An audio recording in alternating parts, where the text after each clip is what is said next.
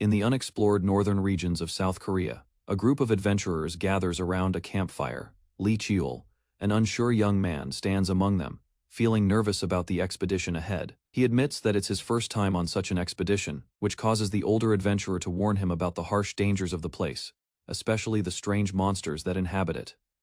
The air is thick with tension, and Lee Cheol can't help but feel the weight of the unknown pressing on him. As the group discusses the dangers of the northern wilderness, they mention a powerful figure known as Lee Cheol's father, a martial artist so skilled he is feared across the region. However, despite this reputation, Lee Cheol is mocked and dismissed by others for being an illegitimate son of the esteemed martial Lee clan. He is viewed as weak and unworthy of respect, not even having enough talent or skill to rank above a 7th-grade martial artist. But Lee Cheol remains steadfast, preparing for the trials ahead. As the group continues, the past flashes before him, the day he was chosen by the greatest weapon at the steel selection ritual. His path is set, and though the road is fraught with hardship, he is determined to prove himself and rise from his family's shadows. After years of struggle, Lee Cheol realized that his pursuit of acknowledgement through his martial arts was never enough. Despite his relentless effort, he still faced rejection and disbelief from everyone, even those in the clan. He remembers the time when doctors examined him, warning that his body wasn't suited for martial arts or magic. They had written him off as weak. Yet, he pushed through these limitations, defying their expectations. Lee Cheol's accomplishments went largely unnoticed, and when he reached the 7th rank at just 25 years old, it was a bittersweet victory. He may have proven the doctor wrong, but it was still insufficient in the eyes of the clan. It wasn't long before Lee Cheol's life took another dark turn. His brother, who was the strongest in the family, constantly undermined him. Without his brother's interference, Lee Cheol might have died, leaving the clan's household behind. As he reflects on his past, a profound change starts to unfold. Lee Cheol's determination leads him down an unexpected path. News spreads about the passing of the patriarch, his father, the revered Lee Taishan, the pinnacle of martial arts. This marks a new chapter, and with the change in leadership, Lee Cheol's fate takes an unpredictable turn. Lee Cheol, despite his strained relationship with his family and the obstacles in his path, is thrust into an unexpected situation when the Shadow Sword Squad comes for him. They approach with a mission in hand, presenting him with an official decree to investigate the unexplored northern region once more. But with no clear reason behind the order, Lee Cheol grows frustrated, questioning why his family continues to meddle in his life. Even after so many setbacks, the members of the Shadow Sword Squad, cloaked in mystery, show no empathy, only reminding him of the consequences should he refuse. Unable to escape, Lee Cheol grudgingly accepts, preparing to embark on yet another difficult journey. Yet, his frustration with his situation grows as the mysterious orders keep piling up. He still carries the heavy burden of his family's expectations on his shoulders, but there is an air of resignation within him. Upon reaching the site of his assignment, Lee Cheol and the squad come across the ruins of an ancient monster's corpse, a shocking discovery that leads them into a greater mystery. As they investigate, Lee Cheol can sense that things are far from ordinary. With danger lurking ahead, he knows that this task could change everything, and perhaps even lead him closer to his true potential. As Lee Cheol and the Shadow Sword Squad advance into the ruins, a sudden command pierces the air, "Begin." In an instant, chaos erupts. Lee Cheol is caught off guard by a series of swift attacks from his own squad members. Blood sprays as a blade narrowly misses his throat. The assault is deliberate, as if they had known his fate from the start. One of the attackers reveals a shocking truth. They knew all along that Lee Cheol was supposed to die from the start. The squad's mission was to bring him here, not for investigation, but for elimination. Lee Cheol's rage ignites. He had been nothing but a pawn discarded after serving his purpose. Yet, in the midst of this betrayal, he remains resolute. With his back against the wall, he faces the enemy's head on, as Lee Cheol fights back with relentless fury. His wounds heal almost immediately, defying logic. His enemies are in disbelief. How can his body endure such punishment and still recover? The fight escalates quickly, with Lee Cheol cutting down his attackers one by one. His resolve only strengthens, and as the final blow strikes, his newfound strength echoes through the ruins. He stands tall, showing that nothing, not even the betrayal of his own, can break him. As Lee Cheol lies battered on the ground, blood pouring from his wounds, he coughs violently. His vision blurs, and for a moment, everything seems to fade. His breath becomes shallow, and with the weight of betrayal crashing down on him, he thinks to himself, "I can't die like this." Desperation fills him. His hand stretches out towards the ground, searching for anything, any weapon to give him the strength to survive. His eyes land on a sword lying nearby. With the last bit of his energy, Li Qiul grabs the sword, his hands trembling as he attempts to stand. The sword, powerful enough to slay a great monster, still hums with untapped power, even if it's been lying dormant for so long. Please. Li Qiul pleads silently as he forces himself to rise. But just as he reaches for it, a voice behind him echoes coldly. His attacker mocks him, questioning why someone like him would even be given another chance at life. The confrontation escalates into a brutal clash. The sword becomes his only hope, and with it, he summons the last of his strength. As the battle continues, Li Qiul, despite the odds, grips the sword with new resolve. His body may falter, but his will to survive drives him forward. In a lavish chamber within the Sumu clan's estate, the child named Li Qiul wakes up, confused. His last memory was of his tragic death, but now he finds himself lying in a bed, unsure whether this is an afterlife or a flashback. As he processes his confusion, his father stands nearby, seemingly indifferent to the child's distress. The father decides the child should attend the steel selection ritual, where the clan's children prove their worth. They plan to have Li Qiul join, assigning him guards and a servant like any other child. The weight of the decision is heavy on him, but the father is unmoved. Li Qiul struggles with the thought of participating in the ritual. He remembers the conversation, and the realization strikes him hard. This isn't a dream, but a second chance at life. The familiarity of the room and the conversation with his father feels so real, making him question whether he has truly regressed to his past. Despite his reluctance, he acknowledges that this is his reality, and if true, he must prepare for what's to come. As the steel selection ritual is announced, Li Qiul walks towards the grand hall, filled with swordsmanship trials. Children are selected by the strength of their swordsmanship, and he wonders if this time he'll be able to change his fate, a fate dictated by strength and bloodline. As the preparations for the steel selection ritual progress, Li Qiul continues to feel the weight of his role. His loyal handmaid, Yumgawa, who had always been like a mother to him, helps him prepare for the event. She assures him that his future is bright, and that he is ready for whatever lies ahead. Despite her comforting words, Li Qiul is haunted by the past. The events leading to his tragic death are still fresh in his mind, and he vows to not let history repeat itself.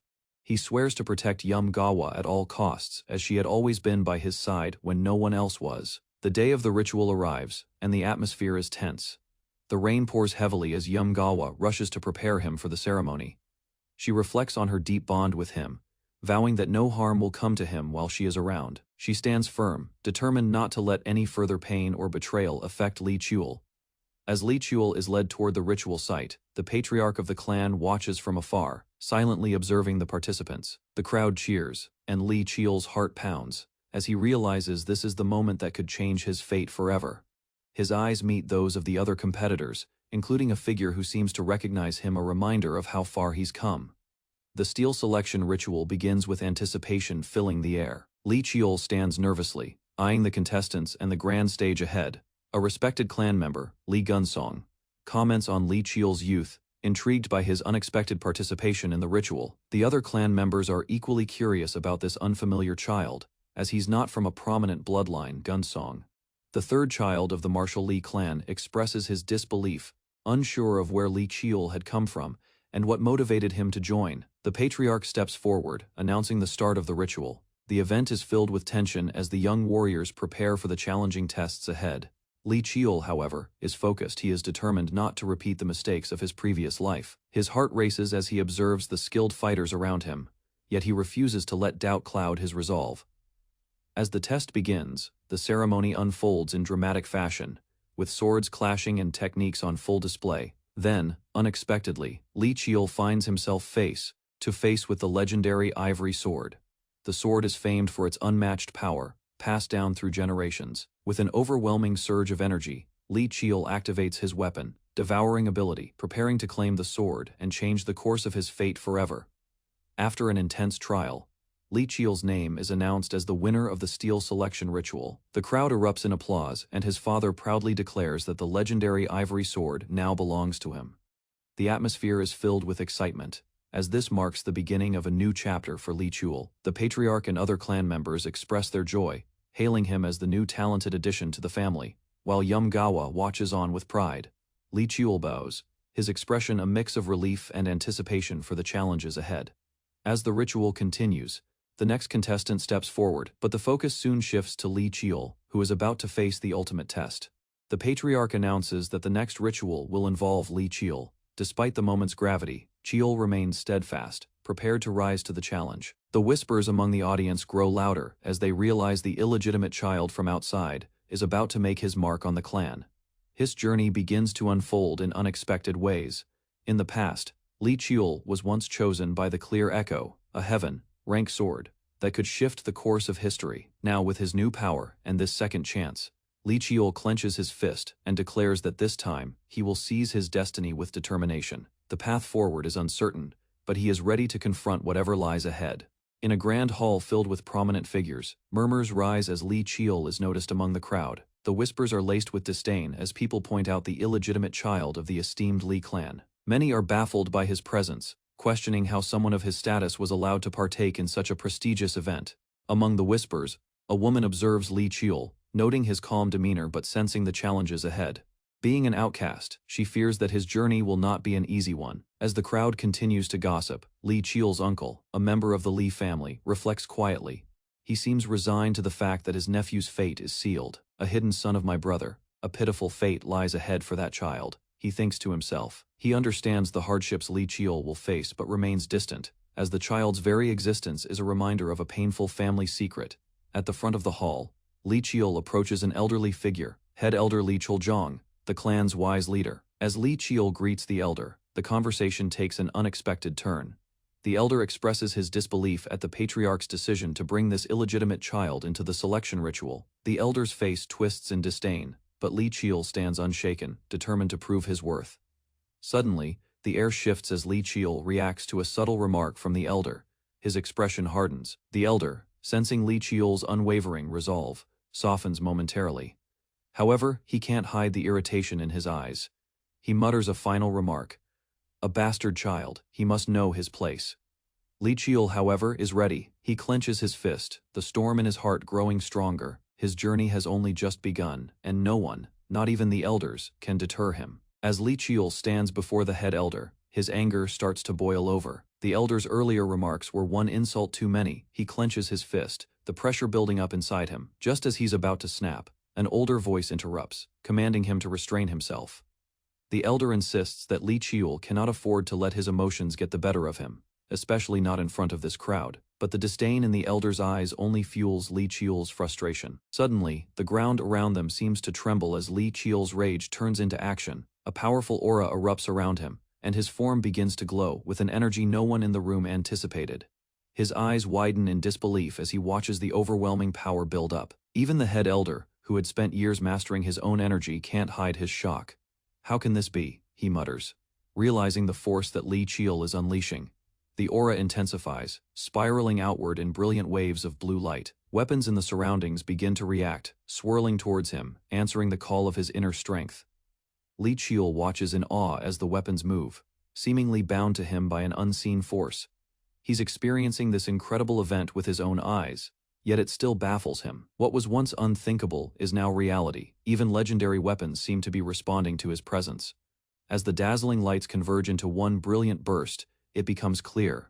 Li Qiul possesses an unparalleled talent, one that has never been seen in his family before. The room is filled with stunned silence as the weapons hum, acknowledging the power that now lies in Li Qiul's hands. His journey, once marked by humiliation, now takes an unexpected turn.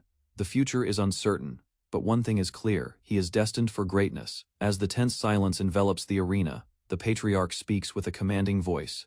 Silence. The crowd obeys immediately, their gazes fixed on the center of the ritual grounds. His voice echoes as he explains that the weapons responding to Li Qiul must rightfully belong to him according to the clan's laws. However, the situation is not so simple. The head elder, after observing Li Qiul's unprecedented display of power, steps forward and suggests that a compromise might be in order. He raises his hand, signaling his willingness to make a decision in the face of an unexpected turn of events. Li Qiul's eyes lock onto the elder as the debate unfolds. Though the laws are clear, the elder proposes that the law may not necessarily be the best course of action in this particular moment. Even though it goes against the traditional meaning behind the steel selection ritual, the elder sees the extraordinary talent before him. The situation grows even more complex as Li Qiul, sensing a rare opportunity, contemplates his next move. He could assert his right, but there's a chance that this battle for recognition could backfire. After a brief pause, the patriarch seems to accept the elder's suggestion, deciding to let Li Chul pick a weapon from the array. "Now, my son, choose which weapon you'd like," he says with a surprising amount of respect. Li Chul, still slightly stunned by the turn of events, slowly steps forward. His mind races. He is faced with the choice of picking the weapon that could define his future. This moment feels different from his past life, but he will make the most of this opportunity. He reaches out with determination, ready to prove that no matter his past, this future will be his own. After the intense ritual, Li Chul's choice is clear. He reaches out and selects Black Twilight, a mysterious, ancient sword that seems to pulse with an otherworldly aura.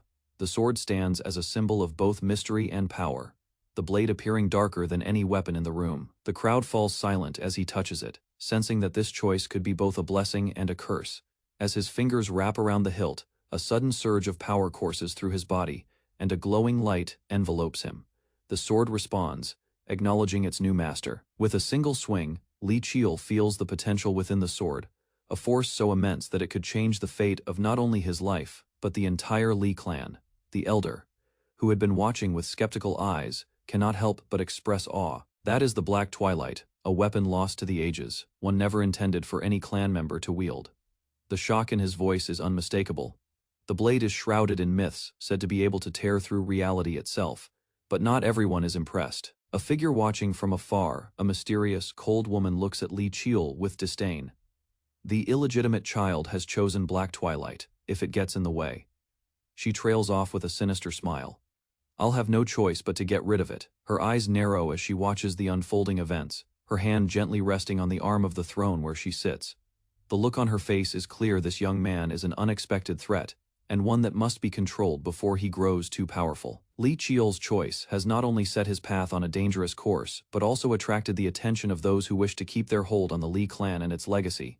9 years later, the young Li Young, now 9 years old, steps out of his home, ready for his afternoon training. The morning light bathes the Li clan estate, and his excitement for the day is clear as he announces his departure to the nanny. On his way to training, Li Young is accompanied by his nanny. She insists on escorting him, but he reassures her, saying he can go alone. They discuss the upcoming training zones, and Li Young mentions that Zone 1 won't be spacious enough. Despite his attempt to brush it off, the nanny's concern lingers. As they approach the training area, Li Young notices someone already there. A voice interrupts the conversation, and a confident figure steps forward. Li thus, his older sibling by only 5 months. She wields a sword with practiced precision, striking again and again with impressive focus. Li thus, despite her gentle demeanor, teaches Li Young a lesson in sword fighting, one that frustrates him to no end. He struggles to grip the sword properly, but his sibling continues to correct him. Finally, exasperated by his lack of progress, she urges him to try again, emphasizing the importance of wielding the sword as an extension of the body. Their sparring continues, though Li Young's frustration grows. Just as he starts to lose hope, an unexpected figure enters the scene, an elder from the Li clan. He watches the two siblings with a sly grin, aware of their growing bond and rivalry. Li Young's spirit is undeterred, and despite his setbacks, he vows to improve. Li thus smiles, knowing full well that her younger brother's determination will be the key to his growth. As Li Young and his nanny approach the training hall, they notice a figure standing off to the side. Li Young is intrigued, asking who the person is, to which the nanny responds, explaining that it's Commander Baik Lihan, a distinguished figure from the Ebon Squad, a group renowned for their combat prowess. Li Young's curiosity grows. He recognizes that someone with such expertise must be a formidable presence. The nanny reassures him that a skilled teacher, someone capable of nurturing his potential, will appear soon. Li Young, however, is less enthused. He doesn't feel the need for such a teacher, expressing gratitude for all the help his nanny has given him, and emphasizing his own growing capabilities. He continues, expressing reluctance to welcome any outside help, especially someone like Commander Baik, who is likely to come due to the esteemed Martial Li clan's reputation. He believes the clan's influence might bring in a teacher he doesn't want, someone only interested because of the Li clan's name. Nonetheless, Li Young has his sights set on a different objective. He has already seen the exclusive training zone 1, a place renowned within the estate for cultivating powerful warriors. There's a reason why he's determined to reach this area beyond just the training inside. He finds a sword lying in wait, gleaming softly. His hand reaches out, and he whispers, "I found it." This marks a pivotal moment in his journey where he realizes the true nature of his path, a destiny intertwined with strength and the pursuit of power. The sword waiting for him in the quiet shadowed corner is a symbol of the challenges he's about to face. After selecting the sword that feels right, Lee Young steps forward, walking confidently toward his training area. He reflects on the changes he has undergone since his regression. 9 years ago, he was nothing more than a weak and disregarded child. But now, his body has been infused with strength that far surpasses the expectations of those around him. As he steps into the exclusive training zone, he prepares himself to face the unexpected growth that has come with his mysterious ability. As Lee Young practices, the sword begins to resonate with him, sending waves of energy as he strikes. His body seems to instinctively understand the weapon's essence. He soon realizes that his ability to devour the sword's memories is enhancing his technique, allowing him to see visions from the past. The deeper he connects with the weapon, the more vivid these memories become, giving him an insight into the seven-star sword's powers. Feeling the energy surge through him, Lee Young moves confidently, performing the Crimson Wind, the first form of the seven-star sword technique. The rush of success is overwhelming, but his pride is short-lived as he realizes just how far his journey still is. Despite this, the sword's power makes him believe that his future is bright. Just then, a familiar voice breaks his focus. Lee Tae-hong, his uncle, steps into the room, observing him with a warm smile. Lee Young greets him with respect, acknowledging the figure who had been one of the few to look after him in his past life. Lee Tae-hong, the fourth-rank martial artist and esteemed Martial Lee clan's general, chuckles at the formality, offering a more relaxed atmosphere. As Lee Young and Lee Tae-hong continue their conversation, Tae-hong expresses pride in his nephew's dedication to training. He's pleased to see Lee Young come to training every day, despite the challenges and difficulties he faces due to his status as the illegitimate son. However, he's also concerned that Lee Young might be pushing himself too hard. His words are filled with both pride and gentle caution, urging his nephew to not only grow in strength, but also to overcome the obstacles in his mind. Lee Young, however, brushes off his uncle's concerns with a determined smile. He reassures him that he is fine and will prove his worth with his own strength. He mentions that he has already learned the significance behind their Lee clan's motto, which is to prove oneself with the sword. For him, it's not just about the strength of his clan, but about his own power and determination to rise above the shadows of his past. At that moment, Tae-hong's expression shifts, and he notices the intense fire in Lee Young's eyes. It reminds him of someone his own older brother. The boy's eyes are filled with the same intensity, and for a brief moment, Tae-hong's thoughts turn to his younger sibling and his past. Although it's clear that Lee Young is determined to carve his own path, Tae-hong wonders if the young boy is truly ready to handle the weight of his heritage. However, seeing Lee Young's resolve, Tae-hong admits that he cannot change his mind. The boy is set on his course. As Lee Young prepares to leave, he once again makes it clear that he won't accept being held back by his status. In this moment, Tae-hong finally understands just how much Lee Young has changed since his regression. The young boy is no longer the timid child he once was. As Lee Young and Lee Tae-hong continue their discussion, Tae-hong can't help but notice how stubborn Lee Young has become. He comments that Lee Young is just as stubborn as his father, but even so, he can't help but admire his nephew's determination. Lee Young, however, remains unshaken. With a smile, he assures his uncle that he's perfectly fine and will overcome all challenges through his own strength. After a brief pause, Tae-hong, seemingly unable to stop himself from worrying, says that there might be something else Lee Young needs. This offers Lee Young the opening he's been waiting for. Grinning, he turns to his uncle, eager to ask for a favor, something he has been planning for some time. He casually mentions that there's something he's always wanted to see: the secret warehouse beneath the estate. Upon hearing this, Tae-hong's playful expression shifts to concern. Lee Young's request is unexpected, and it catches him off guard. Tae-hong's brows furrow as he tries to process what his nephew might be asking for. Lee Young, undeterred by his uncle's hesitation, presses on, and Tae-hong finally agrees, although he is clearly troubled by the implications of what might lie beneath. The secret warehouse is a mysterious part of the clan's history, one that many have long avoided. Yet Lee Young's curiosity and his pursuit of strength have led him to this pivotal moment. A black car arrives at the entrance of a heavily guarded building.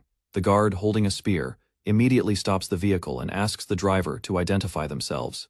The driver, calm and composed, presents his identification card, revealing his name: General Lee Tae-woo. With a subtle nod, the guard checks the information and, satisfied, allows the car to pass through the gates. Inside the car, the driver's companion, a younger man, seems excited. His eyes shine with anticipation as they head towards a secret location. He speaks eagerly about the location they are visiting, the secret warehouse. that holds the Lee family's legendary treasures, weapons, and artifacts of immeasurable power. The car moves through a series of high-tech security measures, passing rows of armored guards and high walls. The younger man is fascinated by the area, his mind racing with thoughts of the valuable items hidden within. As they approach the building's inner chambers, the man shares that the item he is looking for is also stored there, something of great personal importance. Finally, the massive building looms before them, an imposing structure filled with legendary weapons and ancient relics. Inside, behind reinforced doors, lie weapons of unimaginable power. The man's excitement grows as they enter the basement, where weapons that can consume their wielders are stored. The air is thick with the weight of untold stories and dangers, but the younger man, undeterred, eagerly follows. As the elevator descends deeper into the secret warehouse, the younger man, eager but slightly nervous, glances at his uncle. The elevator dings as it reaches its destination, and his uncle, maintaining a calm composure, reassures him with a light-hearted comment. The younger man tries to suppress his excitement, pretending to be unfazed, but his wide eyes betray his interest in the mysterious place they are about to explore. They step out into the basement, a vast, dimly lit area filled with countless weapons and relics from throughout history. The young man, now fully engaged, glances around with awe, taking in the sheer magnitude of the warehouse. His eyes finally settle on a specific section, an area dedicated to the most dangerous and powerful weapons. He knows exactly what he is searching for: boundless. A weapon said to possess infinite potential. The young man's thoughts race as he approaches the weapon. He recalls its reputation: boundless, a blade capable of altering its form, size, and even its very nature, adapting to any wielder. Its irregularity makes it a weapon unlike any other, earning it the title, ever-changing. He is determined to claim it, driven by the desire to secure its power before anyone else does, despite the overwhelming array of weapons around him. The young man's focus never wavers. He mutters to himself, a sense of confidence growing within him. He will take boundless for himself, not allowing anyone, especially Lee Gunsong, to claim it first. The path ahead will be long, but he is ready for the challenge.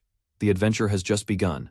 After searching for what felt like hours, the young man finally comes across another weapon, an old rusty blade. He reaches out to touch it, but as his fingers graze the hilt, he immediately pulls his hand back in disgust. The blade is covered in a thick layer of rust. He exclaims under his breath, irritated, but then quickly composes himself. Despite the rust, he knows the weapon he seeks is still somewhere in the warehouse. Determined not to give up, the young man walks further, searching intently. His thoughts continue to race. He has to find Boundless, the legendary weapon. After glancing at a nearby display stand, he quickly heads over to inspect it. As his hand reaches out for a potential candidate, he suddenly hears a noise, a strange rustling sound, and the temperature in the air shifts abruptly. Before he can react, the ground beneath him shakes violently. He stumbles back in shock, realizing the intensity of what he's unleashed. The atmosphere around him changes, filling with an overwhelming sense of power that seems to resonate from the very air itself. His heart races as an intense energy surrounds him, as if nature itself is recoiling from the force. He instinctively looks around, his eyes widening in fear. The presence he feels is unlike anything he's encountered before: powerful, ancient, and unstoppable. For a brief moment, he wonders if he's in over his head. But then, he takes a deep breath, resolute. He's come this far. There's no turning back now. The overwhelming presence in the air grows stronger, a feeling of pure, ancient power radiating from the depths of the warehouse. The young man, shaken by the sensation, knows that he is standing before something far more dangerous than anything he has faced before. The weight of the moment settles in. He's facing a beast with the power to destroy entire civilizations. This was no ordinary monster. It was an apocalypse, ranked being, a terror that devoured everything in its path. His mind races as panic sets in. I'm going to die, he thinks, his voice trembling in his mind. He realizes that there is no way he can fight and defeat something of this magnitude.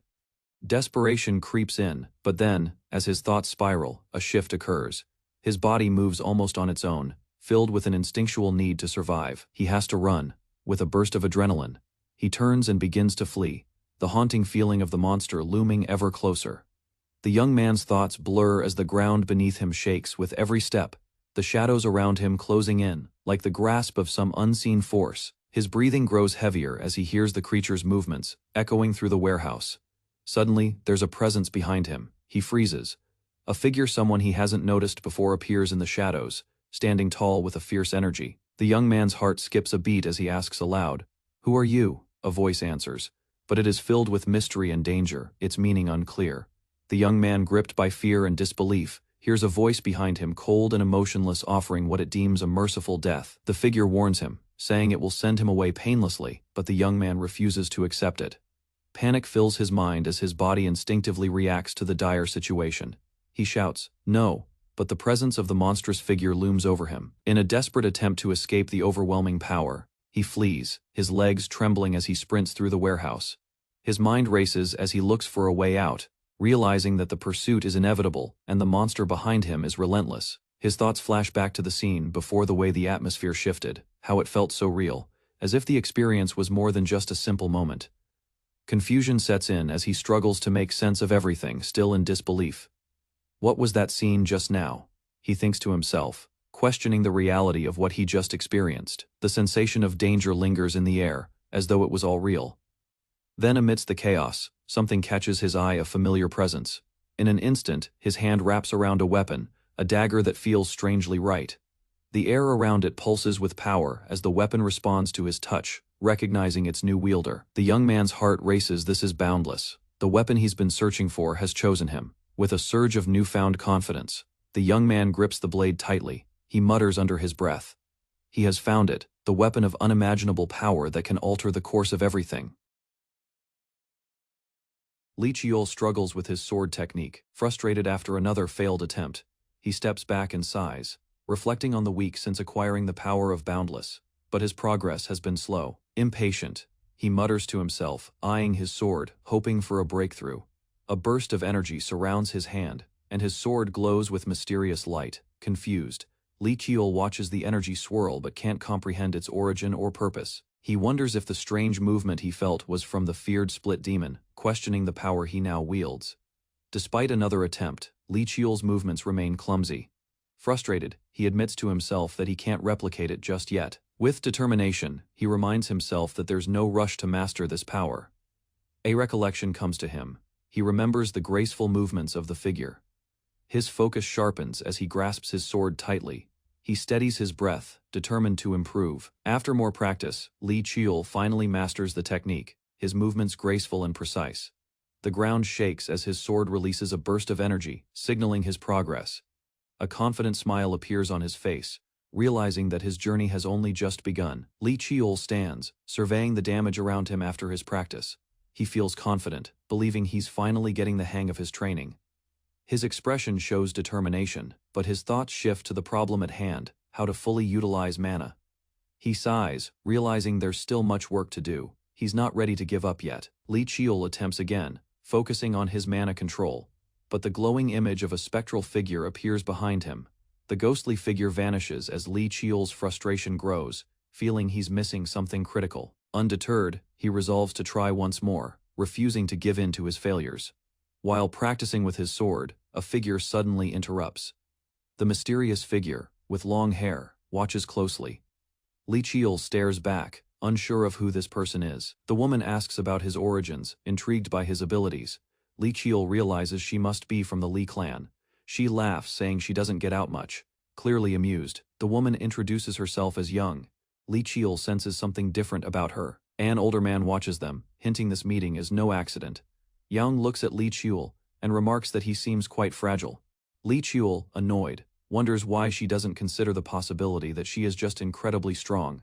She continues, ignoring his thoughts, and calls him child. Yang asks again where Lee Cheol learned his skill, her curiosity evident. Lee Cheol answers with confusion, unsure of her intentions. Yang explains that the technique he used is part of ancient martial arts, which she loves studying. Yang presents Lee Cheol with a gift, a book, her face lighting up with excitement. Lee Cheol looks puzzled but takes the book, uncertain about what's inside.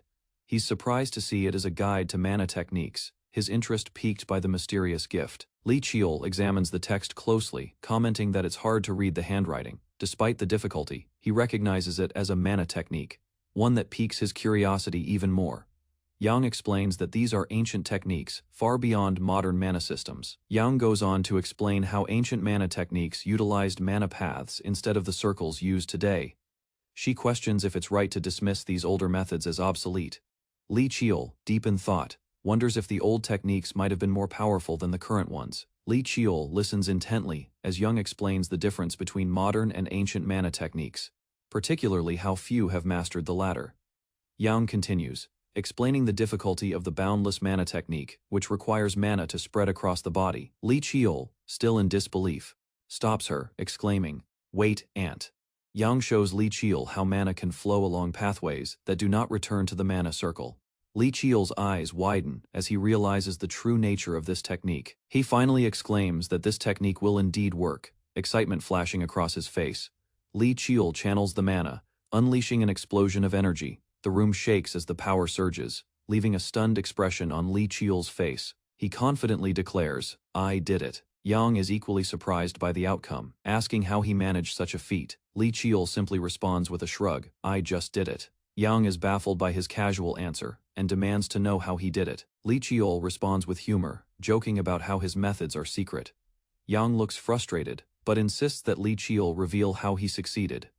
Li Qiul turns serious, promising her 3 things before revealing more. Li Qiul continues explaining the 3 promises, holding up one finger as he asks Yang to respect his boundaries. Yang rolls her eyes but reluctantly agrees to his first rule. Li Qiul quickly moves on to the second rule, continuing with a playful tone, despite Yang's serious expression. A year has passed since Li Yang began his training. The nanny calls out to him, her voice filled with excitement. She reveals a letter to Li Yang, making him curious about its contents. The nanny eagerly hands Li Yang the letter, urging him to look at it. Li Yang reads the letter, his eyes widening as he sees. It's a summons for a naming ceremony. The ceremony is scheduled for the 10th of September, with strict instructions to attend and follow rules.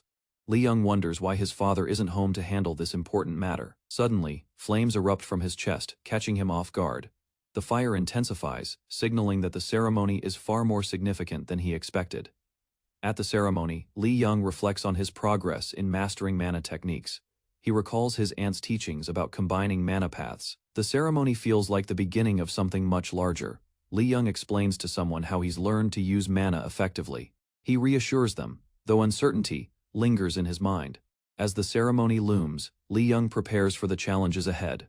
Li Qiul assures the girl that he'll continue their work. Confused by his confidence, she questions how he expects to manage everything at once. Unfazed, Li Qiul explains his plan to pursue mana technique training. Inside cylindrical pods, Li Qiul and the girl are seated as instructor Jang Wook begins their magic resistance training. He instructs them to endure magical attacks for 30 minutes. Jang Wook doubts Qiul's chances, assuming the boy lacks the basic preparation for such an intense exercise. Despite the harsh energy, Li Qiul calmly controls mana techniques to block incoming shocks. The instructor watches in silence, realizing the boy is deflecting every strike through raw technique. Qiul begins comparing his performance to that of his siblings. Jang Wook is shaken, no longer viewing Qiul as just an illegitimate child. He reflects on his earlier bias, and silently vows to train the boy with full effort. Resolved, the instructor decides to treat Qiul's education as more than just a formality. After training, Li Qiul stretches with relief, mentally exhausted. He briefly questions the family's extreme methods in raising children through magical exposure. Accepting the reality, Qiul remains composed and quietly walks forward. Li Qiul stands beside instructor Jang Wook, though slightly disappointed. He accepts it and plans to rest briefly with the girl beside him.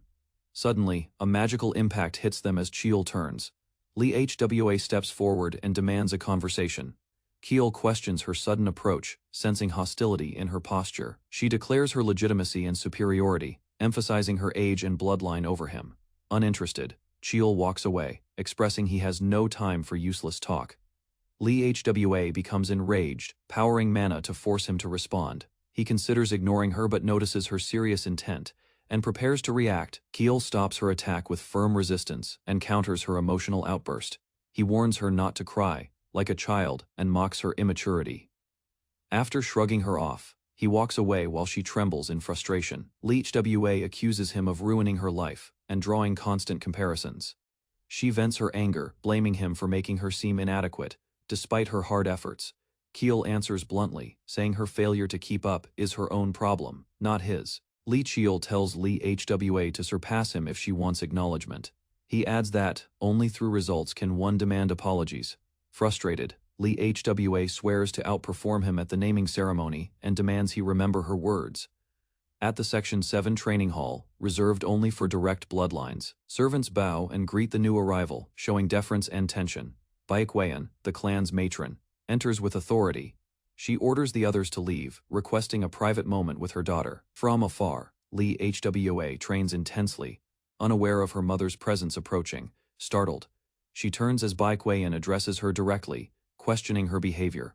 Caught off guard, Lee Hwo explains she was training, trying to hide her nervousness. Her mother brings up her recent defeat and reminds her of the expectations to destroy rivals. Coldly, Bai Kuei-in suggests abandoning training if it's only used to avoid discipline. Clearly disappointed, Lee Hwa responds, saying she's training not out of pressure, but because it's her choice. With determination, she declares she'll surpass Li Chiul through her own efforts. Bai Kuei-in is taken aback, questioning if her daughter's motivation truly stems from an illegitimate child. Bai Kuei-in hesitates as she recognizes the seriousness of Lee Hwa's determination to surpass Li Chiul. She reminds her daughter that being a legitimate child of the clan grants her higher status and expectations. Grasping a vial, Bai Kuei-in questions how someone of such standing could feel threatened by an illegitimate child. She reveals the substance as persimmuk trance, a deadly poison. Lee Hwo listens in silence as her mother declares that if she can't rise above Chiul, as Bai Kuei-in walks away, her words linger. This is the only way accepted by their ruthless family. The academy grounds stood quiet as the nanny stared at her screen. Yang's name ranked first across all categories: mana arts, weapon arts, and written exam, leaving her completely speechless. Appearing proudly, Yang asked if she could finally stop worrying. Overwhelmed, the nanny hugged him tightly, expressing guilt for not doing enough despite his achievements. Yang calmly insisted she meant more to him than she realized, but they were interrupted by a loud entrance. His aunt burst in energetically, declaring it was time to resume training without delay. Yang tried to explain he had just finished training, but she dismissed it. The nanny watched, stunned, noting his progress had surpassed anything she'd seen before. The aunt leaned closer, hinting that it was time to reveal something important. Yang recalled normal mana arts having 3 stages: body, chi flow, and supernatural ability. His aunt's technique defied that structure, activating mana differently from within. With his body glowing, he embraced her method, something truly unique. She explained their method used a star system instead of stages, enhancing flexibility. Yang admitted he discovered his path accidentally through overtraining. Lastly, she revealed their bond itself served as a natural vessel for mana. His aunt expressed newfound determination, believing she could succeed in mastering mana arts as well, though it would take time. Yang watched her quietly, realizing she had finally acknowledged her potential. Without warning, she hugged him tightly, shouting thanks, while accidentally crushing his ribs. With her excitement high, she announced it was time to begin 2-star training. She clarified that although he earned 1 star, curious, she asked what skill he believed was his strongest, cutting him off before he could answer. She disagreed with his assumption about swordsmanship and questioned his confidence. Though surprised, Young admitted she might have observed his training occasionally. She then declared that his real strength wasn't his sword but his exceptional mana arts. She praised his natural talent for mana. Hearing this, Young recalled being mocked in a past life for lacking mana. Encouraged, she promised that if he succeeded in reaching 2 stars, the naming ceremony would be effortless. Training resumed immediately, with the aunt ready to teach formal techniques. Young agreed, but something nearby caught his attention. Curious, he pointed beside her, asking what the unfamiliar object was. When Young asked about the unfamiliar object, his aunt casually held it up. Suddenly, she launched the object at blinding speed, startling Young as it narrowly missed him mid-air. Smiling, she explained they were simply metal marbles used for training mobility and mana control. She elaborated that using mana while standing still was ineffective, so movement had to be fluid and constant. With energy building in her palm, she signaled her intent to begin the next lesson. Yang accepted the challenge with a grin, ready to test himself further. Elsewhere, students gathered in a training yard under the instruction of a new mentor named Li Zhongquan. Introducing himself as the Blood Tiger squad leader, he announced that he would be teaching the clan's secret martial techniques. Zhongquan ordered the students to choose their weapons and prepare without delay. As the timer started, Young and his classmate rushed down the stairs, scrambling to respond in time. She noticed him glancing her way and accused him of staring, flustering them both. Embarrassed, she insisted she had nothing to say, trying to deflect the awkwardness. She assumed he used a sword like most students, given his prior demonstrations. Yang quietly approached with 2 different weapons strapped on. When questioned, he simply answered that both weapons were his. Instructor Zhongquan paused, assessing Young's unexpected weapon choice. Without immediate judgment, he insulted Young for being reckless, claiming dual-wielding showed ignorance. Then he warned both students to remember everything he was about to teach. He clarified that although he promised to reveal secret techniques, he wouldn't teach skills or stances directly. The real goal, he explained, was to unlock something deeper in inner awareness called the sixth sense. Zhongquan emphasized that to grasp hidden martial knowledge, with no hesitation, he announced their senses would be awakened immediately through direct combat. Approaching fast, he warned that if they couldn't react properly, Yang and his classmate braced themselves, unsure what would happen next. In an instant, Zhongquan dashed forward, launching a powerful attack aimed at Young's head. Caught off guard, Young's eyes widened, barely able to process the sudden movement. Instinctively, he parried the blow, surprising even the instructor with his reflexes. Zhongquan acknowledged the block, impressed. He reflected on how he missed this training before his regression. Fueled by resolve, Young declared inwardly that this time his life would follow a different path. Li Qiul takes a clean hit to the face during intense sparring, blood marking the blow's force. Zhongwan, holding nothing back, presses the assault with precise and brutal strikes. Qiul counters with a powerful swing, energy trailing behind, but it fails to connect. Resting on the floor, Qiul reflects on a full month of harsh training under Li Zhongwan. Though the sessions often result in injuries, he remains focused, never considering quitting. Now, he begins sensing improvement, feeling his body adjust and techniques sharpen. Qiul regains consciousness, realizing he fainted again mid-training. Beside him, HWA complains about her lack of preparation, despite her strong physique. Zhongwan notes how neither got seriously injured, but Qiul's resilience stands out. Initially underestimated, Qiul proves capable of mastering multiple weapons quickly. Zhongwan quietly acknowledges this rare talent and instructs them to resume. The trainees return to formation, ready for the next session. Both breathe heavily, recovering while gripping their weapons. Qiul quietly suggests to HWA a coordinated block with a signal. She hesitates, questioning his plan, but doesn't reject it. Qiul assures HWA that he won't force her, only suggesting teamwork to land a clean hit. After a brief pause, HWA agrees, eyes sharp and focused on the opportunity. Without delay, she charges forward, determined to back Qiul's plan. Qiul calculates their odds and knows victory is impossible without cooperation. Using their combined presence, he decides to exploit their numbers tactically. Their swift advance catches Zhongwan's attention as he prepares for their joint strike. Zhongwan blocks their first coordinated blow, watching their movement carefully. As the next strike comes, HWA manages to deflect his attack momentarily. A faint grin forms as Zhongwan acknowledges their clever timing. Zhongwan spins to counter, but Qiul maneuvers into position. Their formation shifts fluidly, and Qiul yells the cue. Weiwa responds instantly, opening a brief window. With HWA creating the gap, Qiul charges in screaming.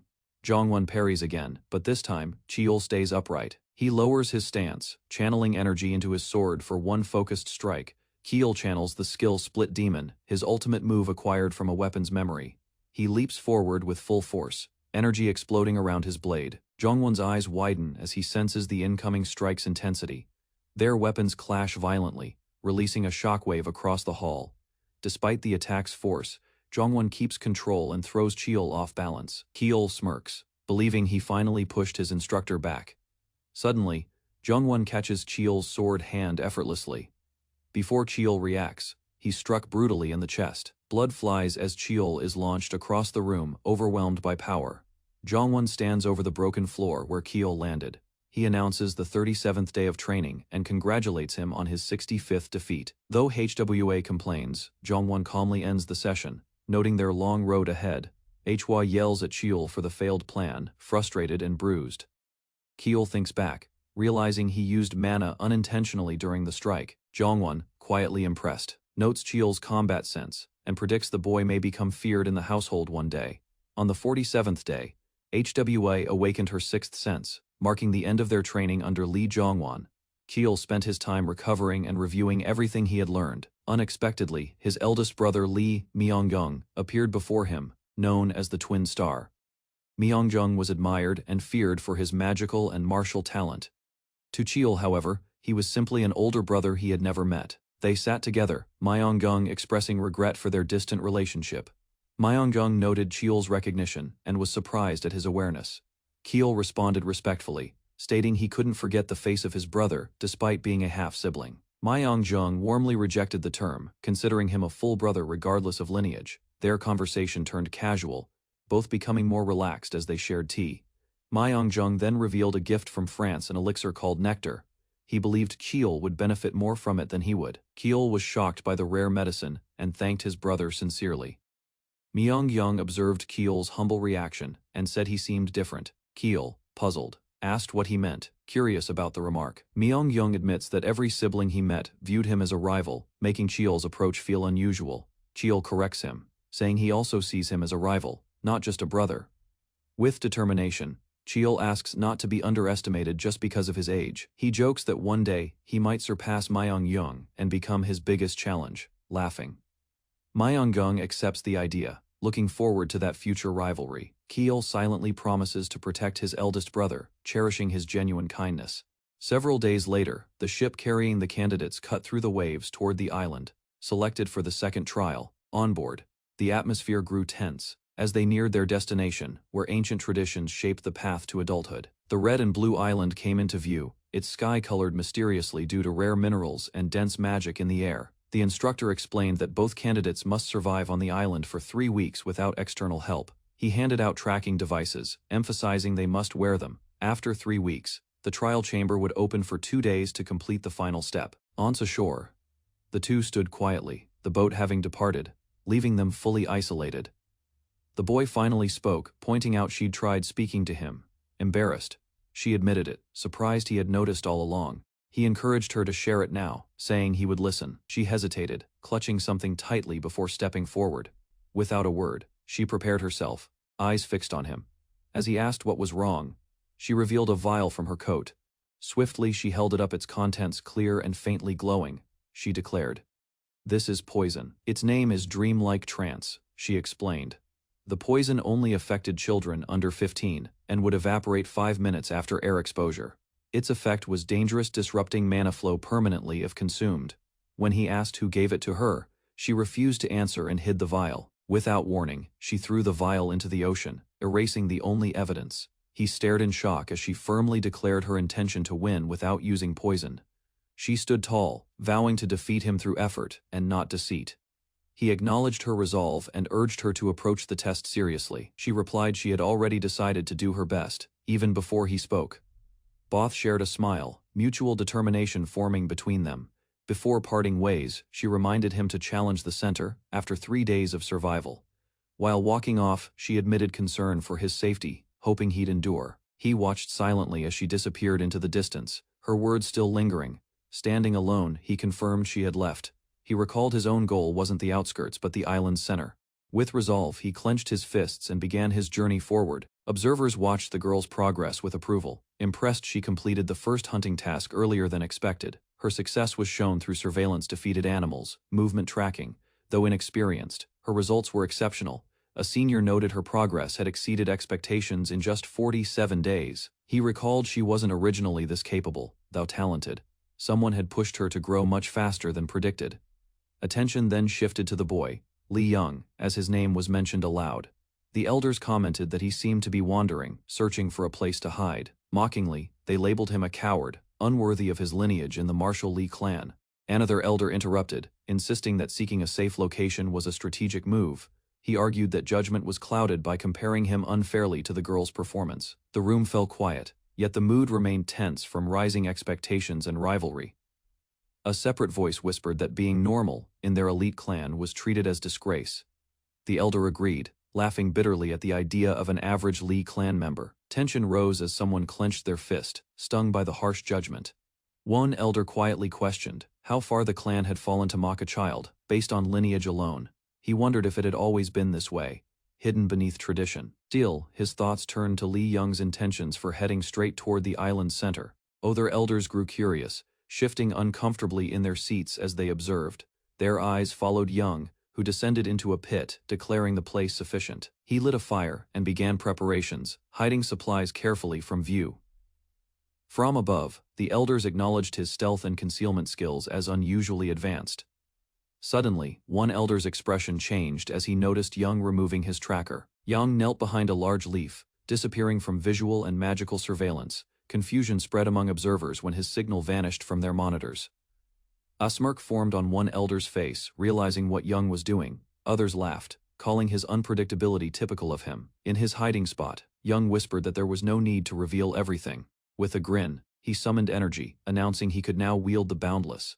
The glow in his palm confirmed that a greater power had awakened within him. Li Young activated his boundless energy, holding a glowing dagger while planning to gather resources. Motivated, he prepared himself, knowing time was limited and progress was crucial. He shouted with determination, ready to begin. Observing the mixture, he noted its grotesque look, doubting anyone would believe it was made from valuable mana herbs. He recalled being too poor in his past life to afford even basic elixirs. Thanks to following an apothecary and advice from his aunt, bracing himself, he lifted the pot, resolved to consume the bitter tea regardless of its appearance. Birds flew overhead while the empty cup fell, showing he drank it all, despite the unbearable flavor. As nausea took over, Young knelt beside his fire. On the 18th day of the naming ceremony, Lee Myung-gung's office remained still, awaiting reports. Yo Young-gun entered, requesting permission to speak directly with the squad leader. Granted entry, he approached with urgency, hinting at serious developments in the northern region. Jungganian reported a large group of vagabonds had crossed into South Korea's north. Contrary to expectations, they avoided unpatrolled areas and moved straight toward the Lee clan's mana stone mines. Myung-gyung, suspicious, noted that vagabonds rarely travel like this without malicious purpose. Jungin admitted the group's appearance could be a disguise for something organized. He suspected ties to the Nine Dragons stronghold, a powerful faction from Zhongyuan. Myung-gyung questioned whether the intelligence branch had noticed the same activity. Junggan confirmed he acted early thanks to previous orders to monitor movements. Myung-gung ordered full coordination with intelligence to uncover more details. Though composed, he couldn't shake a deep sense of foreboding. In the forest, glowing red runes marked an active ritual. A surge of magical force split the air violently. From the circle, a blade and a cloaked figure emerged. Wind swept over the cliffs as an ominous aura surged from the forest depths, warning of something awakening. Heavy steps echoed as a monstrous form stirred in the shadows, crushing the ground beneath it. A massive dragon named Draco, classified as a 7th rank monster, emerged with glowing red eyes and growling menace. Breathing heavily, the black-haired boy stood firm, sword in hand, facing the towering beast.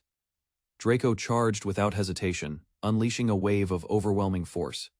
Despite fear, the boy activated a radiant power, light exploding around him. Flames surged as the boy narrowly dodged, muscles tensed from the force.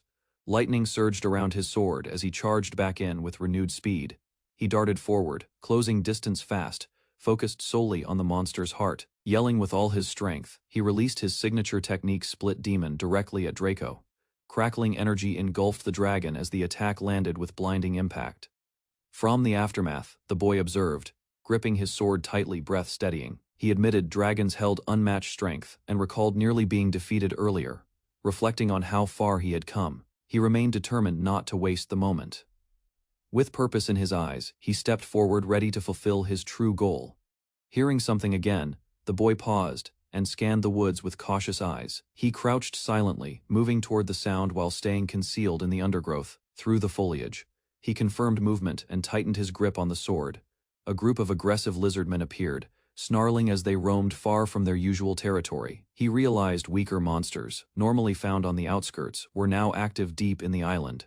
Noting their erratic behavior, he questioned whether they were being manipulated by an external force. The boy dashed forward, determined to uncover the truth behind the disruption. As he clashed with the lizardmen, they reacted violently but showed no clear purpose. Mid-fight, he confirmed his suspicion something was influencing their unnatural aggression. After defeating the attackers, he stood amid fallen monsters, deep in thought. Realizing it wasn't coincidence, he decided to track where they were retreating to. Far ahead, a corrupted aura formed as unknown enemies plotted within a glowing array.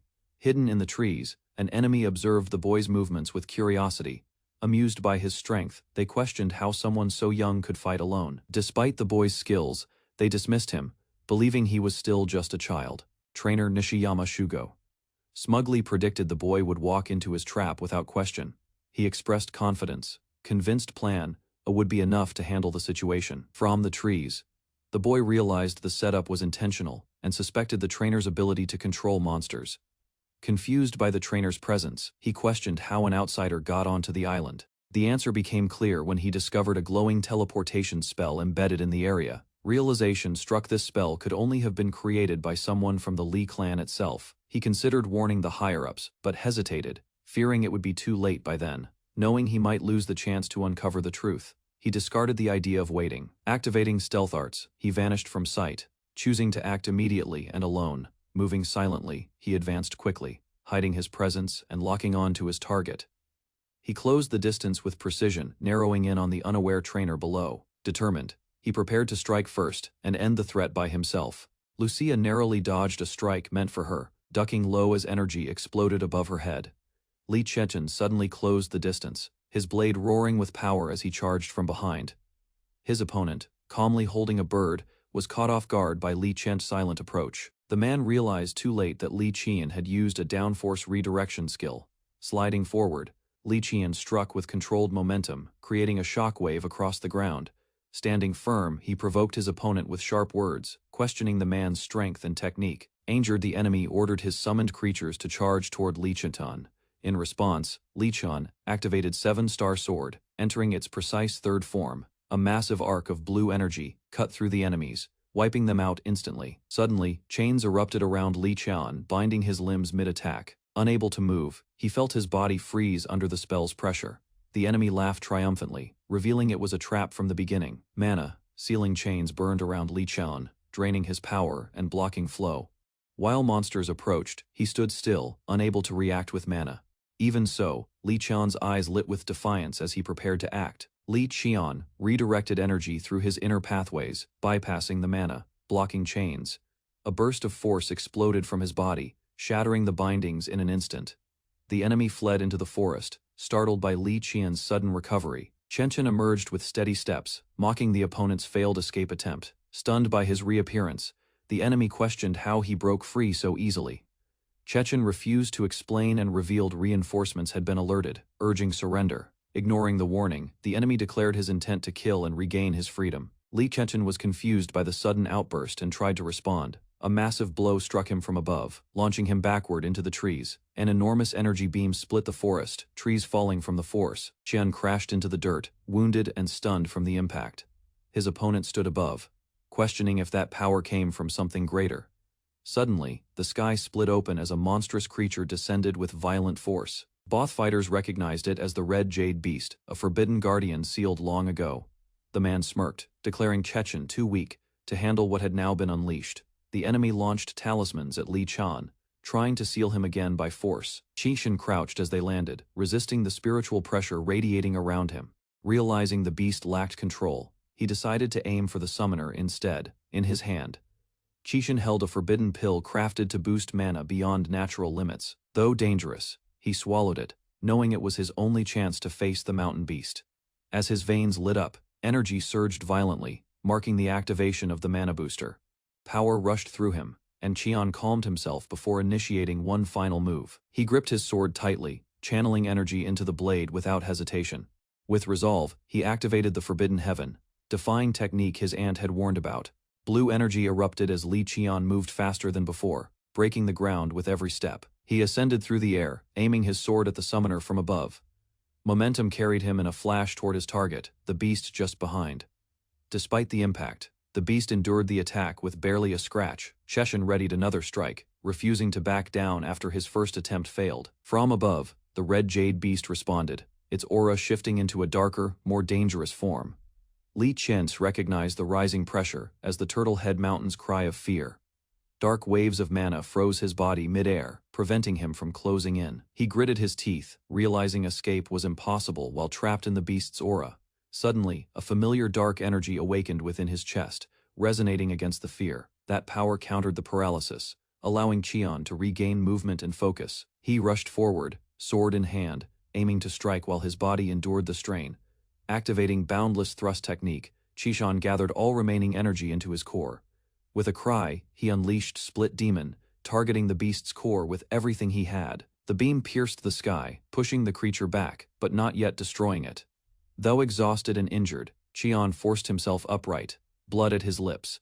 He had seconds before the side effects immobilized him from booster and technique overuse. Determined, he sprinted, knowing he must find the summoner before collapsing. His countdown raced 8 seconds left, then 4 as the forest blurred past him. Suddenly, his sharp gaze caught a red thread stretching through the trees. Following it, Chen realized the trail would lead him directly to the trainer's position. With 3 seconds left, Li Qian dashed down the red thread path, closing in on the target. The trainer turned in shock as Qian burst into view with incredible speed, launching forward midair. Qian pushed his body beyond its limit in one last leap. Unable to reach, Chen shouted in frustration and poured energy into his blade. The sword extended, glowing with power as it sliced through the air. His strike landed cleanly, sending the trainer crashing to the ground in defeat. Breathing heavily, Chen crouched down, bleeding and barely conscious from the fight. He recalled his aunt's words and quickly drank the nectar to stabilize his condition. As the medicine took effect, Chen slowly rose, determined to finish the task before losing consciousness. Li Qiol's blade ended the battle, but his body was nearly at its limit, blood soaking the ground around him. Gripping his chest, he forced himself to stay conscious, knowing collapse now meant certain death. He quickly drank the nectar given by Aunt Jianga, remembering her warning about using that forbidden technique. With the potion settling, he prepared to secure the area before anything else arrived. Without warning, dizziness overwhelmed him. He opened his eyes to a vast white void, confused and unable to recognize the space around him. Qiol's body floated as his thoughts raced toward the battle, and the trainer left behind. Agony surged through him, each muscle tearing as if reality itself rejected him. A massive eye appeared, watching silently as his form twisted within the mist. Whispers spoke of 2 dangerous forces sealed inside him, never meant for humans. He reached for a dark sphere that dropped before him, driven by instinct. The voices demanded he feed it. His hand moved without resistance. The object cracked, revealing the mythical glowstone of clarity. A warning echoed. It wouldn't be eaten, it would consume him. A final voice urged him to grow stronger or be devoured by time. Li Qiol opened his eyes to find Hwa beside him, relieved that he was finally conscious after the intense battle and the awakening. Still disoriented, Qiol tried to grasp where he was and why she was there. As blue energy pulsed within him, he sensed that although his body was damaged, reflecting on what happened, he realized he had indeed absorbed the purple glowstone of clarity, despite internal injuries, twisted intestines, and broken bones. Wes, shocked, reminded him that the stone wasn't meant for him, it was intended for Li, and using it was extremely dangerous. Qiol asked why Hwa was present, but before she answered, a voice called out. The eldest approached with urgency, checking Qiol's condition. Qiol waved it off casually, assuring him that a single potion would be enough for now. With a serious look, the eldest asked Hwa to give them a moment alone. She agreed, stepping back quietly as tension rose between the 2 brothers.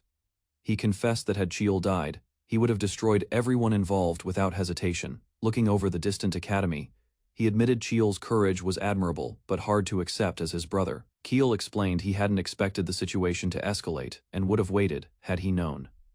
The eldest acknowledged Qiol's understanding of the line between arrogance and confidence. Li Qiol requested information from his eldest brother. Expecting the question, the brother revealed the trainer had once been an elite sorcerer expelled for using forbidden techniques. The sorcerer had tried disguising his actions as a monster attack. Qiol questioned whether the mastermind had been identified, noting something felt off. Though the eldest admitted it was hard to tell now, he believed the plot wasn't aimed at Qiol. He concluded Qiol was a tool, and the real target was him, his position, reputation, and influence. Qiol suspected the plan was to damage his brother's name by showing him as incompetent in a crisis. Acknowledging the logic, the eldest accepted the idea with a strained smile. With the tension fading, he asked Qiol if he was holding up all right after everything. Qiol confirmed he was fine, saying a slight blow to his image wouldn't matter much. The brother prepared to return to duty, but Qiol suddenly reached out to propose an idea. He suggested creating a false report, stating they had predicted the attack and acted in advance. The eldest agreed to testify that Qiol's actions were calculated. However, Qiol admitted he couldn't reveal the truth without others seeing him as a threat. Understanding the reasoning, his brother asked plainly what Qiol hoped to gain from all this. Li Qiol requested 3 days of library access in return for keeping the truth hidden and protecting his brother's reputation. The eldest brother, amused, accepted the deal and called him arrogant. As they shook hands, Qiol reminded him they were both benefiting before leaving. The eldest handed over a token. Qiol watched as he left, only to be surprised when a blade suddenly came toward him. Catching it instinctively, he realized it was a gift, his brother's way of acknowledging him, grinning. Qiol muttered about his brother's cleverness as Hwa rejoined him. After the talk, she assumed the conversation had gone well and asked about his chosen test. Qiol asked her in return, curious which trial she would attempt from the 3 now open. After playful back and forth, HWA boldly declared she'd take the most difficult one. Chiel answered with a confident smile he'd challenge the Hall of Fighting.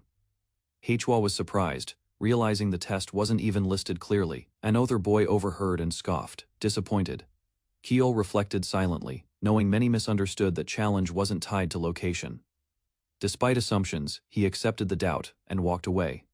Li Chiol moved through the forest uncertain but driven by instinct. Pushing past thick leaves, he recalled the hidden cave used in the second assignment of the naming ceremony.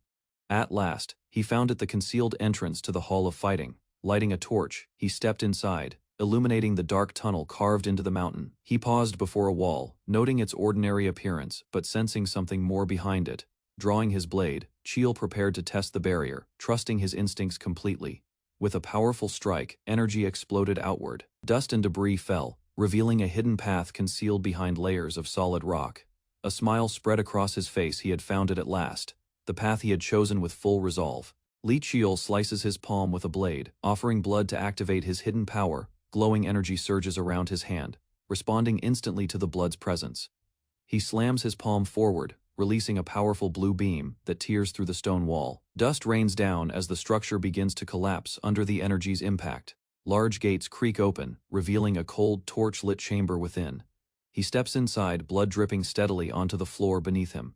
A voice announces the rules of the trial as mystical energy fills the air. A glowing figure with a sword appears inside the arena, radiating pressure.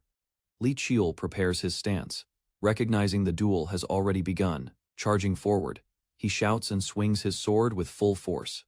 A flash interrupts his motion as something moves unexpectedly. Stunned, he stares ahead, caught completely off guard. Blood erupts as Li Chiol's blade is knocked away. The opponent falls, defeated, collapsing in silence.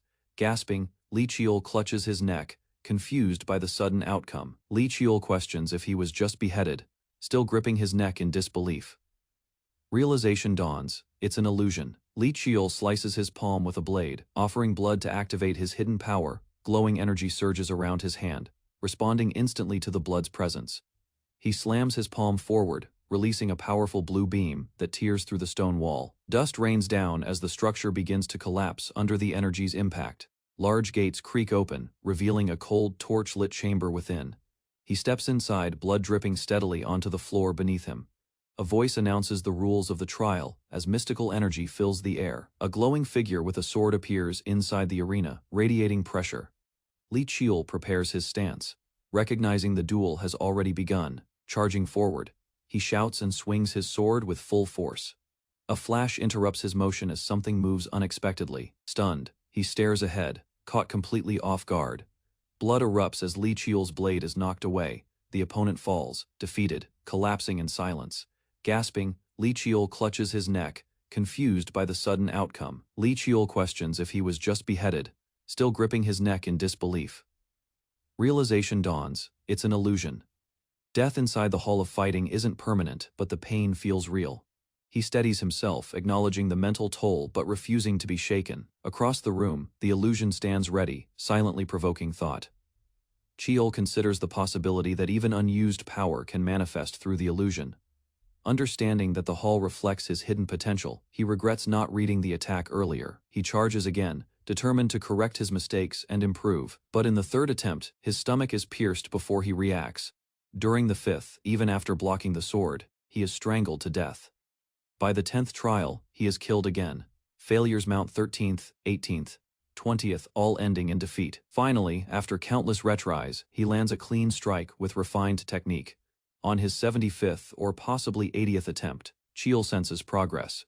With clarity, he affirms he now knows his limits and strengths. His flexibility and adaptability become the keys to surviving the impossible trial.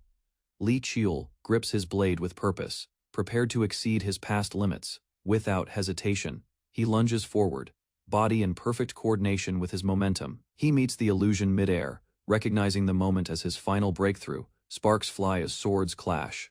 The illusion matches his movement without delay. With each exchange, their styles converge, making the opponent eerily familiar. Matching steps and mirrored strikes show they're now fighting like true equals. The illusion unleashes rapid slashes, pushing Li Chiel to his edge. A sudden kick lands, striking his side and throwing him off balance. Blood sprays, but the illusion underestimates his intent and focus.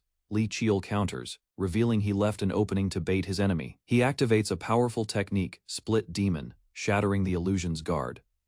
The figure dissolves as blue light engulfs it, ending the trial. With the trial passed, mystical energy rises, signaling reward activation. He reflects on his old ability, Reinforce, once the most basic of powers. Now glowing golden Chiel eagerly awaits the new ability granted to him. Golden flames engulf Li Chiel as power surges through his body, marking his awakening. The trial concludes, while the outside crowd waits before the sealed gate, in silence. Chiel returns to the prison, greeted by his aunt's warm smile from behind the bars. She asks about his condition, noticing something strange about his mana level. He tells her to sit. They need to talk seriously about what's happening. She laughs off her pain, chained, and clearly exhausted, yet pretending she's fine. Chiel realizes she's imprisoned because she defended him against the elders and his brother. Her repeated outbursts during official meetings led to her being restrained like this. She apologizes for acting out, unable to stay calm when he's harmed. Chiel listens silently as she admits her fear of losing him again. Tears fall as she describes the pain of possibly never seeing him anymore. Though unsure, Chiel begins viewing her as real family through her actions. He promises she'll be free soon and not to give up hope. Before leaving, he smiles gently, saying he'll return again. A jet roars to life on the quiet runway under dark skies. Chiel boards with his group, preparing for the next destination. His foot steps onto the plane, moving forward without hesitation. Chiel arrives, and is greeted by a stern man who stands at the door. Another couple approaches, with the woman explaining that everything has been prepared in advance for Chiel's comfort. Chiel acknowledges their effort and responds shortly before heading inside with the girl beside him. He reflects on how much he thought he had matured since the naming incident. Their eyes meet briefly, and Chiel senses the intensity of his father's silent evaluation. The father turns away without a word, leaving Chiel uncertain about what he truly thinks. He hears his father say that only one child truly has the will to defeat him, rejecting those who avoid conflict. Chiel and the girl exchange glances, confused about who he meant, perhaps the eldest brother. The statement lingers in Chiel's mind, sparking a mix of doubt and curiosity. Chiel admits he tried hiding his feelings, yet his father still read him with ease. He enters the banquet hall, filled with powerful figures and leaders across fields. Whispers surround him, recognizing many renowned individuals gathered for this formal event. Guests comment on the presence of prestigious figures. More identify high-ranking officials, like the Onmyoto vice chief, among the crowd. Chiel is addressed by a stranger, marking the beginning of an important interaction. A servant informs Chiel that the patriarch is requesting his presence immediately. Chiel, surprised, follows the servant and wonders about the reason for being called. Worried, he walks with urgency, hoping it is not a serious matter involving the recent events. He arrives outside, bows respectfully, and announces himself to his father. Chiel's expression shifts as he realizes both the patriarch and his brother are waiting together. Confused, he quietly questions if this has to do with his eldest sibling. Chiel listens cautiously as the patriarch mentions the naming ceremony. His father accuses him of orchestrating the situation and demands an explanation. Feeling pressured, Chiel remains silent, processing the accusation without panic. He admits the truth, having traded access to the library in exchange for silence. Acknowledging his role, he offers the full explanation calmly to avoid further punishment. The patriarch accepts the confession but warns this leniency won't repeat. Chiel accepts the warning without protest, showing full understanding of the consequences. The father commands Maya Wengjung to return and deal with the upcoming punishment. As they part ways, Chiel quietly hopes his brother won't suffer too harshly. The patriarch acknowledges Chiel's role in resolving the incident. He adds that Chiel will also be rewarded for discovering the Hall of Fighting. Chiel responds with calm acceptance, quietly processing the sudden shift in tone.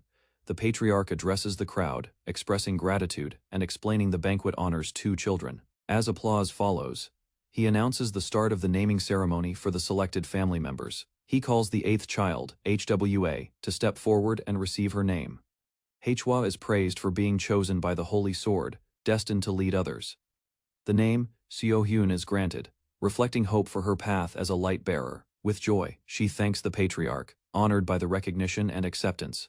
Next, the ninth child, Young, is summoned to take his place before the hall. Thou from a different branch, he steps forward with quiet confidence. The patriarch begins his evaluation, highlighting Young's strength, independence. He compares Young's development to tempered steel, shaped through intense training and forged under pressure. With respect, he declares there's only one way to define Young's character and identity. With a snap, he prepares to bestow the name, concluding the ceremony's final moment. The patriarch bestows the name Cheol, its character meaning iron. Cheol recalls that he once used the same name himself. Clenching his fist, he silently vows to climb to the top of the martial Lee clan. Inside the judicial ward of the Lee clan, she stirred weakly on the bed, her body aching from confinement and her breath labored under chains. Suddenly she screamed in frustration. Clenching the bars, Jianga shouted angrily. She recalled a promise someone made to free her, but his absence stoked her fury. Outside, a guard overheard her cries as a dark energy of desperation reached him, prompting him to respond. She yelled again, begging to be let out, only for the guard to appear with calm news. He informed her that she was temporarily free and would later be contacted about her punishment. Leaping in joy, Jianga ran out. As she dashed out, a voice stopped her, turning. She was stunned to see Lee Cheol waiting by the entrance, relaxed and confident. Amazed, she questioned him, and he confirmed his role in her release with a smile. Cheol handed her a scroll, which she examined with confusion. He casually reminded her of her debt to him as she read. Discovering his appointment as an elder and guardian, Jianga cried out his name in disbelief. Cheol extended his hand with a bright smile, formally entrusting himself to Jianga as her pupil. In response, she grasped his hand firmly, signaling the beginning of their new bond. Their pact marked the first day of training, and she marveled at how quickly he had grown. Kegel said farewell and stepped outside, determined to begin his journey. At 13, he faced the clan gates, filled with purpose. Ahead lay his path as a student, filled with unknown trials and expectations. Whispers echoed through the crowd as other disciples recognized Cheol's arrival. Some scoffed at his success, dismissing it as mere luck. Though stung by insults, Cheol remained composed, observing as his older brother appeared. Lee So-hyun, also 13, watched from afar, comparing reactions to his own. As Cheol walked closer, Seon struck a stance to initiate contact. Cheol was surprised, greeted suddenly by a familiar voice from So-hyun. Seo-hyun nervously apologized for past words, said during the naming ceremony. Cheol recalled the moment clearly, her disappointment still lingering. Despite that, he laughed it off, easing the tension as they began to reconnect. Cheol laughed off Seo-hyun's comment, though annoyed by her pettiness remark, and they continued their conversation while walking. Seo-hyun mentioned their aunt's new role in the library. A loud command interrupted as instructors called all students to line up for class assignments. While waiting, students whispered nervously. Afraid of being placed into a lower class, Cheol understood their anxiety. Knowing the 3-year training period, Seo-hyun's name was announced, first earning her a position in prestigious Class 1. As expected, Seo-hyun's placement didn't surprise anyone. He stepped forward and received his notice with a polite thank you. Upon reading, a hint of disappointment crossed his face. Cheol realized he had been intentionally placed in Class 5, the lowest and most neglected group. His paper confirmed the placement, and he guessed the elders orchestrated this result. He recognized it as a calculated move by his political enemies to isolate him early. Despite this, he chose to stay calm, believing the assignment might actually reduce unwanted attention. A staff member approached to escort him toward Class 5's area. While walking away, Cheol noticed a girl watching him closely. Cheol noticed the girl's furious stare and realized she might cause a scene if he didn't calm the situation. To avoid her interference, he quietly reassured the escort that he was fine. Instead of dwelling on the insult, he focused forward, walking on with resolve. Around him, students grumbled about being placed in Class 5. Some blamed the main family for monopolizing the top classes, leaving others behind. One student approached Cheol, confirming his identity as the youngest. The boy excitedly introduced himself, having long wanted to meet Cheol. He revealed his name as Kim Han, a blacksmith's son connected to the Lee clan. Though surprised, Cheol asked why Kim Han approached him so openly. Kim Han admitted admiration, saying Cheol always stood at the center of attention. Cheol sensed honesty and casually asked Kim's thoughts about their class placement. Kim Han accepted it without complaint, acknowledging his own limitations with a cheerful grin. Despite everything, Kim Han held on to optimism, believing anything could happen ahead.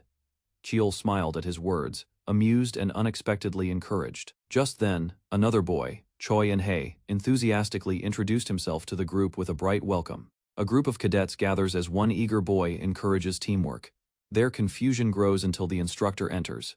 Instructor Lee Jiango presents himself as Class 5's leader and skips the lecture to welcome new students. One black-haired cadet quietly observes, recalling how Lee once supported him. After the brief orientation, Jiango assigns Choi Inha to guide the new members. Inha cheerfully introduces himself, admitting he's repeating the year and still serving as class leader. He asks the group to sit and announces they'll elect a new leader.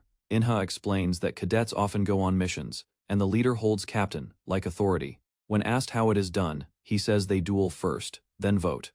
Inha begins the process, stating that mana is prohibited in duels. Lee Cheol interrupts angrily, rejecting everything being done.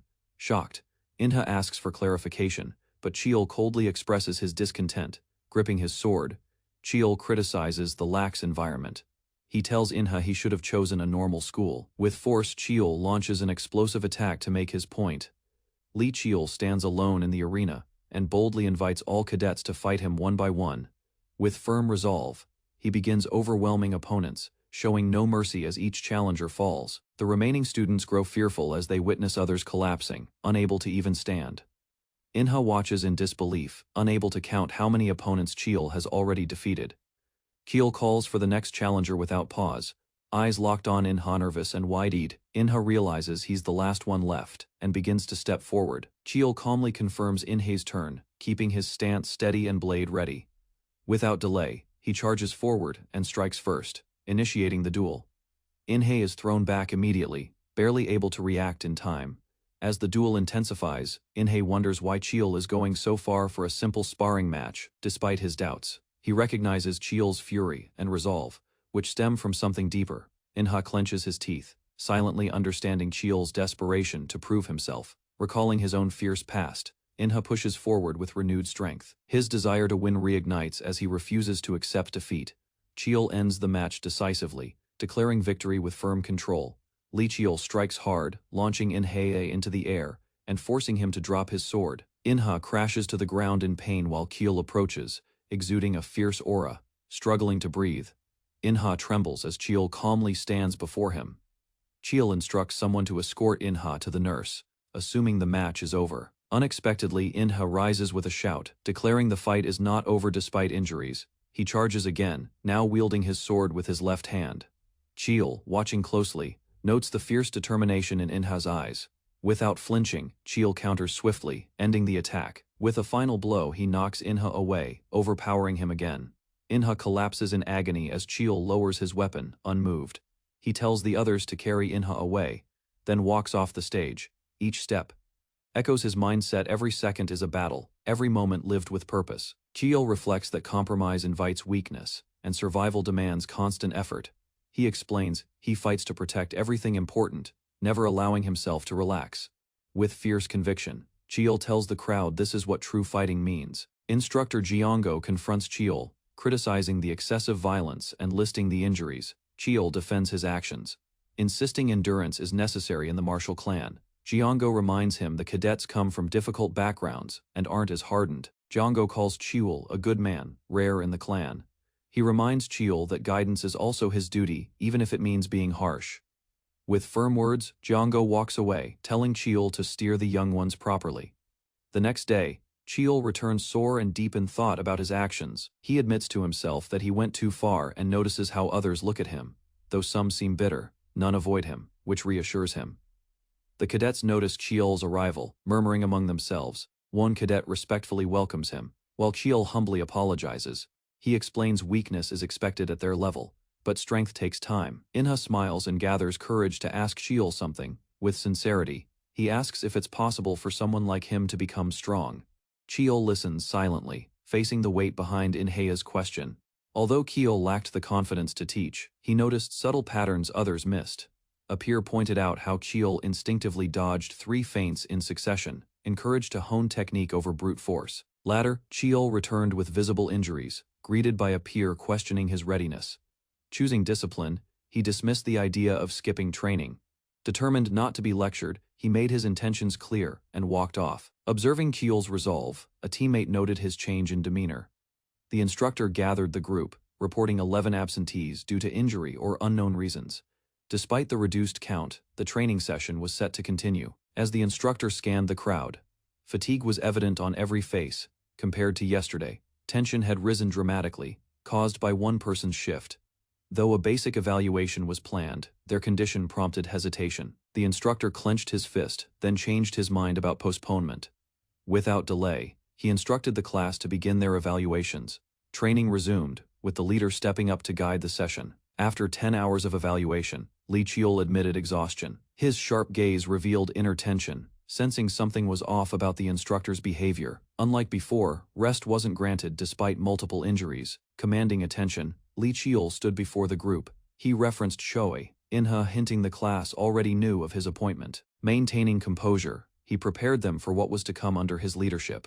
A cadet clarified that the class leader holds full authority unless overruled. Li Qiul stated clearly only the willing would follow his demanding training. Displeased, Kim Boshong muttered in frustration, judging him as arrogant. Li Qiul challenged dissenters to duels for leadership, offering fairness. Without delay, he initiated sparring, ordering each to face their partner. By the end, only 6 remained standing, while the rest had collapsed mid-training. Calling an end to the day, Li Qiul dismissed them after the harsh session. Complaints quickly spread, questioning the purpose behind the intense regimen. However, one trainee silenced them, showing respect for the leader's efforts. After losing without landing a single blow, a cadet blamed himself. Nearby, others reflected on their past performance, determined not to fall behind. One trainee swore to give everything he had. Speculation stirred as students watched Li Qiul. Seeing this as his last shot, one cadet pushed aside fear and rebellion, choosing resolve elsewhere. Li Qiul began an experiment with mana. A nearby researcher expressed frustration as Li's aura form kept collapsing under stress. She hadn't expected this limitation after he reached 3 stars in power. They lacked old records on how ancient users controlled mana. Despite that, Li recalled a weapon once wielded by monarchs, boundless, feared and worshipped alike. That weapon embodied immense power, shifting battles and inspiring reverence. He now believed that same energy might hold answers to his struggles. Learning about Boundless gave him direction, fueling his efforts. The researcher praised his growth, noting how he progressed without shortcuts. With encouragement, she highlighted his mastery of both transformation and amplification techniques. Li nodded with gratitude. Li Qiul asked about the meaning of attaining 3 stars in cultivation. Jianga explained it unlocked aura skills and energy enhancements. Though mastery still lay ahead, noticing his exhaustion, she asked about training, and he downplayed it with a brief reply. She teased him, offering mysterious help with a gleeful expression. Without revealing anything, she simply asked for his trust. Among the students, Li Qiul felt uneasy, suspecting trouble ahead. A surprise special lesson on mana arts was announced to the class. Elder Jianga was introduced formally as a mana researcher of the Li clan. Embarrassed by the attention, she laughed as the students clapped. She skipped pleasantries, eager to dive straight into the lesson. Qiul noted her improvement in teaching, surprised by her confident energy. Ending the intro, she declared they'd now begin the fun, practical part. As excitement grew, she warned them to pay attention to the one-time demonstration. Qiul revealed that he'd arranged this lesson, mirroring support given to lineage kids. Grateful, he thanked Jianga, his aunt, who responded with pride. Jianga explained that the new mana boost technique was theoretically stable. Li Qiul acknowledged her progress with a nod of approval. The instructor clapped for attention and announced they'd practice the technique through duels. Students were told to select partners immediately. One trainee challenged Li Qiul directly, vowing not to hold back. Qiul welcomed the seriousness, telling him to begin without hesitation. A senior student warned Li Qiul not to expect mercy before their duel began. Qiul welcomed the challenge without hesitation, lifting his practice sword confidently. In a sudden clash, Qiul's precise strike knocked his opponent down, stunning the spectators. The instructor quietly observed, sensing something familiar in Qiul's movements. Though impressed, she admitted to herself that she disliked him. Nearby, students whispered resentment, calling him different and questioning his rapid growth. The instructor interrupted them, catching them off guard with her presence. She demanded if their words were aimed at her disciple, her tone growing sharp. Frightened, they quickly apologized, realizing they had crossed a line. She scolded them harshly, demanding to know what gave them the right to judge Qiul. One student claimed Qiul belittled their effort despite their hard work. Another blamed their differences on growing up in separate environments. She laughed coldly, saying they knew nothing. If they understood Qiul's life, they'd see their own as easy. Qiul stood nearby, silent, listening to every word. After hearing the instructor's sharp words, Bosong clenched his teeth and vowed to test Qiul's true abilities. As the day's training ended, the courtyard emptied, yet Bosong's irritation only deepened. Watching quietly, he narrowed his eyes, already forming a new plan in his mind. Later, students began mocking Qiul, insisting he was no different from them. One claimed that only birth circumstances made Cheol stand out, not true merit. Bosong brought up, following Cheol secretly, confident they wouldn't get in trouble since Cheol lived apart. Determined, Bosong insisted they couldn't let Cheol look down on them anymore. He swore to discover how Cheol lived, beginning that night's surveillance. From behind a wall, he waited, counting the hours Cheol had been inside the research building. As night dragged on, the others grew sleepy and lost interest in waiting. Moments after they left, Cheol finally stepped out, exhausted. Hidden Bosong spotted him and immediately gave chase. Cheol paused briefly, struggling to stay awake after intense effort. Bosong trailed him, thinking he was returning home. Instead, Cheol entered a forbidden martial hall meant only for the main family. Screams echoed through the night, startling Bosong and the cadets hiding nearby. They questioned the noise, wondering if it was training or something more dangerous. One cadet urged stopping the surveillance, finally acknowledging that Li Cheol's words might have held truth. Bosong brushed off their doubt, insisting he trained just as hard as Cheol. Still, uncertainty crept in as the others watched silently, sensing a gap they couldn't explain. Alone in thought, Bosong questioned what truly separated him from Cheol. Determined, he vowed to prove they were equals, even if no one else saw it. From a distance, he followed as Cheol finally returned to his quarters. As Bosong lingered, a patrol guard suddenly noticed his presence, mistaking him for Cheol's companion. The guard assumed the two had been together, confused. Bosong learned Cheol trained outside this late every single night. He awkwardly laughed, pretending it was a one-time thing to avoid suspicion. As he walked off, Bosong glanced back at the still-lit house. It was already 2 in the morning, yet Cheol hadn't stopped. Bosong quietly turned around and began heading back in silence. Bosong walked away silently under the dark sky, finally deciding to return to his room. By 5 a.m., the training hall opened, and the cadets gathered once again. Rubbing his eyes, Bosong regretted staying out too late the previous night. His attention shifted as he noticed Cheol nearby, visibly exhausted. Despite Cheol's lineage and mana, Bosong wondered if such little rest was healthy. He recalled his own routine, resting, relaxing, and playing games without pressure. Even with personal training, Bosong realized he still had free time. Cheol's tired face puzzled him, prompting a hesitant question. Cheol looked at him directly and asked why he was being watched. Embarrassed, Bosong admitted the truth and claimed Cheol had advantages. Cheol calmly explained this was how he lived from a young age. He clarified his tiredness came from years of sleeping only a few hours. Bosong asked why Cheol trained so relentlessly. Cheol responded with a simple question, one Bosong already knew the answer to. Stunned, Bosong stayed silent, the realization sinking in. Bosong stood still, eyes lowered, frustration simmering beneath his silence after his talk with Cheol. Meanwhile, in the training hall, the patriarch waited alone, sword in hand. A subordinate approached, delivering a report, which the patriarch acknowledged with a stern expression. The official document was presented, but the patriarch immediately dismissed it as insufficient. He explained that cadets must endure harder conditions, unlike weapons that can be simply acquired. Understanding the seriousness, the subordinate accepted the instructions without question. Before leaving, the subordinate added another report, this time about Li Cheol. The patriarch, already familiar with Cheol's background, recalled his determined gaze since childhood. He described Cheol's eyes as those of someone who had lived under pressure and loss. Still, the patriarch noted that leading others required more than strength. He ordered changes to the test, raising the difficulty for Cheol's entire group. His final words were clear. It was time to see if Cheol truly possessed the qualities of a leader. At training hall number 5, the instructor stepped inside, observing the empty grounds with a calm expression. Suddenly, the distant sounds of shouting drew his attention, making him glance toward the source with concern. Spotting a group of cadets already sparring, he noted their eagerness but sighed, realizing he didn't even have to push them to train. 2 cadets noticed him and greeted him nervously, surprised by his presence. He acknowledged their effort and requested all absentees be gathered for an important announcement. Facing the assembled group, he informed them the first evaluation had been unexpectedly moved forward.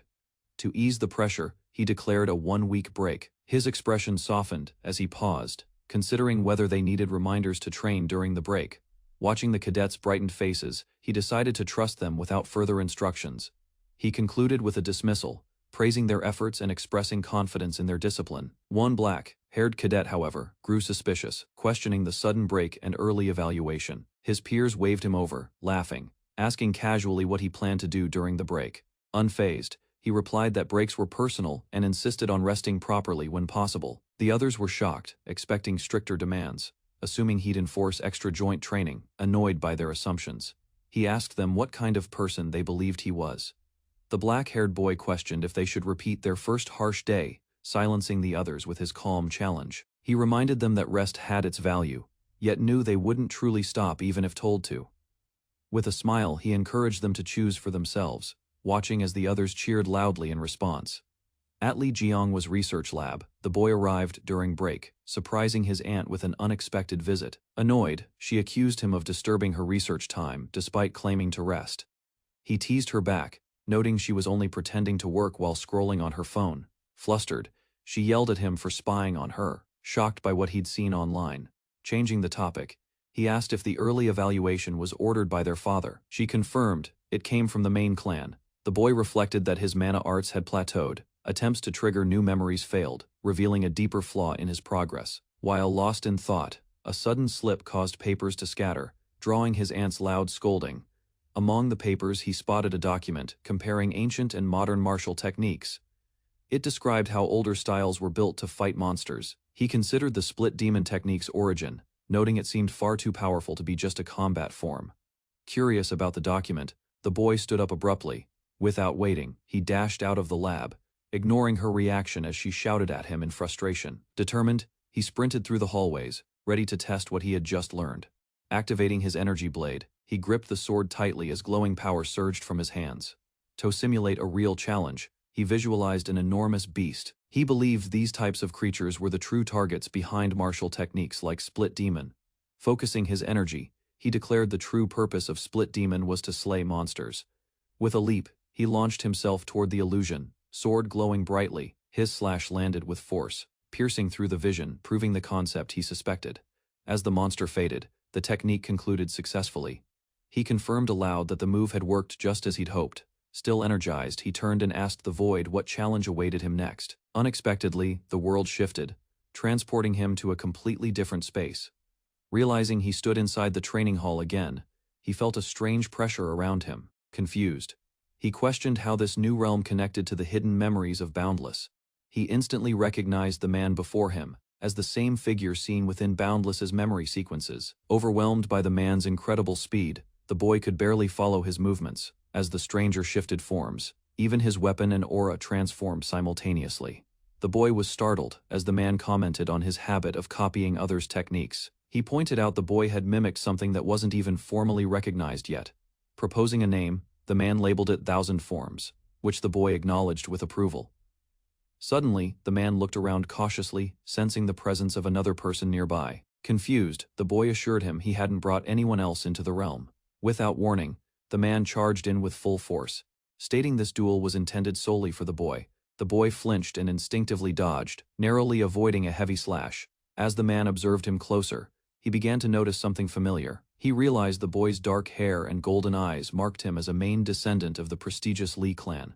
A vehicle drove quietly down a forest path, heading toward a massive wall, hidden behind tall trees and shadows. Li Qiul sat inside, observing the view. His attention shifted to the structure ahead, the wall dividing the secure safe zone from the dangerous unknown. Dimensional rifts called blue holes had appeared suddenly. From these swirling voids, bizarre creatures spilled into reality. Fire and chaos followed as monsters from the rifts invaded. While some zones were reclaimed, many red-marked regions remained unexplored and filled with lingering danger. Li Qiul questioned the current borders. Trainees like him now ventured beyond the wall, hoping to change the course of this divided world. The vehicle neared its stop, and a warning reminded them of what lay ahead. Tires screeched as it halted at the wall's gate, marking the beginning of their mission. Li Qiul stepped out, facing the unexplored dungeon beyond with steady resolve. A leader ordered everyone to gather and prepare the base camp before the test began. They were informed that bodyguards wouldn't follow survival, depended solely on themselves. With that, Li Qiul and the others silently prepared for the challenge awaiting in the wild. The instructor reassured the group not to worry. He smiled with confidence, encouraging everyone to showcase everything they had trained for without holding back. In response, the trainees shouted in unison, stepping forward. Li Qiul declared he would take command of the mission from that point on. He warned them that the test would become harder due to his presence, and gave one last chance to back out. Determined and clear, he awaited anyone who might choose to withdraw before the true trial began. The dungeon they entered was known as the Human-Faced Spiders Forest, a zone unsuited for cadet training. Its layout was completely covered in webs. Despite the danger, Lee Cheol's team remained. The classmates expressed full trust in Lee Cheol. Grateful for their support, he smiled faintly, acknowledging the faith placed in him. Their unity gave strength to push forward into the dangerous forest without hesitation. Jokes lightened the mood briefly, but Lee Cheol quickly redirected their focus toward the task ahead. They confirmed no one would back out and gathered to receive final orders and supplies. Inside the forest, human-faced spiders moved with intelligent coordination, mimicking hive behavior and increasing the threat level. Lee Cheol led the group through the forest, explaining their objective was to record the behavior of spiders at least 10 years old. Without hesitation, he handed command to Choiman. The team reacted with confusion and concern as he claimed he would act as bait. Cheol calmly stated he'd move on his own to lure the spiders into one place. He declared he would become the food to attract human-faced spiders for observation. Shock spread across the trainees as they shouted in disbelief at his drastic decision. Venturing deep into the forest, Cheol drew the attention of several hostile spiders. Dodging an attack, he retaliated with precise force, piercing one enemy cleanly. Breathing steadily, he confirmed their gathering had begun, preparing for the next phase. By killing one spider, he triggered a danger signal that summoned the rest. The spiders, seeking powerful prey, viewed him as food for their larvae. To survive, Cheol began gathering power, knowing strength alone would decide his worth. Activating Demon Split, he launched a powerful strike to hold the swarm back. Standing alone, he faced an overwhelming number of red-eyed spiders responding to his challenge. Surrounded, Cheol readied for the critical confrontation with the entire hive. Lee Cheol stood still as spiders closed in. With fangs bared, the monsters lunged, and Cheol allowed himself to be taken without resistance. As his vision faded, he muttered quietly. Regaining consciousness, Cheol realized he was trapped inside a cocoon spun by the spiders. He assessed his condition, noting the poison only caused slight dizziness, but left him physically intact. Activating his stealth ability, he prepared to erase his presence and escape unnoticed. He moved through the nest, believing this was the heart of the den where the larvae must be gathered. Swiftly and silently, he searched the area with sharp eyes for anything unusual. Something unexpected caught his attention, halting his movement immediately. He found dozens of large feeding cocoons, far more than any dungeon should hold in one area. Some seemed disturbed, possibly linked to the spider's sudden aggression. A massive dark cocoon loomed at the center, pulsing ominously with unknown power. As he observed, dark energy began reacting within him, syncing with the cocoon's aura. Startled, he looked down to find his body resonating instinctively with the energy source. His expression turned tense, as he questioned why his dark power responded to something so unnatural. A powerful surge erupted from the massive cocoon. Cracks spread as a figure slowly emerged, whispering eerily while her body hung from the web. With glowing eyes, the human-faced Spider Queen revealed herself. Cheol assessed her abilities, surprised she could communicate without speech her thoughts, reaching him through dark energy. He concluded that the dark force had linked their minds rather than through sound. Suddenly, an attack burst forth, forcing Cheol to drop stealth and engage in combat immediately. Staring up at the towering queen, Cheol heard her ask what he truly was. The queen sensed a threatening power within him, demanding he surrender what she called hers. Her fury intensified, unleashing a burst of mana as she shrieked for him to hand it over. Cheol released his energy, unfazed by the pressure, declaring fear wouldn't stop him. The queen recoiled as he resisted her aura, something she didn't expect from a human. Enraged, she screamed, calling him impudent for defying her authority and detecting her magic. The Spider Queen roared in rage as a human triggered an unexpected assault deep within her forest. Her eyes glowed fiercely, just before an intense explosion erupted behind her, engulfing trees in flames. Amid burning debris, her true form emerged massive, winged, and furious over the destruction of her territory. Keel explained the blast was caused by a mana explosive shell designed for maximum area damage. He noted the flammable forest helped spread the fire, buying time to strike deeper. With urgency, he ordered Group 1 to advance, estimating 30 minutes to reach the enemy den at base camp.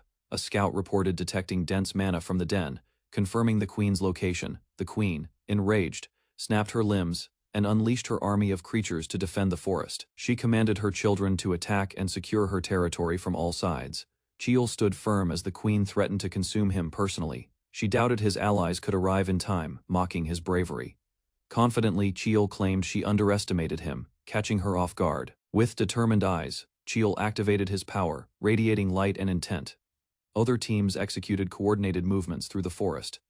As planned, scouts confirmed every step unfolded exactly as Chiol anticipated. From afar, an ally prayed for Chiol to hold out a little longer while flames consumed the entrance of the enemy's lair. Intense heat spread through the forest as the firestorm reached deep into the queen's territory. Confused by the damage, the queen shouted in disbelief, unable to understand why Chiol still endured. Chiol's glowing eyes shocked the queen, who sensed something terrifying hidden behind them. Remaining composed, Chiol stood still, his eyes focused and unshaken. He revealed his ability eyes that detect hidden forces and mana flows called the magic eyes. Using his magic eyes, Chiol avoided a deadly strike by predicting the mana's movement still. The strength gap remained wide, and avoiding damage completely proved impossible. He acknowledged the queen's inexperience in controlling her body and prepared for a single decisive attack. Chiol activated his sword technique, unleashing 1,000 forms, lightning enhanced by mana precision. His movements became lightning, fast as he struck with overwhelming force. The final blow crashed down in a burst of blue light. Green blood splattered across the ground as the attack landed. Chiol panted, exhausted but alert, watching for any signs of retaliation. He frowned, realizing the strike wasn't deep enough to finish her. The queen writhed in pain, her voice shrieking as the green wound on her shell bled from Chiol's strike. Chiol noted her outer shell was too durable to penetrate in one blow, requiring another chance. Consumed by rage, the queen vowed revenge, preparing to imprison Chiol in endless torment. Chiol gritted his teeth as threads tightened around him, weakening his movement. A sharp filament touched his forehead, triggering a mental assault attempting to dominate his will. The command to submit echoed in his mind repeatedly, pushing him toward collapse. The queen laughed cruelly, amused by his suffering and expecting him to break. Suddenly, her expression shifted as something unexpected stirred within her mind. Her eyes widened in terror, and her body twisted violently. Unable to withstand the surge, Chiol struck back with fierce determination. Having resisted the queen's control, he explained calmly that spiders, like all insects, burn easily under fire. Flames erupted again, engulfing the queen as she screamed in agony. Reinforcements arrived late, apologizing for their delay in reaching Chiol. Despite exhaustion, he joked about training once they returned. With the battle over, the group exited the burning den together. During the academy meeting, staff noted Class 5's delay, despite receiving a report of their earlier return. Some speculated they may have failed like Class 4, due to the dungeon's difficulty and unpredictability. One instructor arrived late, explaining the delay was caused by treating multiple injured students first. He began his report, explaining that Class 5's objective had been to observe adult human-faced spiders. After detecting unusual activity, the class split into teams and planted 132 mana shells before entry. A shocked instructor interrupted, questioning the use of such firepower during a student mission. The report clarified 148 bombs were used in total. After additional threats were encountered, another instructor criticized the deviation from the mission to document anomalies. Just then, Chiol entered, presenting the damaged video device containing the recorded footage. Chiol's team received mixed reactions. Some instructors scolded the reckless strategy. He defended their plan, stating the only way to ensure success was overwhelming firepower. An instructor acknowledged the footage aligned with the report, but questioned the judgment behind the tactic. Chiol argued that action based on limited data was the best choice in a life-threatening dungeon. Instructors debated grading the mission, ultimately concluding Class 5 alone earned full marks. Their exceptional performance made them the top among all first-year classes. Inside the esteemed Marshall Lee Clan Patriarch office, responsibility was dismissed due to prior agreements, while attention shifted toward how the evaluation caused effects beyond its intended scope. Concern increased when dungeon documents revealed a ripple effect. Attention centered on the human-faced spider forest near Gangwon.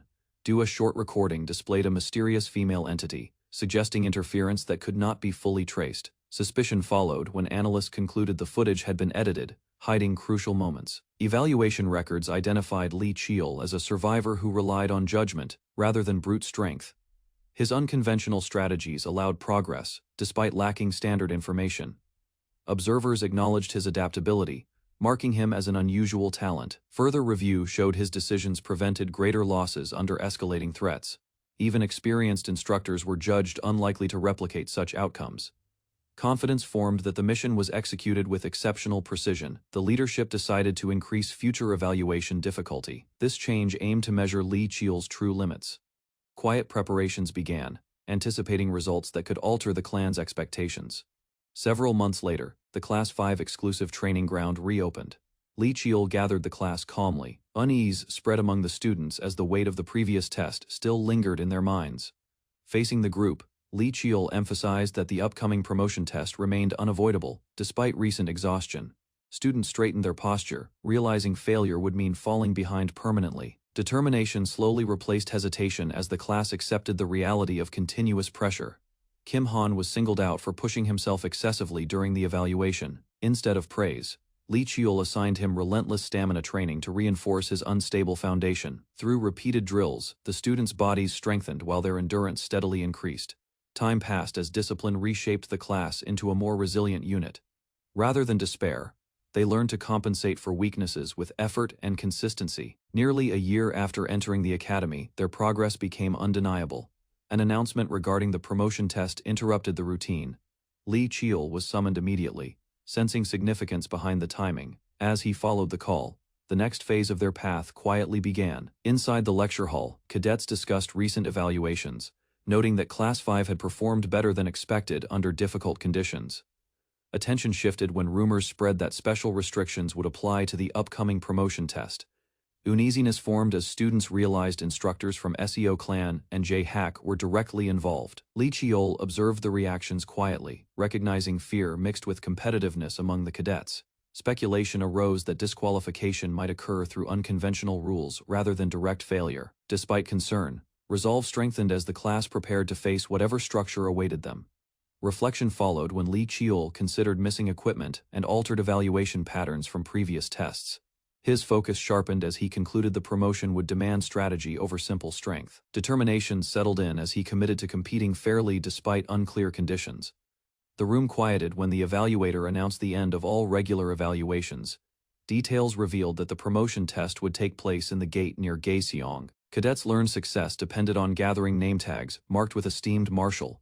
Rules emphasized survival, capture, and awareness, rather than pure combat ability. Lee Cheol understood the test resembled a controlled war rather than an exam. With a calm expression, he accepted the challenge, already planning his next move. Rules of the promotion test were explained, clearly, emphasizing survival, stealing name tags, and avoiding being considered dead during the gate trial. Lee Cheol analyzed the structure quickly, realizing even one hidden name tag could change the outcome completely. Suspicion formed in his mind as he sensed intentional imbalance meant to pressure second-year cadets. While others hesitated, Lee Cheol recognized the test as an opportunity disguised as danger. Confidence settled when he concluded strategy mattered more than equipment or raw power. Resolve followed as he prepared to adapt faster than anyone else. Elsewhere, Lee Jae-hack observed the situation calmly. Opposite him, Lee Seo watched with amusement, her interest sharpening into hostility. Tension filled the room as her attention fixated entirely on Lee Cheol. Lee Seo, as irritation deepened, as she noted his growing influence despite his status. Aggression surfaced when she decided personal correction was necessary. Intent hardened as plans to interfere began forming quietly. Lee Jae-hack voiced unease, openly disapproving of her fixation. Dismissal followed as SEO insisted dominance must be enforced. Far away, unaware of their gaze, Lee Cheol moved forward, unknowingly stepping into a deeper conflict. The promotion exam begins as cadets gather before a carefully stabilized gate. Lee Cheol stands quietly, observing reinforced structures and heavy security surrounding the site. Underlying tension exists, yet the academy presents confidence to the watching public. Cadets soon line up, maintaining discipline despite visible anxiety on their faces.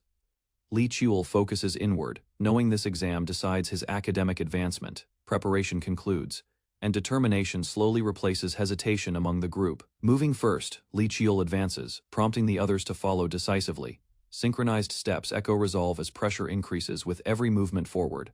Unseen figures observe closely, suggesting deeper interests behind the examination. Inside an office, Director Seok reviews updates with calm efficiency. Reports confirm that all second-year cadets have already entered the exam area. Nearby, another figure relaxes, appearing entertained by the upcoming developments. Director Suk pauses, reflecting on unresolved variables involving Lee Cheol. Past decisions resurface, hinting that hidden arrangements still influence events. With everything prepared, the promotion exam proceeds under calculated supervision. Inside the office, A sudden report shocks the relaxed observer monitoring examination results. Director Suksok's expression tightens as he focuses sharply on the unexpected outcome. Confusion spreads when confirmation arrives that the situation has already concluded. The observer checks the device again, revealing heavy eliminations during the first-year trial. Shock deepens upon realizing every first-year cadet from Class 5 survived. Anger erupts as disbelief centers on Lee Cheol's involvement in the results. Director Suk acknowledges defeat calmly, recognizing Lee Cheol surpassed expectations again. Far away, cadets flee through rocky terrain, exhausted yet desperate to escape pursuit. Fear grows as they realize Lee Cheol remains relentlessly close behind them. The fleeing cadets hide briefly inside a cave, struggling to catch their breath. Suddenly, an overwhelming force crashes down, shattering the ground violently. Panic explodes as one cadet is struck, sent flying by the impact. Pain follows as another cadet is hit directly, screaming from the blow. From the dust, Lee Cheol steps forward calmly, completely unharmed. Standing tall, Lee Cheol announces his presence, confirming the hunt has ended. Hidden inside the cave, the cadet trembles as Lee Cheol calmly locates them. A sudden grab silences reckless words, reminding consequences within the Academy's strict hierarchy. Drawing his blade, Lee Cheol enforces discipline, striking swiftly without hesitation. Afterward, Lee Cheol listens as his team confirms the situation is finished. Assessing fallen opponents, he orders immediate movement before reinforcements arrive. Trusting Lee Cheol's judgment, the cadets withdraw while he chooses independence. Standing alone, Lee Cheol prepares his sword. Focusing on nameplate acquisition, he analyzes the exam rules, realizing efficiency outweighs direct confrontation. Golden light ignites as Lee Cheol activates his magic eyes. Scanning distant cliffs, he traces hidden nameplate signatures across terrain. Spotting one location, Lee Cheol moves instantly toward the target, leaping upward. He retrieves the nameplate with precise control. Confidence grows as Lee Cheol confirms the method's reliability. Testing his limits, he refines control while navigating dangerous heights. Advancing swiftly, Lee Cheol continues the exam with calculated momentum. Lee Cheol pauses, surprised by the unexpectedly large number of collected nameplates. He weighs the heavy bag, realizing his efficiency exceeded initial expectations. A sudden disturbance interrupts his thoughts as nearby terrain reacts violently. Blue energy erupts from shattered rocks, forcing Lee Cheol to halt his magic eyes. Awareness sharpens as he notices relentless combat sounds continuing since dawn. Concern forms when Lee Cheol senses someone persistently approaching his location. A figure lands nearby, announcing their pursuit has finally reached its end. Lee Cheol turns calmly, recognizing the familiar presence without visible alarm. Confidence shows as he confirms he anticipated this encounter all along. Without hesitation, Lee Cheol dismisses unnecessary words, focusing purely on confrontation. He tightens his grip on the sword, signaling readiness for immediate battle. Tension thickens as both combatants prepare to clash openly. The challenger declares the fight will determine future hierarchy between them. Lee Cheol accepts the condition, proposing mutual respect based on victory. With resolve set, the impending duel begins under the open sky. Lee Cheol blocks the strike cleanly, recognizing the attack lacks real killing intent. Aya's sudden impact shatters the ground as Lee Cheol is forcefully launched backward. Regaining balance midair, Lee Cheol prepares himself as the real fight begins. Following the promotion exam's conclusion, the Academy returned to order. Discussions spread about how first-year cadets were tested alongside second years. Interest gathered around several names. Lee Cheol stood before the examiner as his results were revealed. Calm acceptance defined his reaction, shaped by experience rather than excitement over recognition. Observers quietly acknowledged that his success reflected effort instead of privilege or coincidence. As applause faded, Lee Cheol left the stage, without seeking attention, blending back among the cadets. Soon after, Chui Enha was summoned, stepping forward while managing visible nervousness. His ranking confirmed progress. Senior cadets offered guidance, stressing restraint and discipline despite recent achievements. Kim Boseong received his promotion steadily, showing focus rather than satisfaction. Kim Han followed with a modest rank that reflected reliability over brilliance. When announcements ended, cadets dispersed quietly across the grounds. From afar, Lee Cheol observed, aware rankings shaped paths but not survival itself. With results finalized, the Academy shifted toward trials beyond examinations. Kim Han examined his results, realizing his average rank fell short of expectations. Determination replaced disappointment as he resolved to grow stronger like Lee Cheol. Nearby, Kim Bosong also reflected, deciding effort mattered more than current standings. Choi and Hea stood straight, accepting his promotion while acknowledging remaining weaknesses. Behind them, cadets gathered, silently preparing for harsher trials ahead. From the front, Lee Cheol observed calmly, understanding pressure shaped true strength. Confidence spread among the group as they discussed surviving the academy's second year. Warnings circulated about rivals eager to surpass or crush emerging talents. Despite tension, several cadets expressed belief in enduring through disciplined training. Encouragement followed, as friends reassured one another about overcoming future challenges. Lee Cheol offered quiet support, reinforcing resolve without seeking attention. Motivation grew stronger, fueled by shared ambition rather than rivalry alone. Suddenly, conflict arose when a cadet rejected results, showing open resentment. Physical confrontation revealed emotional imbalance and lingering inferiority. Observing silently, Lee Cheol recognized growth demanded struggle beyond simple victories. Choi In-ha walked quietly, reflecting on how much the girl had grown. Careful observation showed her confidence rising, despite lacking fully awakened powers. Private thoughts framed the situation as a calculated risk worth acknowledging.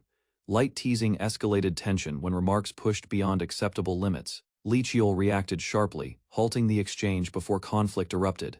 The group regrouped quickly, realizing time mattered more than arguments. Together they approached the main residence, stopping before the heavy doors.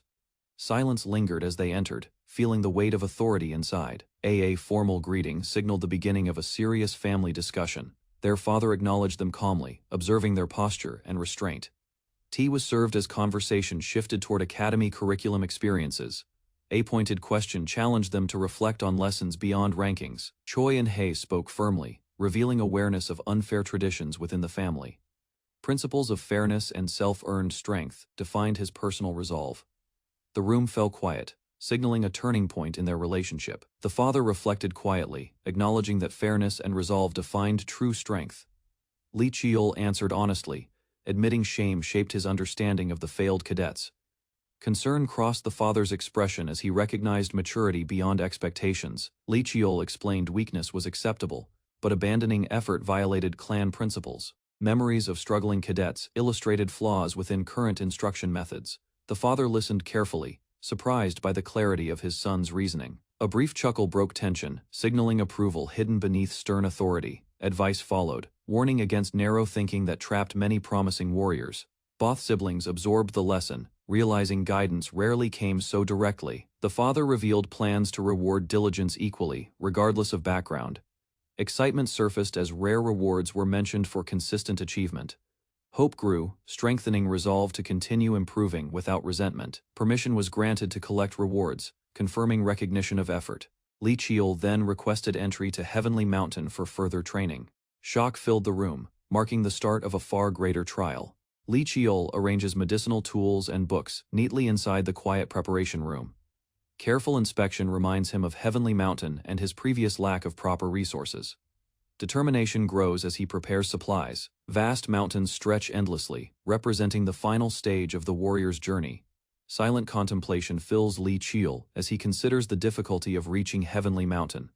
An unexpected disturbance interrupts his thoughts, pulling him back to the present moment. A female attendant arrives, informing Lee Cheol about a newly delivered message. Surprise appears when he learns the invitation comes from Master Lee Jae-kun. Understanding the importance, Lee Cheol prepares himself to respond without hesitation. Within the reception room, Lee Cheol meets Master Lee Jae-kun calmly.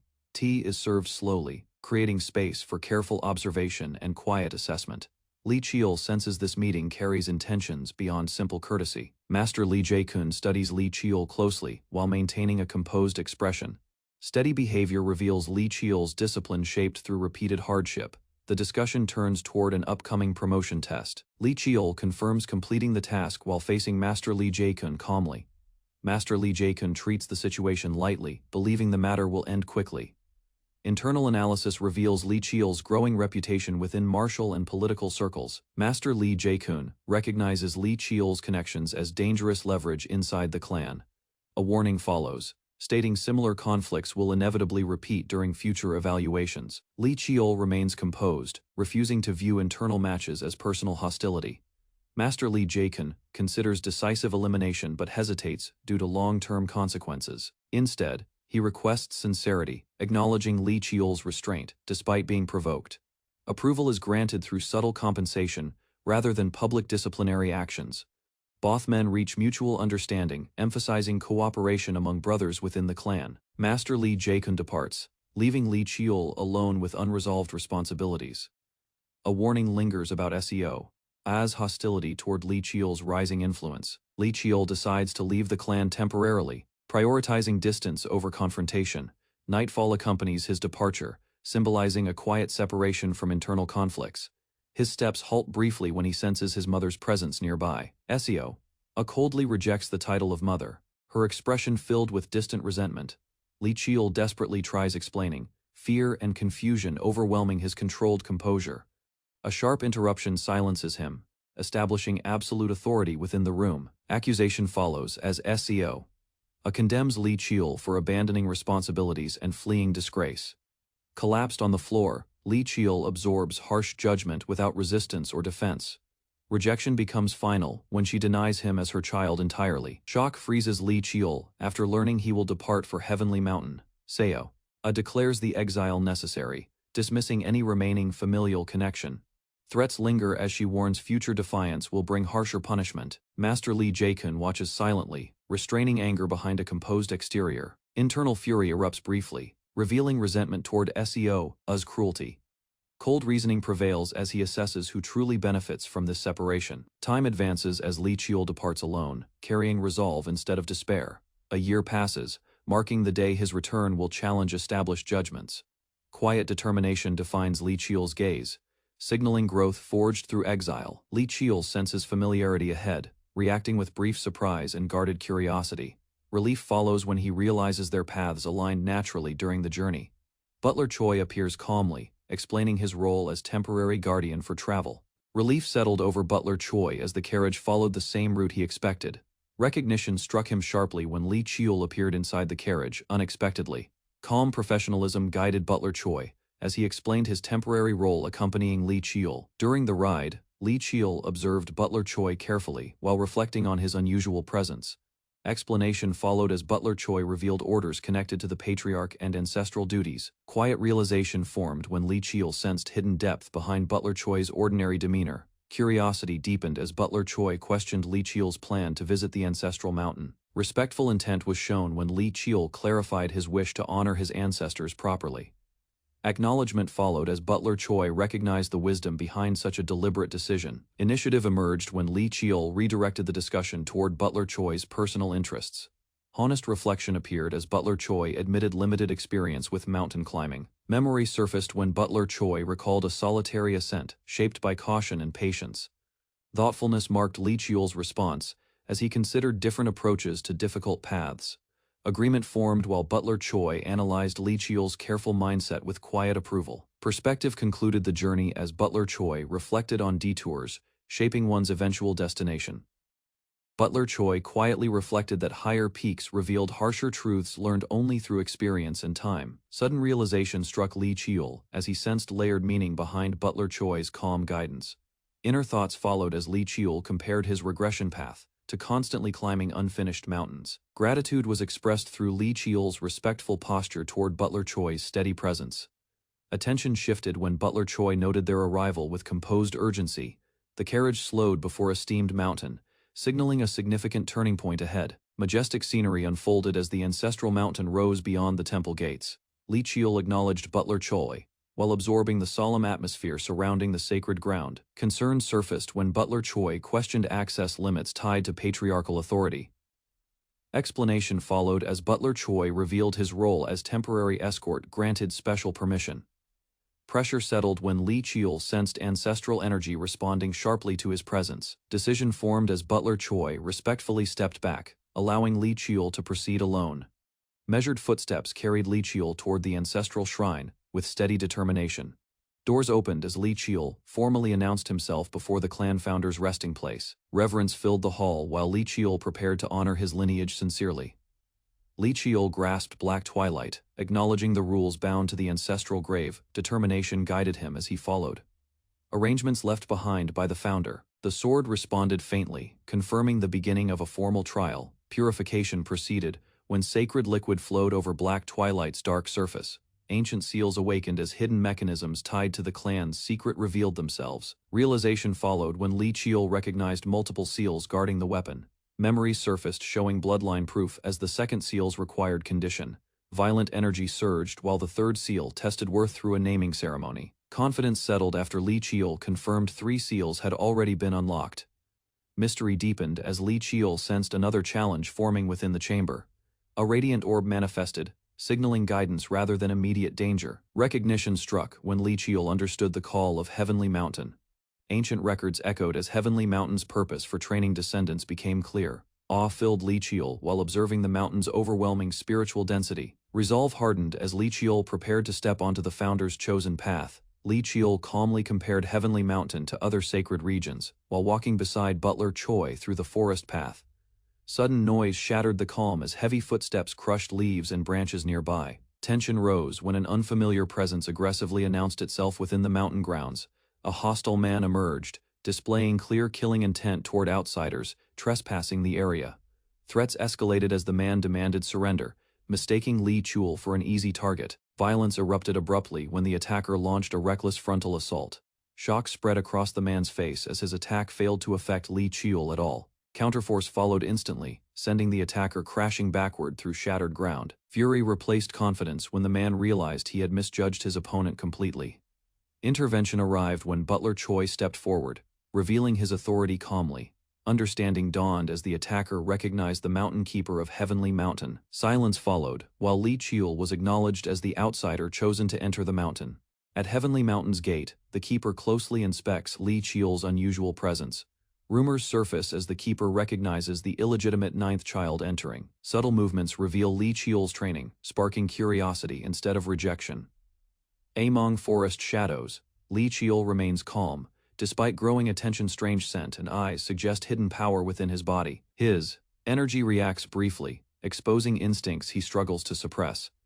Inside the tavern, the Keeper tests Li Chiol through indirect observation. Lingering scent confirms something inhuman, quietly clings to the boy. Fate begins tightening as the Keeper's interest deepens steadily.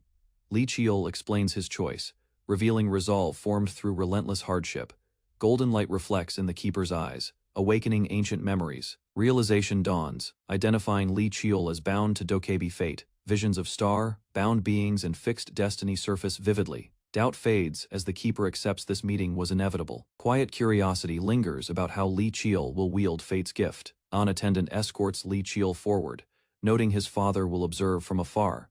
Seated elders quietly assess the boy's posture, weighing rumors against reality. Attention settles on Li Chiol as silence fills the room. After treatment, Li Chiol departs, leaving curiosity lingering behind him. The Keeper reflects on the boy's strange learning speed. Concern rises, sensing Li Chiol may surpass expectations dangerously soon. Back inside, discussion turns toward intentions behind the visit. Liquor flows, as questions surface regarding fate and celestial signs. Ancient symbols are examined, revealing little yet confirming unease. Frustration erupts when predictions remain unclear despite careful reading. The Keeper declares Li Chiol's path long and filled with trials. Warnings are issued, urging others to follow natural order. Message delivery is confirmed, ending official responsibilities. Private concern emerges over Li Chiol's chosen destination. Unease lingers, knowing the fledgling may soon face overwhelming dangers. The Mountain Keeper requests discreet observation of Li Chiol for some time. The retainer agrees calmly, finding potential amusement in watching the boy. Their decision quietly seals Li Chiol's monitored future within the mountain. Li Chiol steps through a swirling formation leading toward the training grounds. Surprise appears as the mountain's structure defies expectations through hidden spatial tricks. Suspicion rises, suggesting Dokibimi methods protecting the inner domain. Resolute thoughts form as Li Chiol acknowledges his limited time remaining. Determination sharpens while recalling weapons, memories, and consuming black energy. A summoned blade materializes as he commits to mastering everything available. Observers note his harsh training, recognizing damage healed repeatedly by recovery waters. Concern grows as his path resembles controlled self-inflicted destruction. Fate visibly shifts while Li Chiol resists destined death. Realization dawns that blood ties truly influence destiny's reaction. Months pass as relentless growth exhausts, even the Mountain Keeper. Astonishment remains, Realizing Li Qiu's progress exceeded all predictions, the Mountain Keeper rests, recalling Li Qiu's unusual request for training access. A sudden spiritual cry pierces the area, snapping him fully awake. Shock follows as he senses spirit energy beyond any detection barrier. Outside, a small spirit beast appears, moving freely within the restricted grounds. Realization strikes when the keeper recognizes it as food, delivery companion. Alarm surges, understanding no spirit beast should enter this zone. The keeper rushes out, witnessing Li Qiu charging toward the spirit beast. Panic erupts as Li Qiu raises his weapon with alarming intent. A furious shout follows as the keeper charges forward to intervene. The keeper confronts Li Qiu, stunned by his reckless aggression. Li Qiu calmly responds, showing growth despite his young age. Recognition settles as the keeper realizes Li Qiu has changed drastically. Li Qiu, 14 years old, meets the Mountain Keeper on a quiet forest path. Suspicion slowly forms as the keeper recalls troubling events since their last encounter. Calmly, Li Qiu carries farming tools, which sharply contrast the serious accusations. Tension increases when the keeper recalls Li Qiu chasing the spirit beast Baki. Confusion appears because Li Qiu shows no hostility or violent intent. Doubts linger as the keeper struggles to match facts with his assumptions. Suddenly, Baki escapes deeper into the forest, forcing immediate pursuit. Unexpected speed allows Li Qiu to surge forward, leaving the keeper behind. Shock grows as Li Qiu accurately tracks Baki's hidden location. No visible tracks remain, yet Li Qiu continues moving without hesitation. Instinct guides his movements as he rapidly closes the distance. A decisive leap reveals skills developed through experience, not coincidence. Breathing heavily, the Mountain Keeper slows while the forest grows quiet. Realization strikes that Li Qiu never intended harm toward Baki. Regret settles as unanswered questions surround Li Qiu's mysterious growth. Li Qiu explains, the potion required rare ginseng aged between 30 and 50 years. Carefully, he lists exotic herbs grown on magical insect carcasses.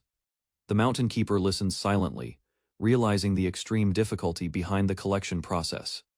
Exhaustion weighed heavily on Li Qiu after losing sleep to complete the potion. Frustration erupts when everything vanishes, rendering his efforts completely meaningless. Regret deepens as the keeper understands why Li Qiu came to Heavenly Mountain. Blame shifts when the keeper admits responsibility for failing to protect his territory. Determination flares as he promises compensation for the lost potion. Opportunity appears when Li Qiu subtly accepts the offer, without hesitation. A new idea forms as Li Qiu mentions needing help from the Mountain Keeper. Dark energy stirs when an ominous presence awakens deep underground. Fear spreads as a powerful being responds to the disturbance. Focus sharpens while Li Qiu channels energy through a wooden talisman. Knowledge guides him as underworld energy amplifies his skill beyond expectations. Terror erupts when the summoned entity reacts violently to the enhanced attack. Li Qiu stomps forward, channeling energy through his legs with controlled precision. Green currents surge as enhanced energy art shapes itself into cutting wind. Razor wind slashes forward, striking the demonic figure with overwhelming force. The attack lands cleanly, yet the enemy remains standing, despite visible damage. Purple energy ripples violently as the creature resists death through sheer resilience. Shock crosses Li Qiu's face.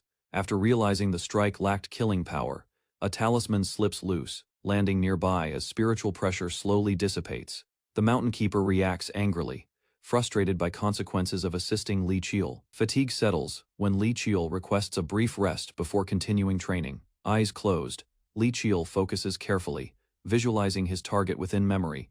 Golden light forms as illusionary training magic activates behind him. Spiritual energy drains rapidly while Li Qiu pushes through physical strain. The Mountain Keeper observes closely, noticing improved movement and refined control.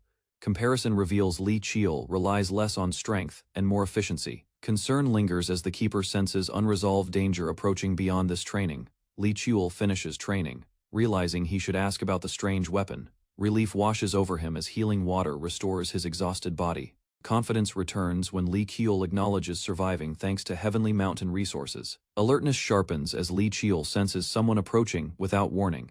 Surprise appears when the Mountain Keeper suddenly reveals his presence nearby. Concern grows as the keeper notices Li Qiu pushing his limits recklessly. Experience speaks when the Mountain Keeper criticizes Li Qiu's dangerous training habits. Unease lingers because Li Qiu still feels uncomfortable resting around him.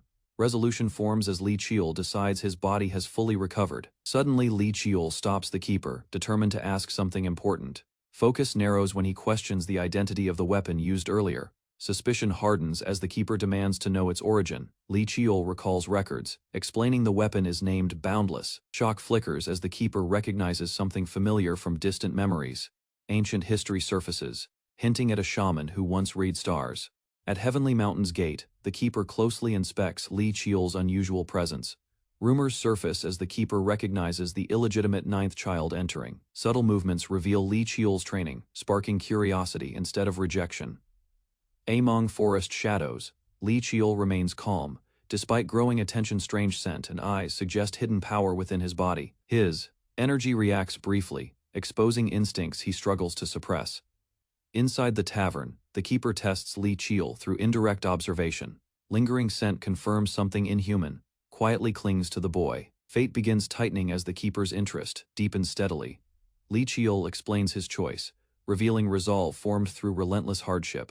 Golden light reflects in the keeper's eyes, awakening ancient memories. Realization dawns, identifying Li Chiol as bound to Dokebi fate. Visions of star-bound beings and fixed destiny surface vividly. Doubt fades as the keeper accepts this meeting was inevitable. Quiet curiosity lingers about how Li Chiol will wield fate's gift. An attendant escorts Li Chiol forward, noting his father will observe from afar. Seated elders quietly assess the boy's posture, weighing rumors against reality. Attention settles on Li Chiol as silence fills the room. After treatment, Li Chiol departs, leaving curiosity lingering behind him. The keeper reflects on the boy's strange learning speed. Concern rises, sensing Li Chiol may surpass expectations dangerously soon. Back inside, discussion turns toward intentions behind the visit. Liquor flows, as questions surface regarding fate and celestial signs. Ancient symbols are examined, revealing little yet confirming unease. Frustration erupts when predictions remain unclear despite careful reading. The keeper declares Li Chiol's path long and filled with trials. Warnings are issued, urging others to follow natural order. Message delivery is confirmed, ending official responsibilities. Private concern emerges over Li Chiol's chosen destination.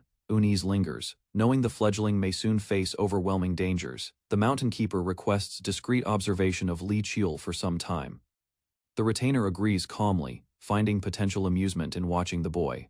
Their decision quietly seals Li Chiol's monitored future within the mountain. Li Chiol steps through a swirling formation leading toward the training grounds. Surprise appears as the mountain's structure defies expectations through hidden spatial tricks.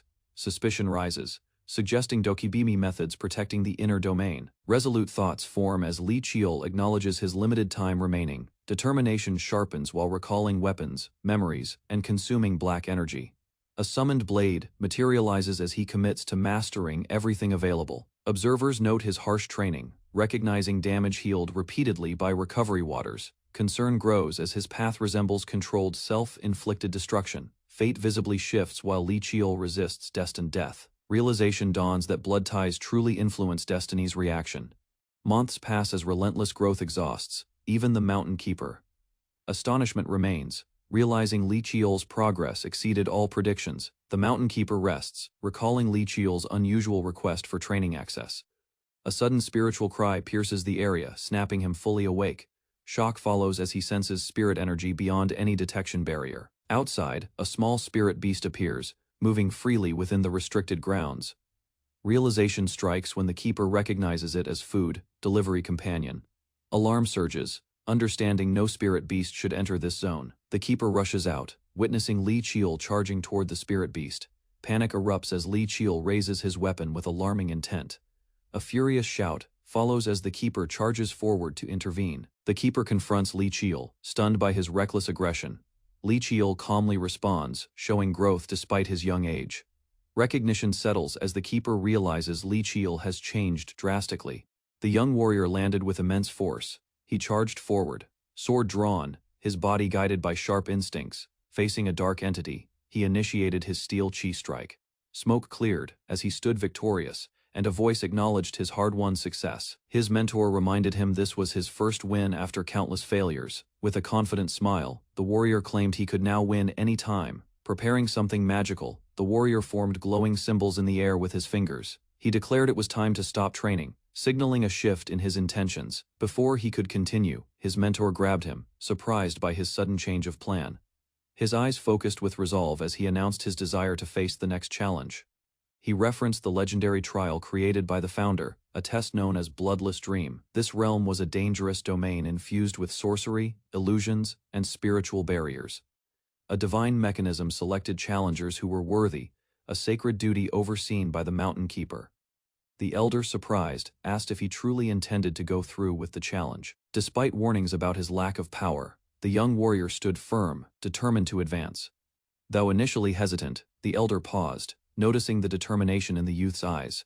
Extending his hand, he formally acknowledged the warrior's readiness to face the upcoming trial. With a proud expression, he granted Li Qiul permission to challenge the trial of Mu together.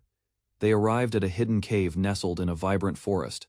Li Qiul asked if it was the same passage leading to the elder's dwelling. The old man affirmed it for now, and activated the gateway with a surge of glowing energy from his hand. A surge of blue light responded to his power, radiating out from his palm against the sealed stone. Magical runes lit up across the towering door. The elder warned that once entered, Li Qiul could not return until the trial concluded. Suppressing emotion, the mentor gave a final remark, hiding his own doubts with sarcasm. As Li Qiul pushed the doors open, a golden glow engulfed him. He recalled the many titles given to the founder within. Whispers of myth surrounded the founder, some claimed he was fiction. Suddenly, in the center of an open field, the figure of Li Heilhian appeared. Gripping his sword tightly, Li Qiul felt an intense presence. Li Qiul remembered that only a few challengers in history had ever attempted Mu Heilmong. The sole condition for victory was clear: defeat the founder at the age of 15. Attempting to test the waters, Li Qiul initiated a cautious approach. Shocked, he gasped aloud, his body collapsing as if drained of all energy. Confusion overtook him. The pain in his chest hinted at a critical strike. Lying motionless on the ground, he tried to understand what went wrong. He recalled experiencing simulated death before. This time there were no answers, only the undeniable fact that he had been pierced through the heart. Forcing himself to calm down, he reviewed everything. He considered every angle but couldn't recall the founder using any secret martial arts or advanced aura techniques. Even his sixth sense failed to detect the attack. It was as though something had bypassed all of his perception. He began to wonder if the founder's strike had exploited a blind spot. Doubts crept in, questioning whether such precision was even possible without supernatural awareness. It became clear Li Qiul's opponent could read his every move. Determined not to retreat, he steadied his breath, blade in hand. Li Heilhian surged forward, his body wrapped in explosive energy. Despite his injuries, Li Qiul steadied himself, gripping his blade tightly. Elsewhere, a messenger arrived at the Martial Esteem clan's residence. The patriarch confirmed Li Qiul had entered the gate and noted 10 months had passed. He questioned the boy's strength, surprised by his progress, as the youth had never truly experienced defeat. In battle, Li Qiul faced off against deadly foes, proving he had endured but never been broken. The patriarch explained, the boy never encountered real limits. He remarked that most warriors had fallen short when tested by the founder's overwhelming might. Now, for the first time, Li Qiul stood before an insurmountable wall, and this one was real. Inside a grand hall, a stern instructor questioned the harsh truth behind the low survival rate in the Bloodside's dream. Far away, sunlight poured over a towering stone cliff. At its base, a lone figure stood determined, silent, collapsed on the ground. The young boy gasped for air, sword barely within reach. Confused and disoriented, he questioned if a single blow had truly ended him. A memory struck his senses had been tricked. Sitting upright, he replayed the moment. A calculated strike through his blind spot had caught him off guard. Clenching his fists, he felt the cold edge of despair. Still, he rose with fiery resolve, picked up his weapon, and prepared to charge again. Energy coursed through his blade as determination solidified into clarity. Launching forward, he closed the distance with purpose this time, not as prey. He soared into the air, eyes fixed on his target, believing that struggle. Eyes narrowed, the founder awaited the incoming strike, his hand firm around the sword hilt. As the clash erupted, the young fighter realized the founder's power wasn't mystical. Despite a powerful counter, pain surged as he was struck again. Standing calm, the founder's instincts guided his every movement. He dashed forward, launching a sudden charge that forced the boy onto the defensive. In a brief instant, the boy anticipated a horizontal slash sweeping from the left. Although the attack grazed past, the boy clenched his teeth. Blood scattered mid-air, a reminder of his mistakes. Refusing to retreat, he countered with one fierce strike of his own. Momentum built as he followed with a second attack, fueled by focus. Blade after blade met in rapid succession, third, fourth, each one gaining confidence. He began matching the founder, momentarily fighting on even ground. The shift came when the founder finally released his aura, heightening the intensity. In response, the boy charged in his own style, fast, free, and unpredictable. Every skill he'd gathered led to this moment, unified by a foundation he'd forged unknowingly. At last, clarity struck. He understood the dream's purpose wasn't to defeat another but to conquer himself. He surged forward, breaking his own limits, shattering hesitation. Realizing his hidden strength, one the founder himself didn't possess, he grasped the power only he could awaken. A woman with sharp eyes praised the boy's magical talent. Grateful, he smiled and called her aunt, energized by her belief in him. Drawing on that encouragement, he unleashed his skill, enhanced energy art razor wind. Wielding his weapon overhead, he summoned a powerful vortex. The energy tore through everything in its path, shattering stone and echoing with force. As the dust settled, the wall that once seemed eternal began to collapse. Far away, an old man sipped quietly, reflecting on how rare the trial had become. As the earth trembled, his drink rippled, hinting that something unusual had begun. He looked toward the mountains, alarmed and curious about the source of the disturbance. Leaping from his seat, he ran outside, a sudden realization forming in his mind. With urgency, he dashed toward a large, sealed gate in disbelief. There, he stopped. Stunned Taishan had passed the trial against all odds. Smoke and steam lifted as the heavy gates opened, revealing the boy's silhouette. With calm composure, Taishan stepped forward and greeted the mountain keeper. Later, at rest, he was asked simply, "So how was it?"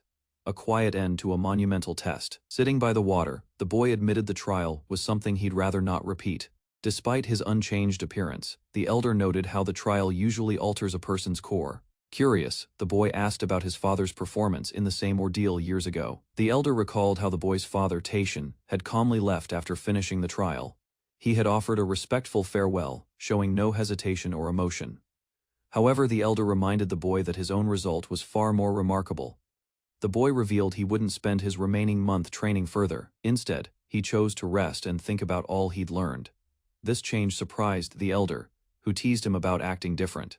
After sharing a light moment, the elder brought up a long-overdue debt. The boy, in turn, made a serious request to borrow the Dokibi Club. Faced with the unexpected proposal, the elder quietly absorbed the weight of the request. The older man tightened his grip on the cup, suspicious of the boy's calm approach and vague introduction. Without hesitation, the boy made his request to borrow the infamous Dokibi Club. Eyes wide, the man recoiled in shock, unable to believe what he had just heard. Rejecting the idea, he warned that the club wasn't fit for human hands and couldn't even be used properly. Still composed, the boy stated he only wished to touch it once, not wield it. Grumbling in frustration, the man reluctantly agreed, convinced it wouldn't amount to anything. Summoning the club with a surge of power, he muttered that the boy wouldn't manage anything with it. The weapon emerged massive, heavy, edged with brutal spikes, and bound in magical energy. He allowed 1 hour, warning misuse could result in instant death. With a smile, the boy accepted. Energy burst as he gripped the weapon and lifted it with ease. Watching in disbelief, the man struggled to comprehend what he saw. The boy left quietly while the man dismissed it as a fluke. In a hidden chamber, he dropped the club, drained from the effort. He muttered it wasn't even in its true form yet. The boy analyzed the Dokibi Club's power, aware it could summon typhoons or shift landscapes with a single swing. Clenching the hilt, he focused his energy, preparing to test whether the dark force within could be absorbed. Black energy began to swirl around the weapon as he studied how it responded to his presence. Elsewhere, the elder grumbled, confused by the boy's determination and unclear motives. Suddenly, pain struck his chest, his body trembling from the weapon's resistance. Despite the backlash, he clenched his fist and confirmed he had read the weapon's memory. He smiled. Realizing the memory link proved absorption was possible. That meant he could master weapons far beyond mortal limits. Satisfied with the result, he prepared to leave, confident he gained what he needed. The man met him at the door, surprised the boy's 1-year stay had ended. A small pouch landed in his hand, drawing a puzzled look. Curious, he asked what it was, inspecting the mysterious bundle. With a smirk, the elder shouted it was salt to ward off bad luck. The boy thanked him sincerely, promising to return someday. The elder laughed, jokingly, warning him to return with plenty of gifts next time. As the boy prepared to leave, he asked the mountain keeper if this isolated life brought him peace. The old man replied plainly, it didn't matter, the mountain was his home. He laughed, saying he still managed to enjoy his life with snacks. Before departing, the boy quietly declared his intention to someday restore the keeper's forgotten name. Surprised by the statement, The boy's calm smile said more than words ever could. From the cliffside, the elder watched silently, knowing that promise would one day call him back, alone now. He wondered how the boy had learned his hidden past. A tale from long ago unfolded a dokibi, who once caused endless mischief. Defeated twice by a man, the dokibi vowed to guard the mountain. That was the legend everyone knew. But the truth was deeper. The dokibi had lost again and made a final promise. His name was taken as proof of the pact, sealing his role away from the world. The victor explained that a name held one's soul, binding the dokibi forever. Yet it wasn't punishment, it was a safeguard. Only if a descendant returned the name would the ancient contract finally be broken.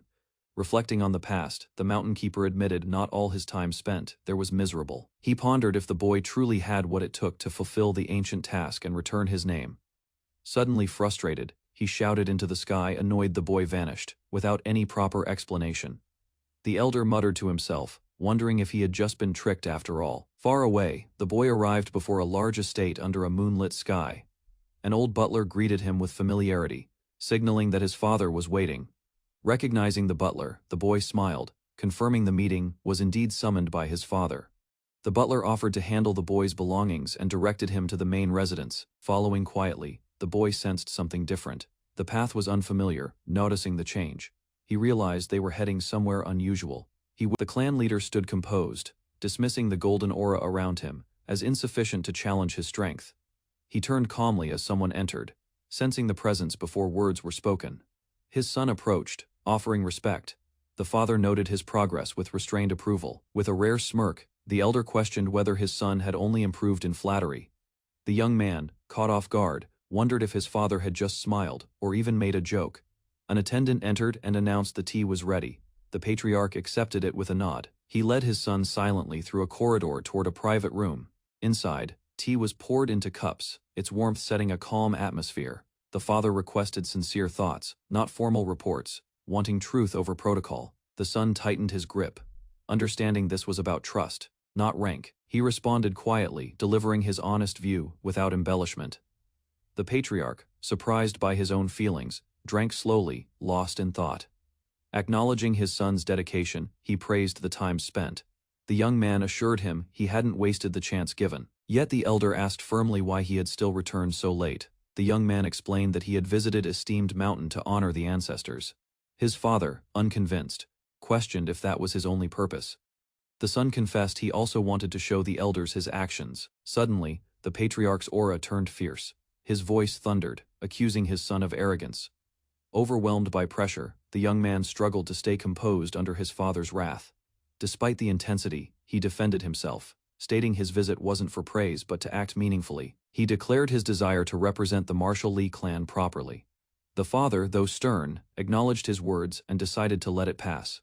However, he warned not to let ambition cloud judgment. The son accepted humbly. Just as tension eased, the father raised another issue. Something had been hidden. He revealed his son had entered the bloodless dream without permission, violating orders. With judgment firm, he commanded his son to follow, punishment now inevitable. The elder unsheathed his blade, prepared to test his son's growth through combat. He ordered him to arm himself and prove his strength through action. As the arena quieted, one elder remarked that this was a true test, not just of skill. The father requested a demonstration of everything his son had learned, using the blade in question. Realization struck the boy. His father had known of the forbidden training all along. He unsheathed the glowing weapon, its energy swirling with controlled intensity. Nervous but determined, the son steadied his breath, eyes locked on his opponent. The patriarch, calm and unmoving, simply said, "Come." With magic eyes ignited, the boy focused completely. Despite activating his heightened sight, he saw nothing. No aura, no flow, no energy. The realization hit him. His current magic eyes couldn't detect his father's power. Knowing they only drained focus, he made the quick decision to deactivate them. He dashed forward, understanding there was no time for hesitation or warm-ups. With force behind his first move, he launched his technique, Boundless First Form. The blade surged with blue energy, signaling his full commitment from the start. He followed through with Demon Slayer, a fierce, precise extension of his assault. The father observed calmly, acknowledging the combination of bitter wind and freezing cold. Though modest next to his own strength, he admitted it might still have some effect. The clan leader turned his back, seemingly unimpressed, as his son's attack surged forward with power. A swift wave of energy sliced through the air, closing the distance in a flash. He calmly raised his blade and deflected the forceful strike with overwhelming control. The impact shook the ground as the young man staggered from the counterforce.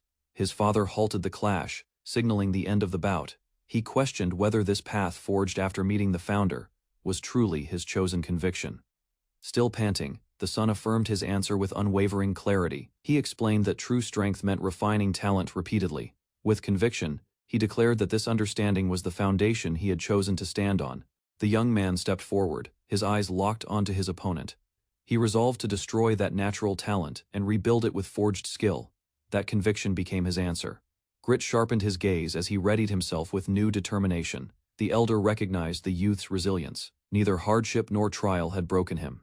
Changing the subject, he questioned the boy about his experience inside the bloodless dream. The boy couldn't put it into words. The trial had gone beyond comprehension. The elder remarked that if it couldn't be explained, then it wasn't truly his yet. He pointed out the recent strike lacked full effort, it wasn't his best form. Acknowledging the truth, the youth clenched his fist and admitted his awareness. Had the boy entered that dream with hesitation, consequences would have followed. Yet his seriousness was evident. The elder turned, choosing to spare punishment. Startled, the youth lowered his head and gave a quick, sincere apology. The elder inquired about his next step. Silence followed briefly. With resolve, the young man requested permission to advance. He expressed his goal, to enter the third-year curriculum, believing he had outgrown the basics. Pressed to speak plainly, the boy voiced his intent without hesitation. He asked for permission to begin his warrior's journey, eyes filled with determination. The elder had foreseen this. He linked the boy's request to the recent trial atop Heavenly Mountain. Walking side by side, the boy clarified he also sought personal growth beyond duty. His father warned that pursuing too many goals in one effort could lead to failure later. Acknowledging the risk, the young man accepted the advice humbly. Reflecting silently, he recognized that the elder's words held both warning and wisdom. The warrior's journey loomed ahead, a tradition where heirs must prove their worth without clan aid. To succeed, the challenger must accomplish a feat undeniable to all. Despite his young age, the boy stood firm. At 15, he was ready, though early. His strength and growth left no doubts in the elder's mind. Approval was granted, the journey could begin, marked by silent witnesses in the distance. Relief surged in the boy as permission was given. However, the elder's voice halted him. Conditions would be attached. With calm authority, the man declared there would be 2 terms to fulfill. At the administration department, Li Chiul arrived for an important visit. His uncle greeted him warmly, recognizing the effort Chiul had endured. Embracing him tightly, the uncle confirmed he was doing well, cheerful and energetic as ever. The uncle complimented how much Chiul had grown, noting his height with fatherly pride. Inviting him to sit, he gestured toward the couch, offering a drink as they settled in. Chiul politely declined, having just eaten with his nanny. Noticing fatigue in his uncle's face, Chiul explained it stemmed from overwork. Shifting the moment, he revealed he brought a gift, a tonic he had prepared himself. Placing the box on the table, he presented it with quiet sincerity. The uncle opened it, curious. Chiul explained it would enhance magic and stamina for weeks. He was touched by the thoughtfulness, surprised by Chiul's care. As he opened the lid, a fresh earthy scent emerged, drawing his full attention. Chiul added that even the mountain keeper praised the tonic's quality. Encouraged to try it, the uncle hesitated, then agreed to take it on the spot. With trust in his nephew, he swallowed the tonic, while Chiul watched quietly for a reaction. After consuming the tonic, the uncle felt its immediate effect. Energy surged through him. He sensed how training under its influence would accelerate growth. Impressed by the potency, he questioned if Chiul had really made it himself. Curious, the uncle asked if Chiul knew the full recipe. Chiul explained he did, and noted it could be altered with other ingredients. Wanting to preserve its secrecy, the uncle advised Chiul to memorize it. Chiul smiled, acknowledging his uncle's selflessness in thinking ahead for his future. They laughed together, the uncle joking about being used later if needed. Amid the laughter, he brought up Chiul's upcoming warrior's journey. The uncle grew serious, warning that the decision would stir controversy among the clan. Many eyes would be on Chiul. Accusations of favoritism would follow since others couldn't blame the family head directly. He questioned the approval, knowing the elder council also had authority over such matters. He reminded Chiul that the elders were not supportive of him. The odds were stacked, Chiul calmly assured him. He'd already thought it through. Needing support, he asked his uncle for help, hoping to meet those conditions together. Bright skies framed the return of a young man to a familiar training hall, silent and unchanged. He walks in slowly, remarking to himself how long it has been since his last visit. After a quick stretch, he begins warming up, sensing a presence approaching from behind. Without warning, a woman bursts through the door. Surging with fiery emotion, she charges at him, arms wide and voice raised in dramatic reunion. Grabbing him tightly, she scolds him for not visiting sooner. She confronts him sternly about his constant missions, upset that he barely returned before departing again. Before he can reply, she notices a change and pauses mid-scolding. She praises his growth, impressed by his strengthened mana and improved circuit control. Smiling proudly, she reveals her own training progress and aura mastery. Excited, she suggests testing out their skills together, eager to see the results. He hesitates, politely refusing, explaining that today marks the start of a busy schedule. As he turns away, he gently apologizes for not joining her plans. She looks disappointed, but their attention shifts as footsteps echo through the hall.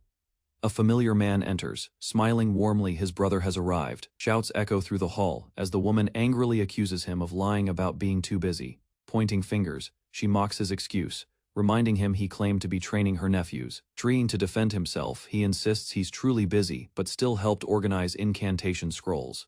Watching quietly, the younger man can't believe his brother helped despite such a full schedule. The elder suddenly compliments the research materials, saying they aided his training. Smiling, the younger asks how he's been during their time apart. His brother replies, he's doing well, but cuts off mid-thought. Grabbing him playfully, he scolds him for leaving for Heavenly Mountain without notice. Apologetically, the younger explains he left because their father summoned him back. In a quiet room, their father speaks about teaching the youngest child. He asks the elder son to take his place as instructor. Surprised, the son questions the request. Despite hesitation, he agrees without complaint. Their father warns he must be fully prepared, exiting the room. The son walks away, silently absorbing the weight of his new duty. As he leaves the room, the elder son quietly thanks his father for the unexpected trust. Walking alone, he reflects on the youngest's rare opportunity, one he wasn't even granted. He realizes their father's request may be a subtle push to drive competition between them. Determined, he resolves to visit the youngest immediately and begin training without delay. Recalling their father's expectations, he acknowledges the youngest may close the gap in less than 10 years. Smiling, he assures the boy that helping him now fits his role as the current successor. The succession license, a symbol of mastery over clan techniques. Asked if he'll be the instructor, he replies that the elders won't offer complete guidance. With confidence, he prepares to handle the foundational training himself. Memories of past sabotage, failed promotions, and forced setbacks flash across the younger's mind. Moved by his brother's support, he expresses his sincere gratitude. His brother downplays it, silently amazed by the younger's rapid growth. Mana pulses through the younger's body, once hard to sense, now nearly immeasurable. Though surprised, the older smiles, wanting to remain the brother he looks up to. Their aunt enters, clearly unamused by their growing bond. Suddenly, the aunt scolds them both for speaking while she was talking. Despite the tension, the older brother asks her to remain calm as she storms off dramatically. Before leaving, she reminds the younger one to resume training, glancing back with frustration.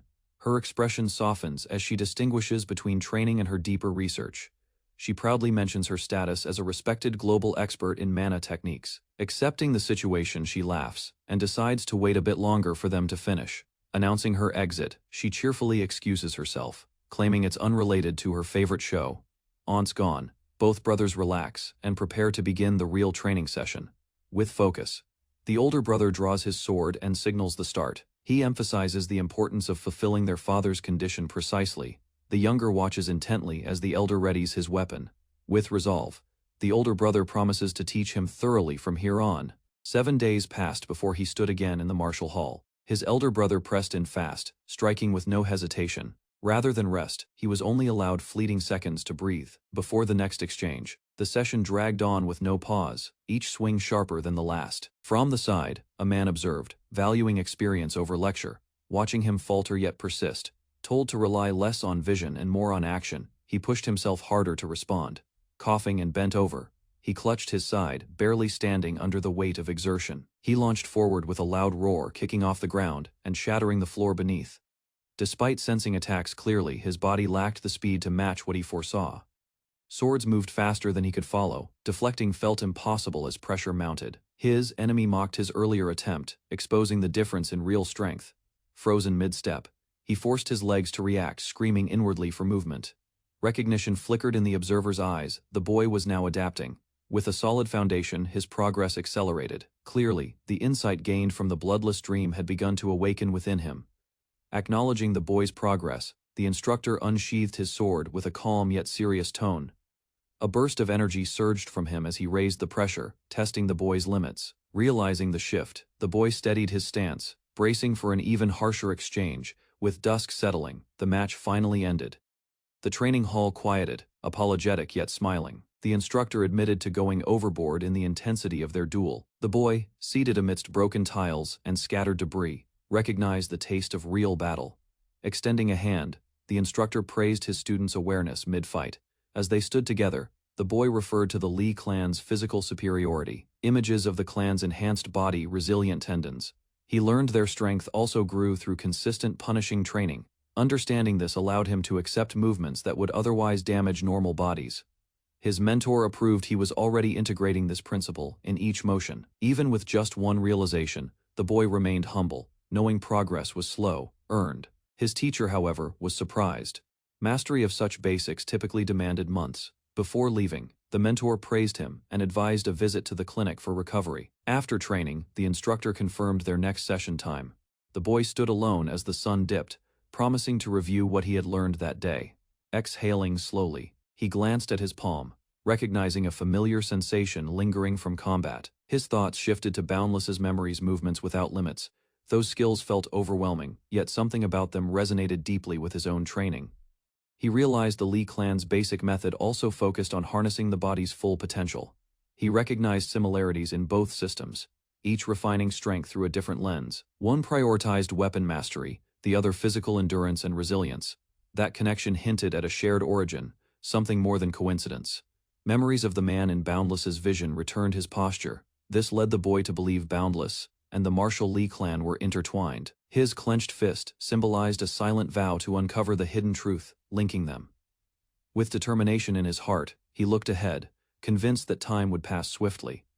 Elsewhere, within the clan's inner halls, a senior meeting quietly convened. The chief administrator arrived unexpectedly, stirring curiosity about a certain illegitimate son's request. Tension filled the elder council chamber, as one member objected to the illegitimate child's request, citing his status and inexperience. Another elder clarified the boy had applied directly to the patriarch after returning from Heaven's Mountain. The elder chairman reminded everyone that no decision had yet been made, as the patriarch deferred judgment to council discussion. Some members pushed to immediately reject the application, assuming authority rested with them. However, the chairman explained the situation wasn't simple. The boy possessed the strength of a fifth-rank martial artist. His success in the bloodless dream trial meant there were no clear grounds to deny his qualification. To block the boy, the chairman proposed inventing a formal excuse grounded in tradition and order. He asked the council for alternative suggestions, inviting discussion rather than making a unilateral decision. One member raised his hand confidently, ready to present a new idea to challenge the request.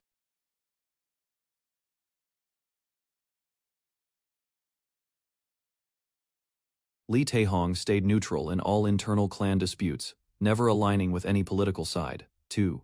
The elders. He maintained the image of an elegant observer, avoiding involvement. Seeing him at the meeting, they assumed he came to support Lee Chul due to their shared illegitimacy. Taehong understood the system well. Only direct descendants faced 3 official trials. The steel selection, naming ceremony, and warrior's journey shaped those qualified to become key figures.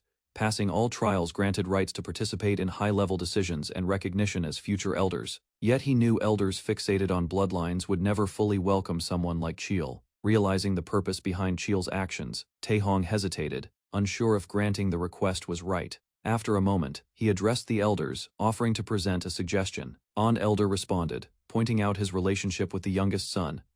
Taehong admitted he didn't dislike him, acknowledging the boy's efforts. He emphasized that hard work, not bloodline, earned his respect. Still, the elder warned that Taehong had gone too far. He stressed that tradition could not be bypassed regardless of circumstance. Taehong simply smiled, letting the weight of those words settle. He, frustrated yet composed, explained that he wasn't dismissing the clan's rules. He admitted that as chief administrator, he simply sought flexibility rather than rigid enforcement.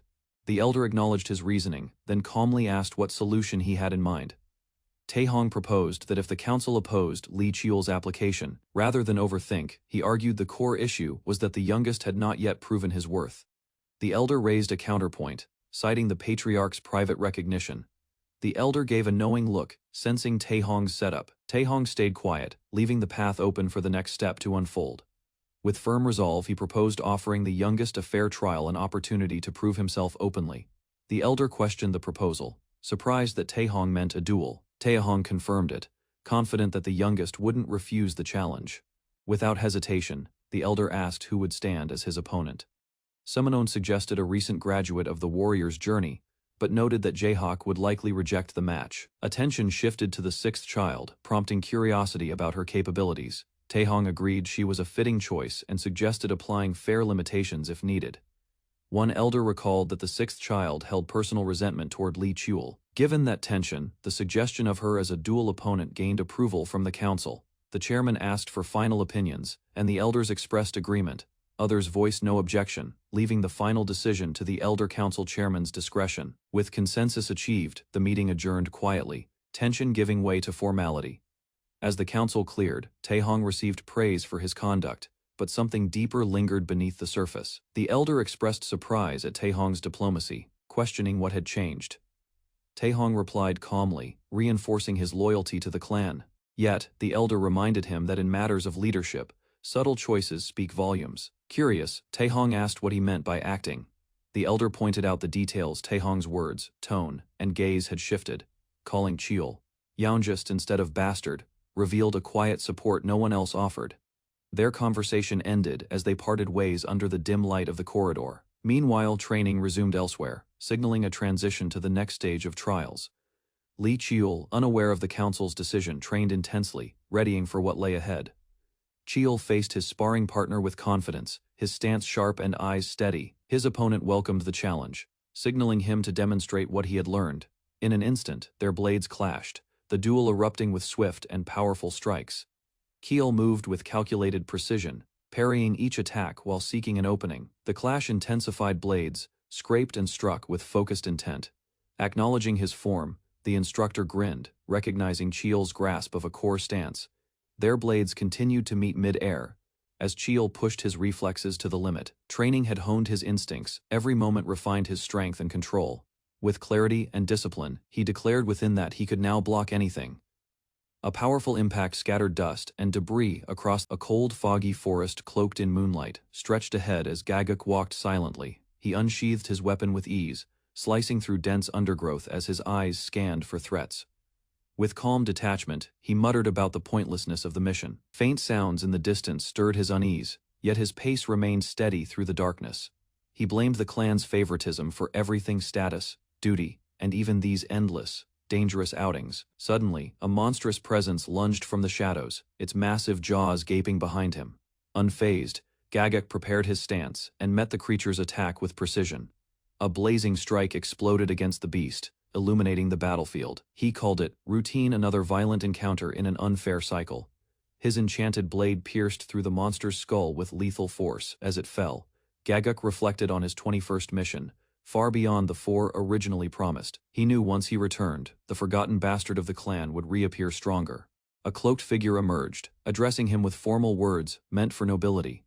Gagak's eyes widened, sensing a new weight behind the stranger's presence. With a steady voice, he revealed his identity: number 12 of the Silent Sword Squad. A cloaked agent from the Elder Council stood before Gagak. With a cold tone, the masked figure announced he bore a message directly from the council head. Gagak scoffed at the idea, clearly unimpressed that the arrogant elder himself had made such a move. In the shadows, rage built up within another member of the clan. He grinned darkly, interpreting the message as an opportunity to remove Gagak permanently. Mocking the council head's inaction, he laughed maniacally. Eyes sharp, the sixth young lady accepted the message, hiding fury behind her calm words. She promised retaliation, her blade igniting with blazing energy as she gave the order. Her vow to crush Li Qiul burned as intensely as the flames surrounding her fist. Meanwhile, a peaceful morning dawned as Li Qiul entered a serene courtyard. They exchanged words about his training progress, noting his swift mastery of the basics. Seated across the table, Qiul mentioned wanting to discuss the newly announced schedule. Qiul smiled, saying he would have visited sooner if he knew a meeting was needed. His uncle questioned his nerves, surprised by the boy's relaxed demeanor. With confidence, Cheol claimed everything was unfolding exactly according to his plan. Keel's uncle recalled how his father approved the warrior's journey under two strict conditions. The first requirement demanded complete mastery of the basic techniques. However, the second condition earning the approval of the Elder Council. Keul was given complete freedom in how he might win the council's favor. The seriousness of the task settled in as he sat. He formed a new plan to shift the situation to his advantage. He decided to engineer a scenario where opposition would be difficult. By leveraging his uncle's support, Cheol prepared an official sparring match with his sixth sister. He believed proving himself in this trial would push the council toward approval of his journey.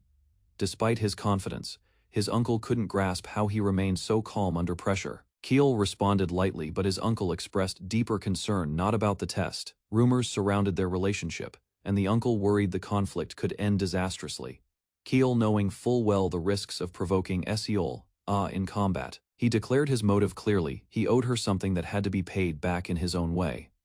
The answer startled his uncle, who struggled to understand the reason behind such a bold decision. The uncle grew frustrated, questioning why such a reckless duel had to happen so soon. He clarified that his concern wasn't about strength, but the danger his nephew might face. Despite his worry, Cheol teased him, recognizing genuine care behind the scolding.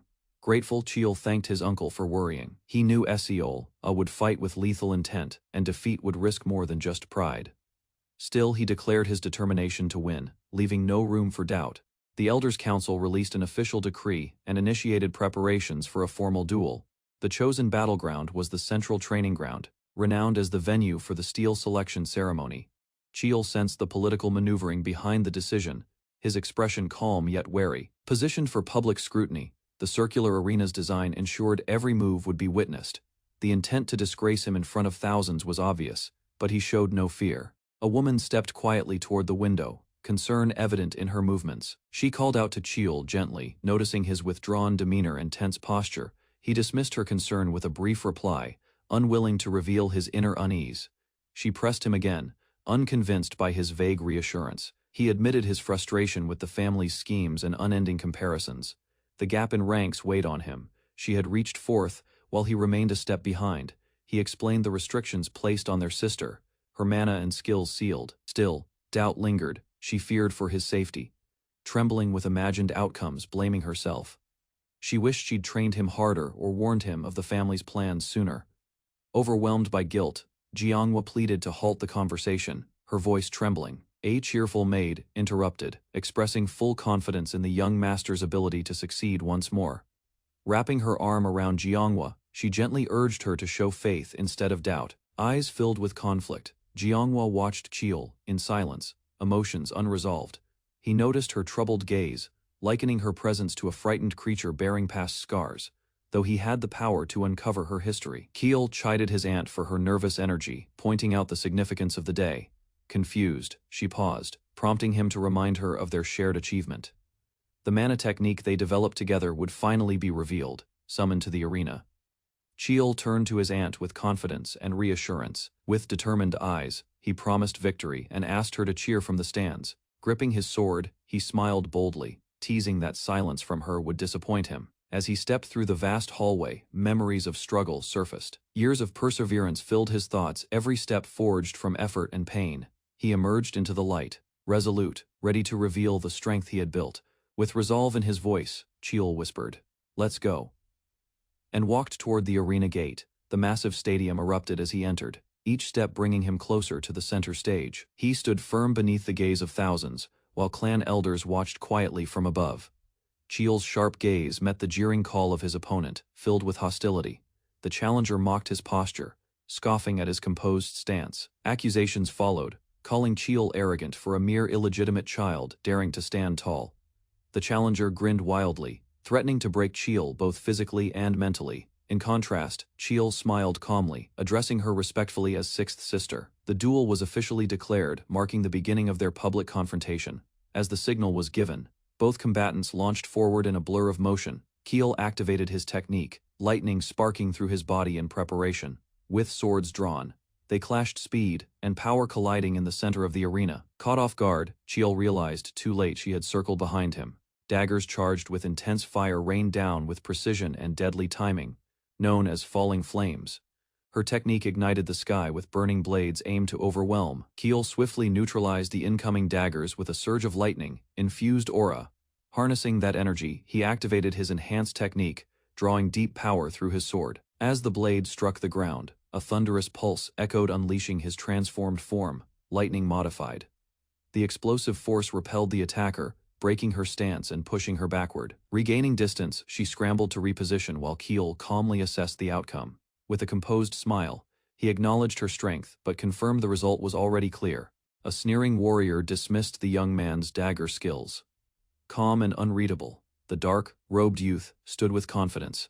Daggers in hand, ignoring the insult infuriated, the challenger charged forward, shouting as he prepared to strike with both blades. Leaping into the air, the attacker slammed down with force, attempting to overpower his opponent.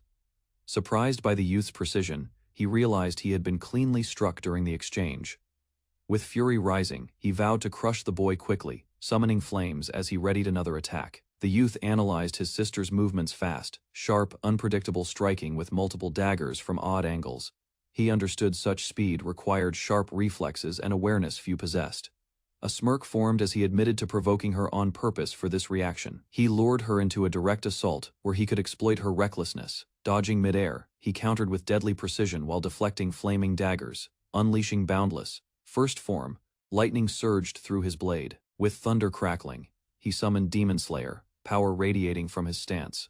Realizing the danger, she froze, wide-eyed. The clash erupted violently, engulfing them both in a storm of blue lightning. A violent explosion of energy erupted across the arena, shaking the ground and silencing the crowd. Spectators looked on in shock, unable to comprehend the overwhelming force unleashed in that moment. As the dust cleared, the black-robed youth stood alone, calm amid the chaos. His sister rose to her feet, shaken but not defeated. She clenched her blade, aware that the secret technique he used couldn't be taken lightly. Knowing the risk, she prepared to strike again, unwilling to lose despite the overwhelming gap. With flames ignited around her weapons, she rushed in, aiming to break through his defense.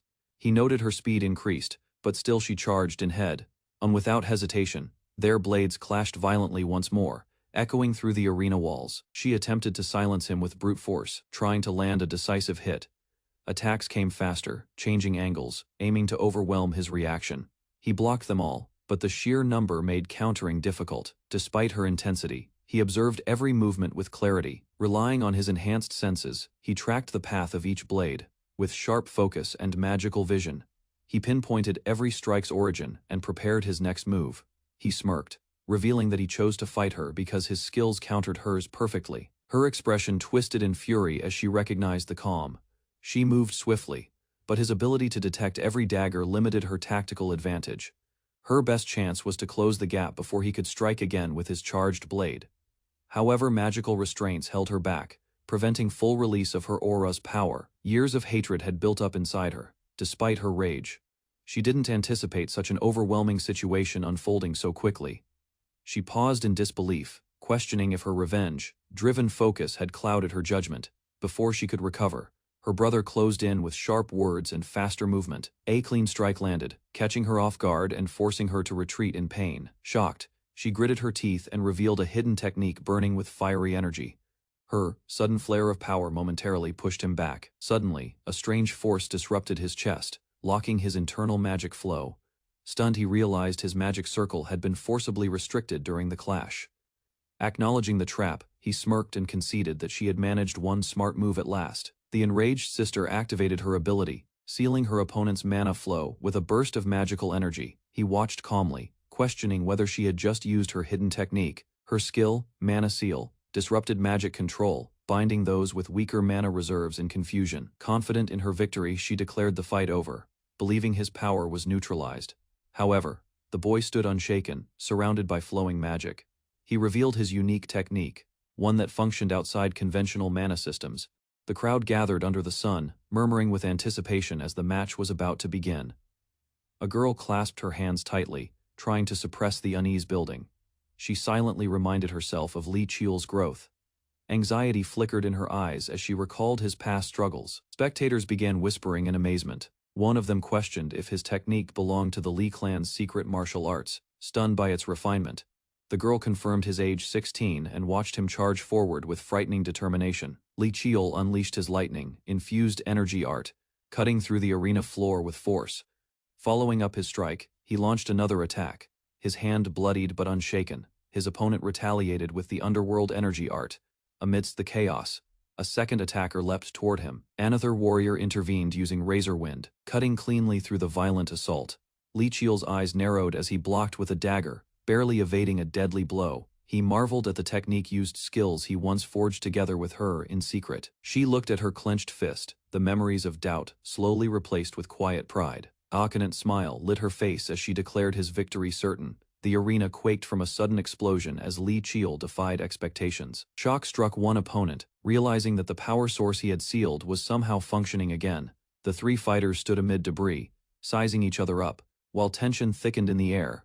Li Qiul revealed the hidden truth: his mana technique functioned entirely through independent circuits. Empowered by this unique method, he surged forward. In a blur of speed, Li Qiul dashed forward, catching his enemy off guard. The attacker widened his eyes, stunned by Qiul's sudden burst of speed and power. Before anyone could react, a wave of energy crashed into the opponent, forcing him back. He barely blocked Qiul's strike but was overwhelmed by the sheer force behind it. The second assailant tried to counter but was smashed down by Qiul's relentless energy crumbling from pressure. He whispered disbelief. A new threat began to rise as strange red energy pulsed ominously from the arena wall. From above, an unfamiliar figure watched with piercing eyes. Sensing the shift in battle, the fighter with glowing red pupils stepped forward. The enemy's fury boiled over as he muttered disbelief. Consumed by rage, he exploded with fire, declaring vengeance against the illegitimate boy who humiliated him. From the stands, another observer noted. This was no longer a duel. Fiery blades spun through the air, encircling the arena with burning trails and lethal intent. The enemy prepared his ultimate attack, channeling everything into the final spell. With eyes blazing, he screamed his intent to kill. The judges rose in alarm, shouting that the rules were being broken. Li Qiul stood firm, his blue mana surging calmly around his arm and weapon. As power gathered in his blade, the glowing sword hummed with energy in response. Missiles of flame fell like meteors, but Li Qiul didn't flinch, facing them head on. He deflected the blasts with precise movements, dodging through the chaos without hesitation. Amused and frustrated, the opponent demanded to know how Qiul could still stand unscathed. Qiul reminded himself that unlike others, he revealed the blade's identity, Black Thunder, a weapon that adapted to his unique mana flow. With clarity and control, he declared the sword matched him perfectly, ready for the final clash. The arena trembles as Qiul summons the ancient sword, Black Twilight. A dark aura flows around him. The sword senses his strength and responds. He calmly accepts the weapon's resonance. Despite its immense energy, the enemy steps forward, claiming his turn. Dust swirls with his movements, signaling a new attack. Qiul observes as the foe reuses a previous technique, gripping both blades tightly with intent. The opponent keeps his distance, believing range will protect him from another devastating strike. Surprisingly, Qiul shifts into an offensive stance. Electric current builds rapidly around his body. He reveals the sword technique, Demon Slayer, created for defeating monsters. Without regard to proximity, lightning intensifies. Distance means nothing to the power now concentrated in his blade. With swift motion, he activates Boundless. First form, the air vibrates. His strike, Demon Slayer, rips through the arena, glowing blue and unstoppable. The enemy reacts too late. The ground beneath him collapses from the impact. An explosion follows, engulfing the battlefield. Energy surges outward. As smoke clears, Qiul kneels amid debris, exhausted and barely upright. Pained, he realizes using the sword's full power has strained his body to its limit. Though wounded, Qiul refuses to fall. The dust settles, but his resolve stands firm in the chaos. Despite Demon Slayer's toll, he forces his legs to move. He knows the battle isn't over yet. His opponent reemerges from the smoke. She charges with force, closing the gap instantly. He reacts too slowly. Her speed catches him off guard. He notes how dangerous she truly is. They exchange rapid blows. She strikes first, aiming straight for his chest. Blood stains his shirt as the blade pierces his side. They both stagger back, breathing heavily. He grips the wound, staying conscious. She collapses, unconscious from earlier damage, though bleeding. Qiul remains calm. He reflects that, without Demon Slayer, he realizes she passed out from the earlier strike. Her instincts still fought back. Recognizing her bloodline, he respects her reaction. His expression softened slightly. Elders approach him, questioning his next move. The pain returns, but he raises his voice. Attention shifts to him. From the center of the arena, he declares to the crowd and clan warriors. He addresses the elders, and even those who doubted him, demanding they witness what he has proven today. Keel raises his fist above the battlefield. His opponent lies unconscious behind him, defeated. Addressing the entire arena, he speaks not in anger but with resolve. Standing tall, he declares that for the first time he has proven his worth not just to others. Applause begins. At first, a few rise to their feet, clapping slowly. More join in. Warriors and elders alike begin acknowledging his strength. The crowd cheers. Admirers call out his name, and Cheel stands surprised by their support. Friends shout their joy from the stands. Some scream in excitement, others in admiration. Keel takes it all in silently, steady in posture as the noise builds. Even the elders offer praise. One nods with approval. Keel reflects on his father's silence, understanding it as his way of pride. He realizes the entire battle had been carefully staged. What seemed random was a calculated path to force his growth and reveal his strength. Elders discuss the outcome. One asks how many could have succeeded in Cheel's place. Cheel is acknowledged. His right to begin the warrior's journey is granted. Bowing respectfully, he thanks his father, now no longer just a shadow among siblings. Cheel lowers his head slightly, his expression unreadable as thoughts gather behind a faint smile. He acknowledges the situation, subtly hinting there is more. He intends to reveal, despite the moment's closure. Placing a hand on his chest, he faces forward. The elder sensed hesitation in the boy's eyes and noted he had more to say.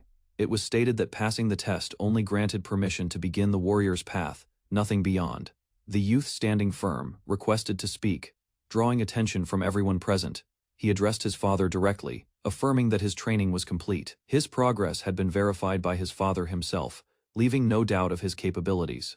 He recounted surviving Heaven's Mountain and conquering the Bloodless Dreams test, witnessed by all. Since the reward decision was given to the Elder Council, he now sought their response. Despite completing every challenge, he remained unrewarded, blood still fresh on his robe.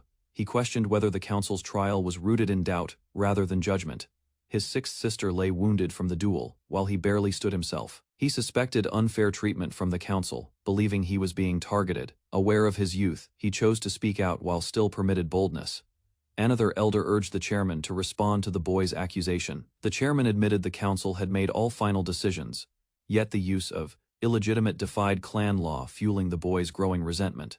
The boy stated he never once used his lineage as an excuse throughout the trial. The elder claimed the council's decision was to protect him from danger due to his young age. But he questioned why then the sixth sister, older and stronger, was chosen as his opponent. He argued logically that the seventh brother or other warriors should have been selected instead. The elder hesitated, caught off guard by the sharp reasoning. A nearby man laughed, praising how cleverly the boy trapped the chairman in his own logic. Suspicion arose that the sixth sister was chosen to provoke this very outcome. The elders claimed she was the most fitting opponent for the evaluation. Still, the boy insisted that if it were fair, the duel wouldn't have been held publicly. He demanded to know why the test was made into a spectacle. The elder recognized the boy's calculated move to reveal bias. Another reminded the crowd of the chairman's respected position. One elder said the boy had been emotional but rude. He apologized calmly, showing restraint despite his frustration. The chairman, cornered, finally admitted a reward should be granted. He stood tall, apologizing once more for his earlier disrespect, stating he only did what was necessary. He simply wanted to receive the reward he had earned, leaving the elder visibly shaken. Days passed quietly after the duel, the sky clear above the estate, as calm returned. Lying in bed, he sighed, surprisingly missing the solitude of the heavenly mountain. Locked in for recovery, he recalled the strict warnings that kept him from moving freely. He muttered that a healing potion would have sped things up just before someone knocked. Surprised, he welcomed familiar faces, former companions who had come to visit. They had waited until he was free, eager to see him again after his return. He invited them to sit, glad for the reunion, and the casual conversation it brought. He asked how they had been, and they responded with cheerful updates. Lone admitted that though there had been provocations. Curious, one friend asked what kind of training he endured to become so strong. He gave no direct answer, only a knowing look as memories stirred. They insisted they saw his duel, there was no hiding his growth from them anymore. One of the boys excitedly insisted that everyone must have noticed something during the duel. However, his friends hesitated, unsure how to respond or whether they agreed. They quickly offered apologies for not visiting earlier. The mood shifted to laughter as the main boy teased Kim Han about slacking off in his absence.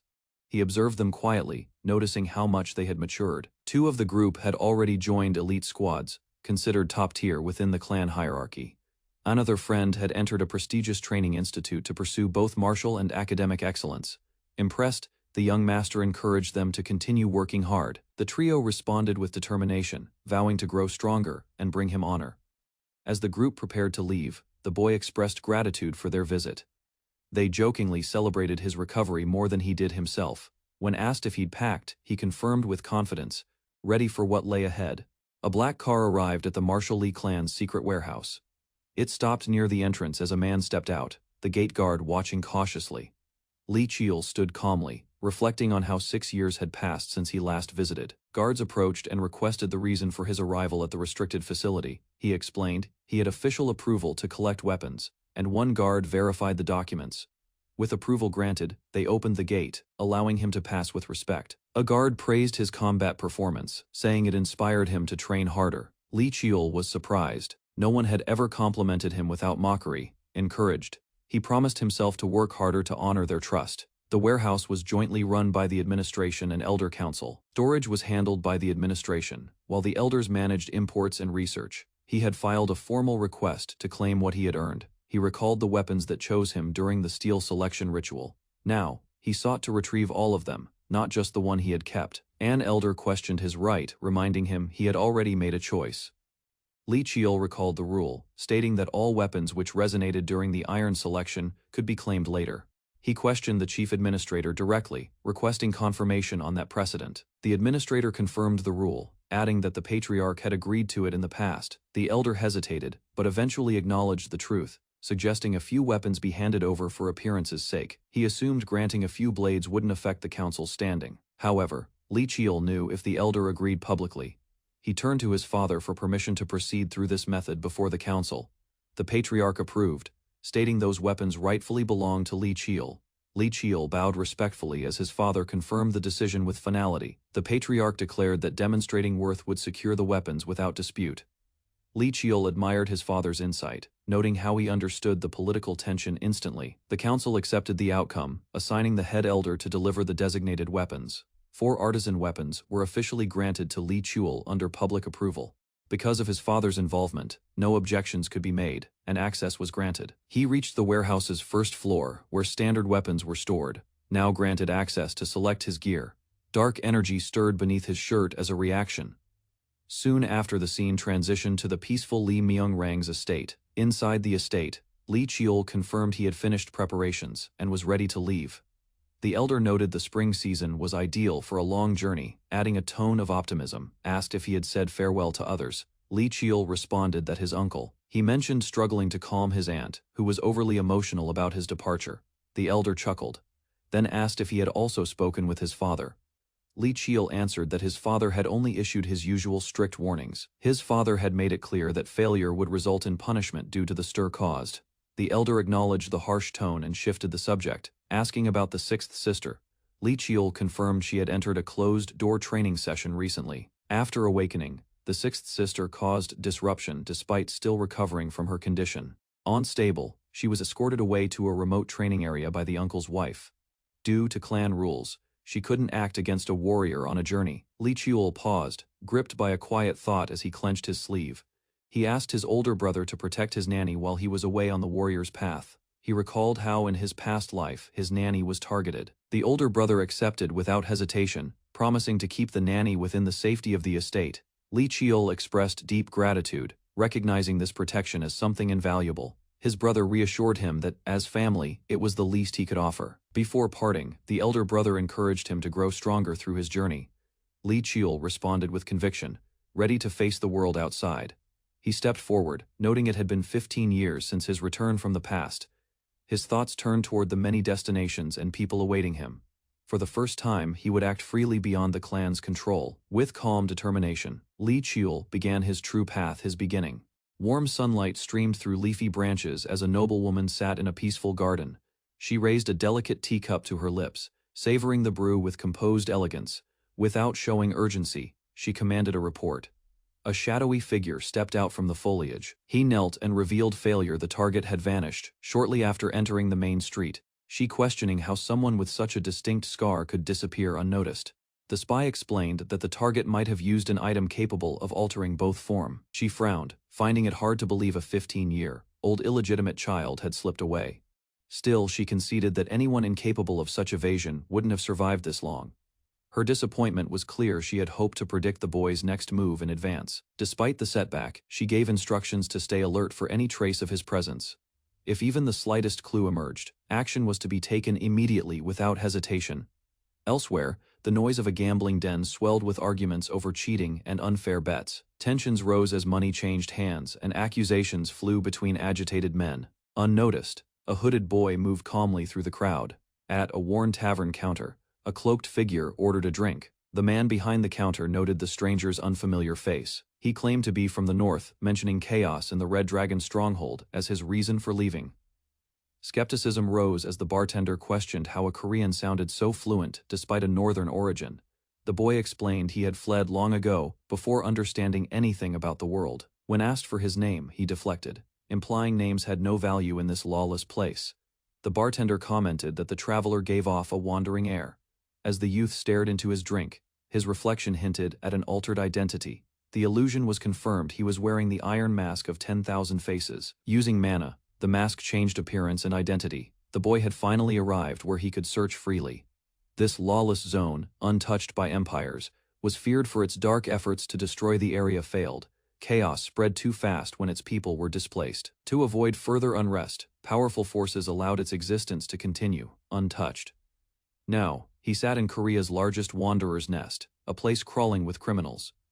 In a quiet moment, the boy reflected on his past. Though previously discovered, he had returned intentionally. He asked the bartender a direct question: who was currently in control of the nest. The bartender responded cautiously, asking why the boy wanted such sensitive information. Unwilling to reveal his goal, the boy claimed he only needed to assess the risk before acting. His request was met with resistance, prompting him to place money on the table to loosen tongues. Satisfied, the bartender accepted the cash and asked for snacks and more beer in return. He finally revealed that Baek Chol-soo had been managing the nest for the last decade. The name was instantly recognized, confirming the boy's suspicions about the power structure. Baek Chol-soo was once a small-time dealer. Even now, he ran multiple crime rings, hiding them under layers of front organizations. The boy muttered his intent this time. He would claim what was his before anyone else. Elsewhere, inside a well-guarded mansion, he relished in the profits beyond his pharmaceutical fronts, wielding influence behind the scenes. A subordinate entered to report, unaware that trouble was already drawing near from the shadows. Section Chief Jung Jin-soo stood confidently. As he turned away, a subtle smirk revealed hidden intent beneath his composed exterior. With a light admonition to keep a calm expression, he was reminded to maintain appearances. Baek Chol-soo approached, reminding Jin-soo that no one was forcing him to stay in the organization. Grabbing him by the collar, Baek offered a choice: endure what lies ahead or leave immediately. Jin-soo forced a smile, assuring he would remain cautious and loyal for now. Baek, pleased by the response, praised him and reminded Jin-soo of all he'd gained under him. Despite the cordial words, the power dynamic was clear. Jin-soo remained under Baek's control. Shifting focus, Baek directed attention to a report detailing the next move in their black market plans. Baek mentioned the limited number of black market entry passes distributed. Still, he proposed slightly expanding the invites to boost engagement. Jin-soo disagreed, recommending exclusivity to maintain prestige. Outside the mansion, under the moonlight, Baek reflected on long-term ambitions. He reminded Jin-soo that their true goal was not survival but domination through the shadows. Using illegal networks as a base, they aimed to rise into legitimacy and power into the light. The morning sun cast soft light over a secluded estate, nestled in a quiet landscape of trees and stone. Inside, a man in a dark suit discussed the current black market. He explained its uses, mainly for laundering money and exclusive entertainment. The man added that rare items like elixirs and artwork were traded frequently. He went further, stating even people could be acquired if one had the right connections. Nearby, another man observed quietly, noting how the desires of the upper class never changed. The speaker was confident in the Baragol gang's rise and their growing influence. Suddenly, a subordinate rushed in, yelling about an emergency that couldn't wait. The boss reacted sharply, questioning his behavior and threatening him for the outburst. Apologizing, the subordinate explained the urgency and tried to regain composure. Commanded to speak, he informed the boss of an unexpected visitor. The guest had arrived at their South Pyongan base and required personal attention. The boss asked for the guest's identity. He learned the visitor came from the Eastern Martial Lee clan, a powerful name, in the city. The guest approached the building his calm walk, hiding unknown intentions. A tall man entered the sleek building, which appeared ordinary but was secretly a major base for the Bike Goal gang. At the reception desk, a woman greeted him politely, unaware of his identity. Without hesitation, he demanded to see Baek Cheol-soo, leaving her stunned and confused. She insisted there was no one by that name, but his warning silenced her quickly. Threatening destruction if ignored, he spoke with calm authority, forcing her to reconsider, noticing his dark hair and golden brown eyes. Panicked, she hesitated, but tried to lie, claiming the boss was absent. He hinted that leaving was an option for him, but not for Baek Cheol-soo. Under pressure, she gave in and agreed to make the call. She offered to escort him to the VIP room while contacting her boss. He followed, without resistance, as she accessed a secure elevator. He noted his unchanged appearance and age estimate, relieved it wouldn't raise suspicion. Reflecting on Baek Cheol-soo's abilities, he assumed voice disguise through mana was unlikely. Deciding to slightly lower his voice, he mentally prepared for the next move. Entering the room calmly, he accepted the offer for tea, awaiting what would follow. Seated calmly, the guest reflected on how little it mattered if something happened to the Baekgol gang's headquarters. Still, the Martial Lee clan rarely intervened in person, which made his presence highly unusual. He admitted internally that there was no choice. Moments later, the real Baek Cheol-soo entered the room alongside a subordinate. He offered a polite apology for being late, trying to appear composed. While walking in, he explained the urgency of his arrival and asked about the visitor's purpose. The question barely left his lips when the guest launched a sudden strike. Baek was sent flying from the force, unable to react in time. The guest stood over him, criticizing the arrogance of walking in without humility. Baek lowered his head, now fully aware he had misjudged the situation and his guest. He realized the man wasn't pretending he truly belonged to the Martial Lee clan. Clenching his fist, he accepted the painful truth. Knowing this was no ordinary visitor, Baek mentally acknowledged the overwhelming force and precise strike he had underestimated. He could feel the dominating pressure that only came from the direct bloodline of the clan. Introducing himself properly, Baek Cheol-soo showed respect. The guest subtly addressed the nature of Baek Cheol-soo's underground operations. Caught off guard, Baek attempted to deny any wrongdoing, feigning confusion and discomfort, yet the guest continued, exposing the black market involvement. With a cold stare, the guest criticized Baek's ambition to use illicit trade for personal gain. Baek listened nervously, realizing the stranger had extensive knowledge of his background. Trying to save face, Baek apologized if his actions had offended the Martial clan. The guest explained that someone had been observing Baek's activities from afar for some time. He revealed that this unknown lord sought to initiate something through Baek's resources. Curious, Baek respectfully asked who this mysterious lord could be. He was told the lord descended from the purest bloodline of the Martial Lee clan. This individual held the strongest claim to leadership within the family. The name was spoken Lee Jae-hak, the seventh of the clan. Lee Jae-hak, the seventh son of the esteemed Martial Lee clan. His reputation as a direct descendant was built on unmatched business intelligence. Though setbacks occurred, his methods ensured he always emerged with the upper hand. Suspicion rose among the men discussing his actions, unsure why someone of his level would involve himself directly. Doubt surfaced as they questioned the validity of his connection to the direct bloodline. Their hesitation was met with silent confidence, until one pointed out arrogance in his gaze. Jae-hak responded calmly, entrusted with yet another responsibility. He reassured them with sharp clarity if he intended harm. He could have acted the moment they met. Drawing forth a glowing weapon, he unveiled the demon spear, Baekjeol. The spear shimmered, its jagged form resembling ocean waves, the head longer than the shaft. It was recognized as the relic taken during a northern sea mission.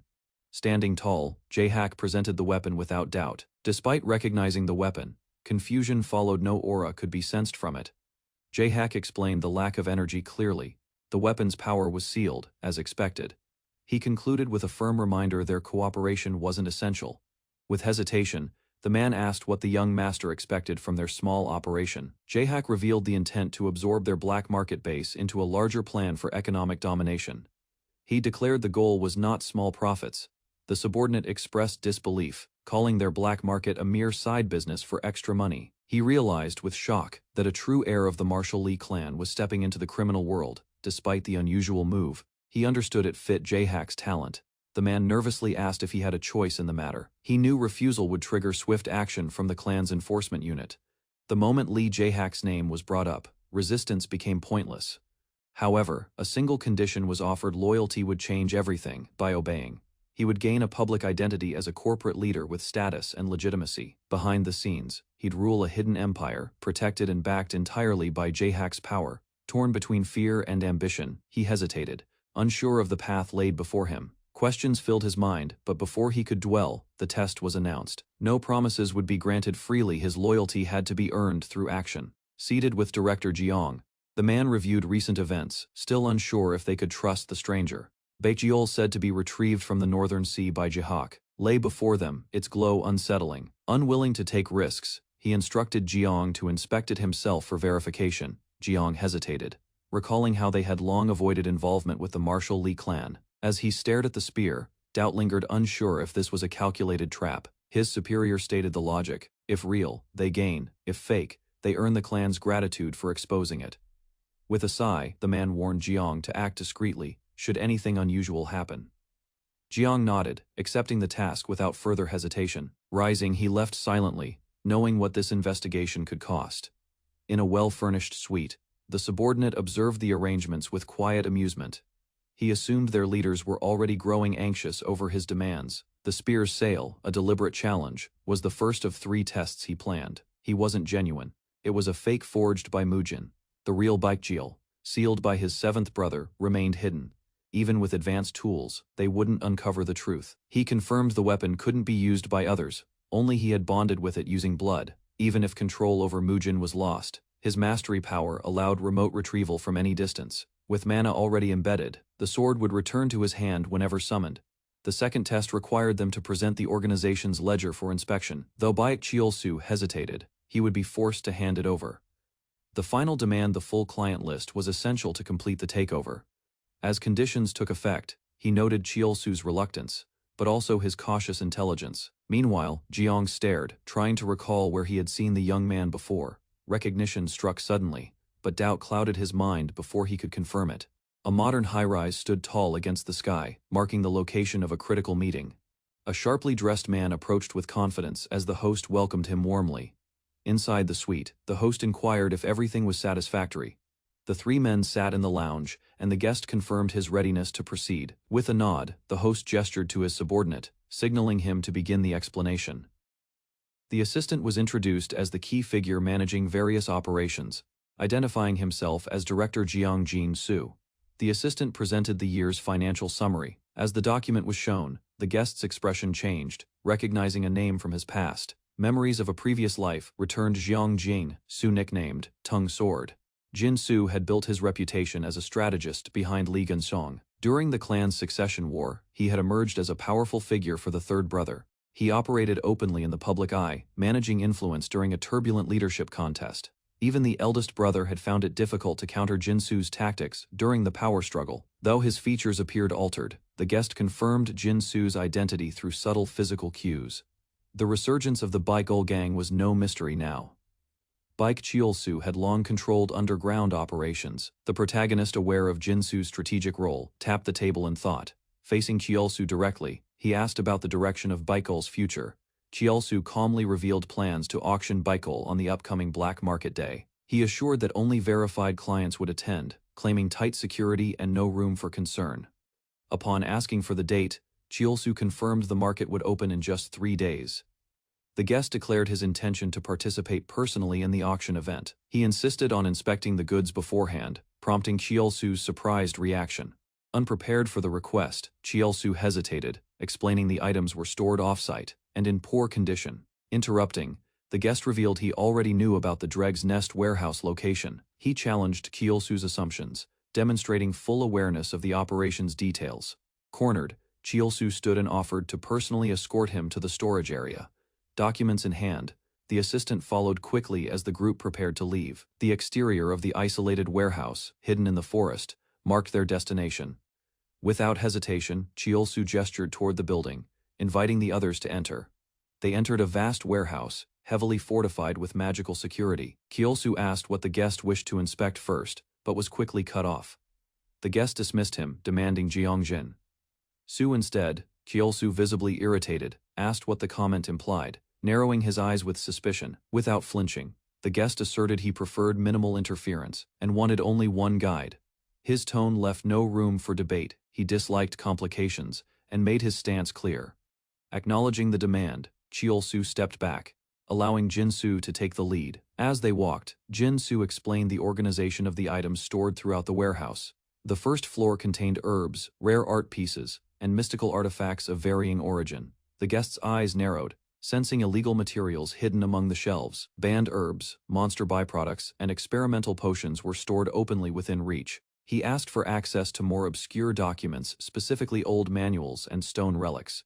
Jin-Soo confirmed their location on the second floor and offered to show the way. The guest climbed the steps purposefully, eyes scanning the area with intent. He halted as his gaze locked on a particular shelf he had found what he came for. He examined a corroded tablet, surprised by its sudden appearance at such a critical time. Grasping it carefully, he knew no other item in the warehouse came close in value. The artifact was etched with star paths and celestial symbols. Despite the urge to secure it immediately, he restrained himself. While turning away, his attention was drawn to an unexpected glow behind the shelving. A spirit beast caged and silent lay within a barred section, its aura unmistakable. Zhang Jingsu explained it was a snow, white fox cub, personally captured by their boss. Shocked, the guest questioned their sanity. Spirit beasts were essential to spiritual. Removing one would disrupt the region entirely, throwing nature itself into chaos and decay. Apologizing quietly, Jin-Soo showed him an armory containing highly dangerous contraband. Within the cases lay poisons, military-level mana bombs, and forbidden mage artifacts. He began to consider burning it all down, wondering if it might change fate itself. Looking over rare weapons, he questioned their availability in typical black market events. Jin-Soo confirmed these were for special clients only, not sold openly or often. Realizing the government would have acted if this stock was public, he signaled their exit. Just before exiting, the man halted his steps, signaling a shift in focus with quiet intent. He turned to face Jin-Soo directly, his expression firm as he prepared to confront lingering doubts. Noticing the tension, Jin-Soo stood still, uncertain, but attentive. Standing firmly, a man initiated a line of questioning in an industrial setting. His target responded with visible discomfort, clearly caught off guard. Instead of direct confrontation, the inquiry focused on handedness. Without delay, the man confirmed his left-handed nature. Close observation revealed his weak physical stance and untrained movements. Due to a lifelong condition, he lacked the ability to use mana. Memories aligned. The questioner recognized him from the past. Suspicion turned toward his current alliance with a powerful figure. Motives were probed, especially regarding his decision to remain under that leadership. Pressed further, the man revealed the existence of a sick daughter. Treatment options were scarce, and the only helpful medicine had been outlawed. Through business channels, he had been introduced to a new employer. In desperation, he agreed to cooperate in return for treatment access. What began as a trade gradually turned into entrapment. Now bound by obligation, he remained under control with no way out.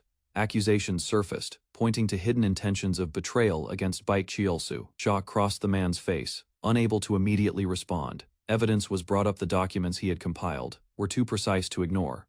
Doubt was dismissed, noting even Baek wouldn't permit such detailed records. Attempts to justify the data were quickly cut off. The questioning intensified, pointing out records that implied premeditation and were kept physically for secrecy. Prior to regression, the man had managed administrative duties. This past experience allowed him to read ledgers with ease. The files handed over by Jeong Jing-Soo surpassed typical formats, suggesting intent and planning.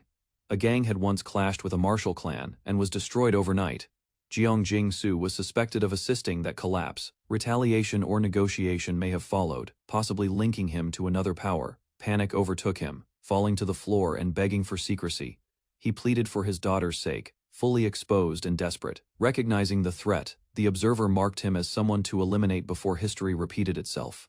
After evaluating the situation, the man decided to proceed with a counter-proposal. He offered terms in exchange, shifting the tone of the negotiation. Elsewhere, Baek sat calmly, unaware of the unfolding betrayal. Baek sensed something was wrong as he reflected on Jeong Jing-Soo's removal. He grew suspicious, unsettled by the idea of being left out. Memories of past instructions reminded him that the operation's growth depended on Jinsu's obedience. A subordinate tried to diffuse the tension with light words. The gesture was ignored. Frustration had already reached its peak. In response, Bayek struck the man without hesitation, sending him crashing through the room. Standing over the aftermath, Bayek asserted his authority without restraint. He gave orders to remove the injured and maintain awareness. Instructions followed. He demanded updates the moment Jeong Jin-soo emerged. Tension lingered as Bayek stepped outside, pacing with concern. The unannounced visit from the martial clan disrupted his calculations. New threats piled up. Jeong Jin-soo had now become another problem to eliminate. Night covered the city as a secluded building stood quietly in the distance. Inside, a knock broke the silence, and a man entered, summoned to report. His superior, seated and composed, asked for updates regarding a prior investigation. Information was delivered. The demon spear couldn't be fully appraised due to a seal. The appraisal team suggested its authenticity was likely based on the strength of the seal. That discovery hinted at a deeper link between the weapon and Lee Jae-hak's network. Reports gathered from external sources confirmed Lord Jae-hak's growing influence. Compared to his steady rise, Jeong Jin-soo appeared to be losing capability. Bayek questioned Jin-soo's significance, believing others could have accomplished the same tasks. A superior mocked Director Jeong's failure, casually brushing off his previous efforts. Jeong Jin-soo stood tense as the man criticized him for contributing nothing useful. The superior walked away coldly, stating he had no use for incompetent subordinates. He tightened his grip when the man threatened his daughter's safety, mentioning her need for medication. Jeong's eyes widened, pressured by the unspoken threat disguised as concern. He quickly responded with a plan to destroy the black market and eliminate Bae Kyulsu. Holding a mask, Jeong rejected help from his lord, deciding to take matters into his own hands. He smiled calmly, declaring he would use his older brother to carry out his plan. Facing forward, Jeong stepped up and stated he had something to announce. A large shopping complex stood as the suspected market site. Agents observed from rooftops, watching as buyers arrived below. Inside, it was revealed that the market's location changed frequently and was shared only at midnight. The guide explained the area had magical barriers and heavy security. Despite the tight system, Jeong claimed it had only succeeded due to his groundwork. Even so, he confidently asserted he could already spot its weaknesses. Blaming Baek Cheol-soo's incompetence, one man explained Jeong Jin-soo had been unable to show his full potential. He claimed the market could have grown larger if Jeong had received trust earlier. Extending his hand, he pledged loyalty to serve the Lord. However, another man spoke firmly, emphasizing he followed all orders without question. This drew silent judgment, as one observer wondered if his words were aimed at Jeong Jin-soo. With a smirk, Jeong silently welcomed the tension. Inside the grand auction hall, masked guests watched from private balconies. The host took the stage, maintaining an air of sophistication despite the illegal nature of the event. Jeong noticed elite guards positioned nearby, estimating their rank and noting the auction's seriousness. As the event began, the host greeted the crowd with exaggerated flair. He promised a selection of valuable items, raising anticipation across the room. Jeong, now seated, observed quietly, his focus sharp beneath his mask. The host revealed the first item, a book inscribed with ancient curse symbols. With excitement, he announced the bidding would start at 10 million won. Jeong scanned the object using his demon eye and saw through its illusion. Jeong sat calmly, uninterested in the items shown so far. The host excitedly announced the final item, calling it the highlight of the auction. He revealed a weapon linked to the Marshall Lee clan, said to be forged by their northern lord himself. As the glass case was lit, the demon spear Baekjeol was revealed. Whispers spread among guests. Jeong stared in disbelief. Other attendees murmured in shock, while Jeong's body stiffened in response to the weapon's presence. Jeong's energy activated instinctively. He sensed it was time to act. He reminded himself to prepare as the auction's intensity escalated. Meanwhile, behind the scenes, officials monitored the event, noting its unusually large scale. One officer praised Director Jeong for the setup, hinting at his possible entry into the Lee clan. Another teased Jeong's growing ambition, implying that his intentions were now clear. Jeong silently stood by, unreadable, while the others smiled with assumption. With quiet disdain, the officer mocked Jeong's efforts, believing him unworthy of elevation. He viewed Jeong's hard work as desperate, a means to escape past failures. Yet he was certain of one thing: Jeong would get dragged deeper into corruption. Lee Jae-hak sought control of the underworld's economy and approached Jeong Jin-soo for cooperation. He never viewed the black market as promising, but rather as a stepping stone for personal gain. Watching the monitors, he believed that success today would secure his rise. He stood alarmed, demanding answers from staff as unknown intruders breached the perimeter. A chaotic scene unfolded on the screens. Multiple attackers appeared from the north wall without warning. Despite shouting for clarity, his subordinates failed to explain. Frustrated, he ordered immediate retaliation, regardless of the enemy's origin. As panic grew, he screamed at Director Jiang to protect the sensitive documents first. Then, turning to the screen, he realized the attack was orchestrated by Marshal Li Clan. His fury exploded as he recognized Jiang's betrayal and ordered him captured. Outside, the attackers advanced through dust and chaos, overwhelming defenders with speed. Jiang emerged from the storm, calm and composed, signaling the beginning of his counterstrike. Dust swirled beneath his steps as he entered the destroyed site, tension settling into the air. 2 agents confirmed full lockdown, external access and video feeds were completely cut. Without hesitation, he ordered a perimeter sweep and commanded all items to be left for evidence. He muttered disappointment, expecting a real threat, not minor criminals using a famous name. A subordinate pointed out how criminals exploited their clan's absence from public view. However, something felt wrong.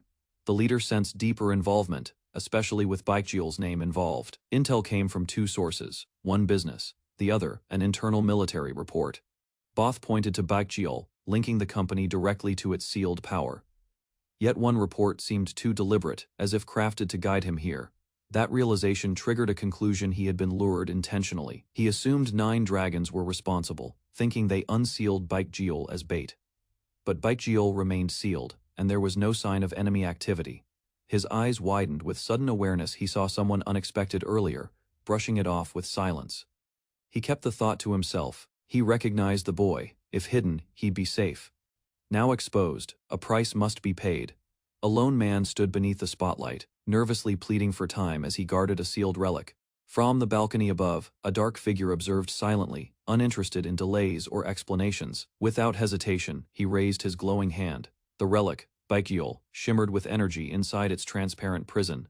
A vibration spread as power surged from within, alarming the nearby staff. Energy exploded outward, shattering the glass in a violent pulse that silenced the hall. Debris scattered as the intruder dropped in, swiftly gripping Baekjeol's handle.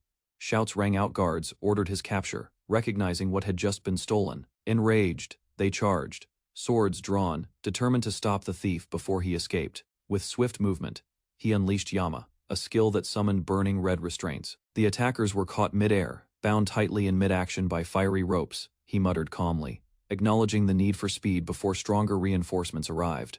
Outside, the man made his way through a corridor, where another figure awaited him. The newcomer remarked on his quick arrival, expecting delays in such a chaotic event. In response, the man holding the files asked if all preparations were complete.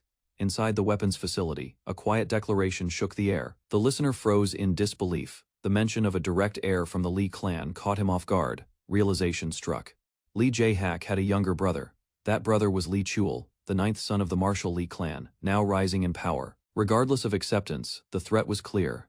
The Golden Sword Division likely knew already. If Li Chul appeared, neither the black market nor its leaders would escape his reach. Li Chul reminded the man that he once called this a choice. Now survival hinged on his decision: abandon Baekjeolsu and follow him. Faced with no alternatives, the man asked for one thing before agreeing. Desperation cracked through his voice. He begged Li Chul to heal his sick daughter. Bowing low, he pleaded not for his own life but for hers. He offered everything, even death, if his daughter could be saved. Li Chul remained firm, questioning the man's position to make demands. A refusal would unleash consequences. Baekjeolsu would flee and obstruct everything. Though he'd be captured eventually, his resistance would slow them all down. Li Chul acknowledged that Baekjeolsu would become a major obstacle, driven by revenge. A rare smile formed as he approved the request, assuring the man that healing the daughter posed no difficulty. However, he warned that one crucial point must be clarified before proceeding further. He explained that Baekjeolsu's capture by the clan was inevitable, only a matter of timing. With indifference, Li Chul extended his hand. Staring at the offer, Jin Su hesitated, unsure of what decision would be right. Eventually, the mission was set. Jin Su was to leak information to the 7th brother. He was also instructed to mislead Baekjeolsu into believing Li Chul served his brother, carrying the documents.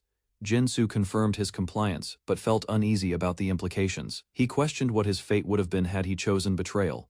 Li Qiul responded ambiguously, refusing to offer reassurance. Without slowing down, they continued running down the hallway together. A massive explosion rocks the city center, buildings trembling as smoke billows into the sky. Two figures sprint across the pavement, one carrying a briefcase, struggling to keep up with the other.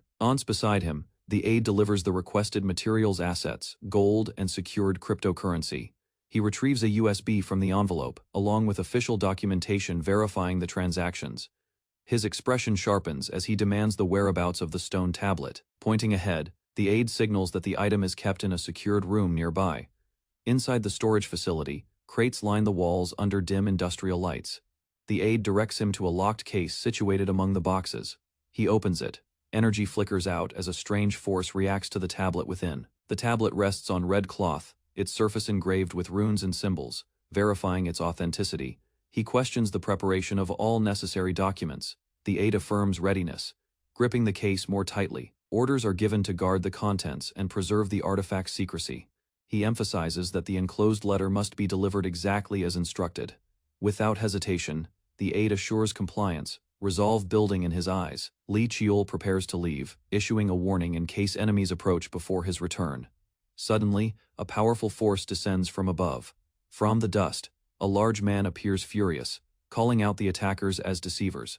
Dust clouds the room as both sides reassess their positions amid the wreckage. Remaining calm, Li Qiul acknowledges the threat, but shows no sign of surrender. Despite his confident stance, the enemy charges up with overwhelming energy, charging forward. The enemy vows destruction as Li Qiul and his aide dodge quickly. In a moment of anger, Qiul confronts him, revealing a past betrayal involving a saved life. He summons a glowing weapon, powered by inner strength, prepared to retaliate. Accusations fly between them as the man realizes Qiul's identity isn't what it seemed. The two face off, surrounded by sparks, readying themselves for direct combat. With a roar, the man strikes, unleashing a fierce high-speed attack toward his opponent. Recovering mid-battle, the attacker admits Qiul has ability, still unsure who he truly is. Li Qiul declares his name and heritage with clarity, standing firm. Mocking him, the man laughs bitterly, dismissing Qiul as a privileged child born of luck. Li Qiul mocks the insult thrown at his lineage. Confidently, he provokes his opponent to stop talking and face him in real combat. Enraged, the enemy lunges forward, shattering the ground with a violent charge. Despite expecting an easy fight, Qiul quickly realizes the pressure from the enemy is immense. His mind analyzes the difference in training. Qiul is refined. Although physically superior, the man has never battled someone truly below him in raw strength. The enemy is startled when Qiul's weapon suddenly transforms into a long blade mid-fight.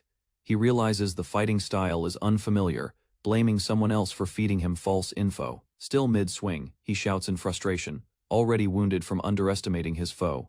Overwhelmed, Qiul admits the difficulty, yet refuses to yield. Tapping into his abilities, his demon eye and instincts guide him in perfect sync. With reinforced resolve, he engages again, recalling his victories over even stronger family members. Their clash tears through the warehouse, shockwaves breaking the floor beneath their feet. His opponent falters, stunned by Qiul's abnormal strength and unexpected skill. Faced with glowing energy and focused intent, he can no longer see Qiul as a mere child. The enemy hesitates as an invisible pressure looms over him. Realizing the weight of the fight, he struggles to understand how a younger opponent could push him so far. Determined to end the clash swiftly, he channels power into his blade. A fierce duel erupted as the veteran warrior faced an opponent far stronger than expected. Despite his size and power, he found himself struggling against the solid. Charging recklessly, he was met with a defense so firm it felt like striking an iron fortress. The younger fighter's weapon shifted forms mid-combat, adapting instantly to the situation. The older man's plan to retreat after a quick grab fell apart. Determined not to die in vain, he fueled his energy with rage. He burst forward, unleashing a shattering strike aimed straight at his foe's chest. Confident there was no escape, he poured all his force into the attack. The younger warrior dodged just in time, countering with a precise energy burst. With deadly intent, he launched a technique known for killing masters. His blade surged with lightning as he struck down from above, aiming to end it. Thou blocked. The flurry continued. Sparks flew as blades clashed in rapid succession.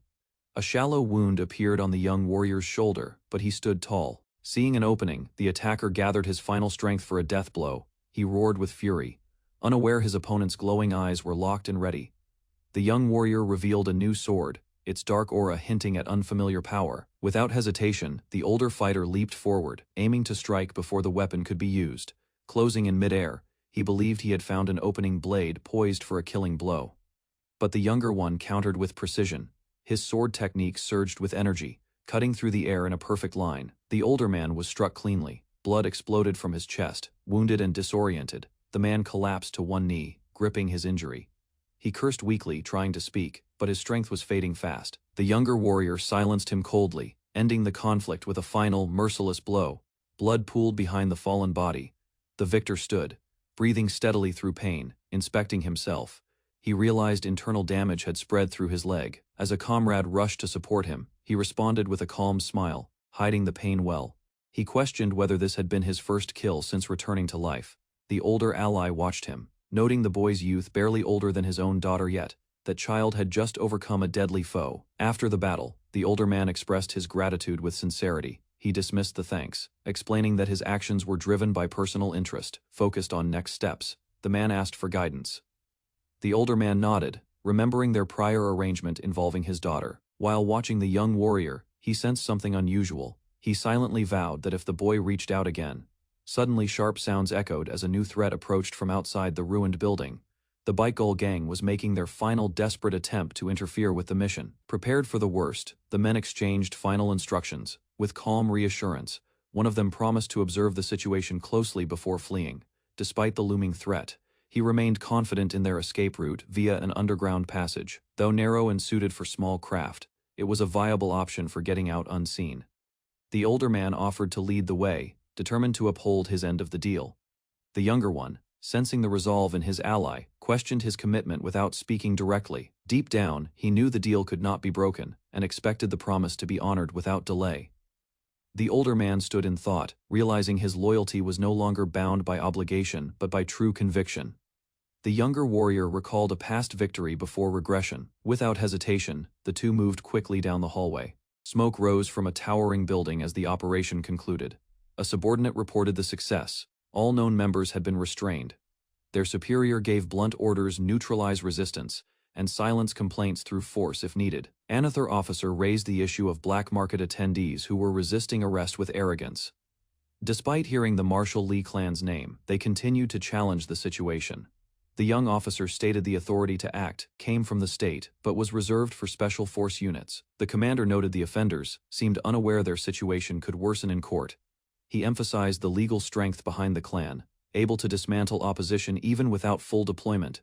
Bound captives awaited judgment, facing a legal wall too strong to overcome. Captured fugitives were returned, along with confiscated black market goods. But among the paperwork, no transactional records were found. The absence of ledgers suggested the true data was hidden at another location. One officer hesitated to destroy the nest, fearing the resulting chaos among scattered drifters. News arrived: the Golden Sword Division had captured a key operator in the area. This person had managed operations and handed over a crucial item for investigation. A subordinate presented a leather bag to Lee Jahak, claiming the detainee insisted it be seen. Opening it cautiously, Jahak's eyes widened as he scanned a document filled with sensitive financial data. The pages revealed fund routes, alias accounts, visitor logs, and smuggling origins far more than expected. Soon after, footsteps echoed as a suited man approached the scene without hesitation. He introduced himself as Jiang Jing-su, expressing respect toward the Marshall Lee clan. One officer scoffed at his prideful posture, but Jahak ordered silence. Jahak silently observed Jin-su, sensing composure and clarity in his demeanor. Though mana was absent, his steady posture suggested inner control and discipline. Identifying himself as the clan's seventh, Jahak prepared to question him. Jin-su agreed willingly. Jahak questioned the reason behind preserving, not destroying, such incriminating records. Jin-su referred him to a letter hidden in the pouch of the bag. He explained that showing it would clarify everything. The letter, typed without handwriting, was cryptic but intentional. It requested help for a sick daughter in exchange for valuable documents. Though bold, the materials were useful enough to expose Byaxiolsu's network and weaken rich clients. Jahak reviewed the letter's final remarks, realizing it subtly claimed credit for dismantling the black market.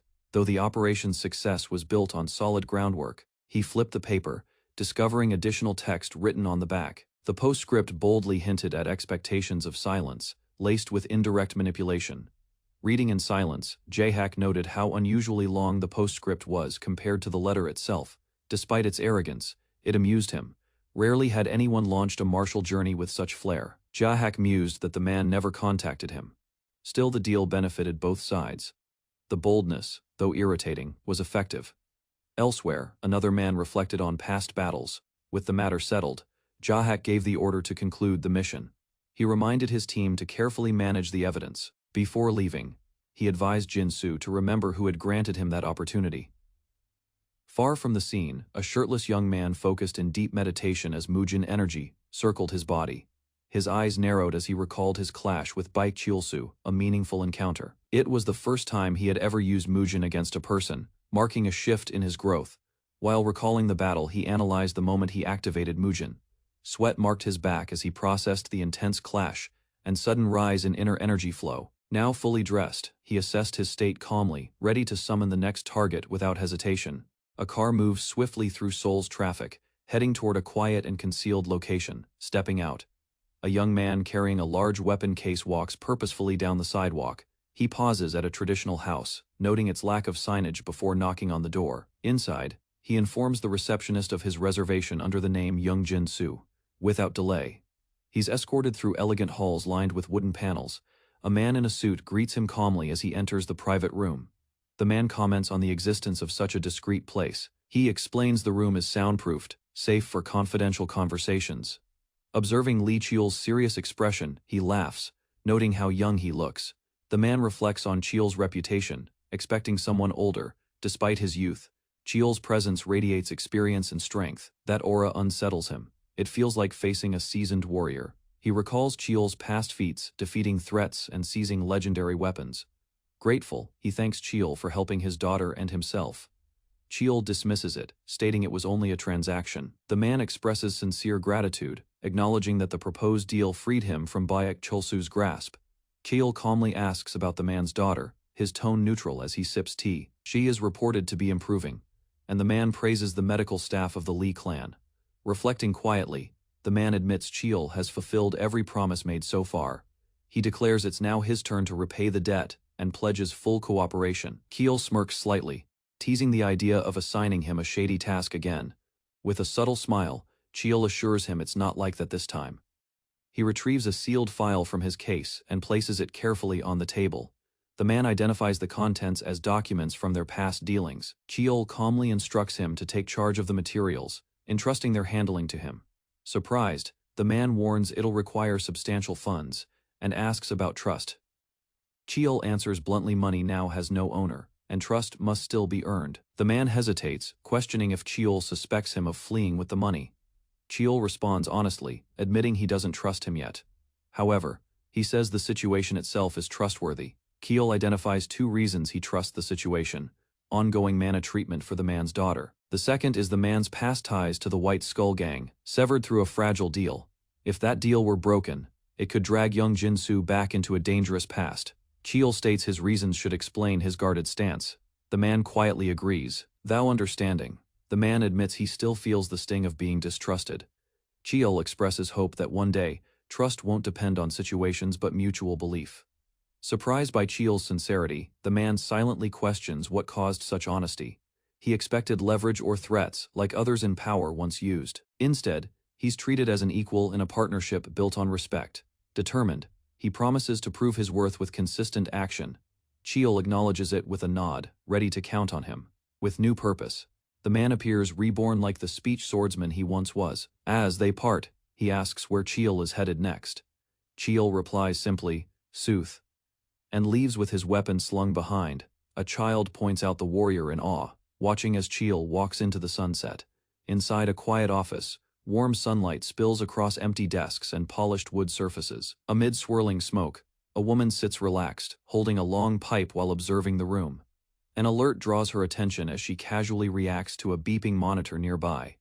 Curious, she notices unusual data flashing across multiple screens in front of her. She puts down her pipe, stands up decisively, and prepares to investigate further. Driven by determination, she smiles slightly and decides to confirm the anomaly herself. Inside a quiet, well-furnished cabin, the man relaxed with tea in hand. He examined a financial card carefully, confirming a balance of 100 million won, comforted by Young Su's preparations. He leaned back. Young Su's competence was unquestionable, so for now, no intervention was necessary. If he displayed power like Seol Jeom once did, the man knew the importance of signaling strength by surrounding himself with capable individuals. He acknowledged that previous success came from a mix of good timing and carefully crafted excuses. His knowledge from a past life had provided critical advantages in solving difficult situations. From now on, everything must appear as the result of logic and preparation, not intuition. Jung Su no longer occupied his thoughts. Personal tasks took priority. He stepped off the train platform, ready to begin the next phase of his journey. A slight grimace appeared as he braced himself for what awaited in the crowd.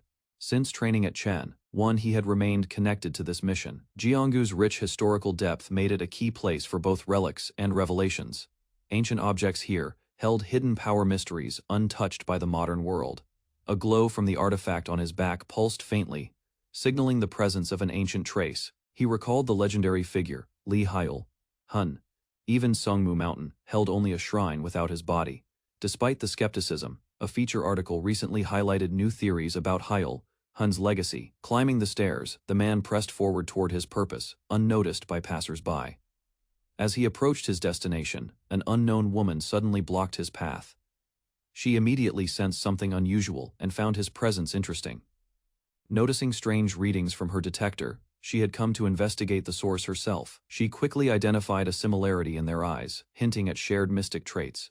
Few possessed mystic eyes, but fate placed another like her in Korea. Valfairi de Bell, once a grand mage from France's Eiffel Magic Tower, held the same gift. Her interpretive eye enabled her to extract deep information from any object she examined. He hadn't expected to meet such a figure under these conditions, though he had planned to. Their meeting began awkwardly as she teased him, curious about his reaction and origin. When he confirmed he was Korean, she relaxed, admitting she only spoke Korean herself. Li Cheol silently acknowledged Valfairi's unpredictability. Her eccentric nature earned her 2 titles in the future, the eccentric of the Magic Tower and the tower's lunatic. Without permission, she had left the tower, chasing curiosity to Korea in pursuit of shamanism. Her motivations were baffling, even joking about acquiring Korean citizenship for fried chicken. She casually questioned Cheol's identity, despite initiating the conversation herself, introducing herself properly. Valfairi stated her name and origin. Cheol returned the courtesy, revealing his name and family ties to the Sungmu clan. She immediately connected his surname to the clan, recognizing its importance in Korea. While she saw it as royalty, Cheol clarified that their influence was strong, yet not monarchical. She playfully questioned why someone from such a clan would hide behind a mask. Unfazed by his reaction, she deduced his secret with ease, attributing it to his mystic eye. Her calm assessment suggested familiarity with similar powers and early awakening signs. Cheol admitted noticing her eye's similarity to his own, confirming his suspicion. Valfairi expressed surprise, never having heard of mystic eyes within the Sungmu clan. Revealing her own ability, she explained that her eye interpreted phenomena into readable data. Cheol hesitated when pressed about his ability, unsure how to respond under pressure. Frustrated, Valfairi activated her eye, deciding to uncover the truth herself through force.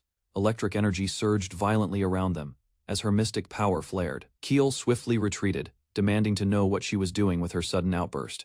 Valfairi admitted she couldn't read anything from him, even with her powerful eye activated. Attempting to lighten the mood, she offered him useful information.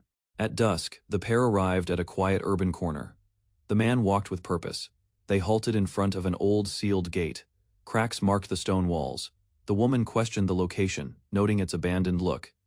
As they approached, the man suddenly paused, sensing a strange magical pressure in the air. He compared it to a goblin spell. The woman, surprised, asked if he used detection magic. He hadn't. She was puzzled. He noticed it at all without formal training.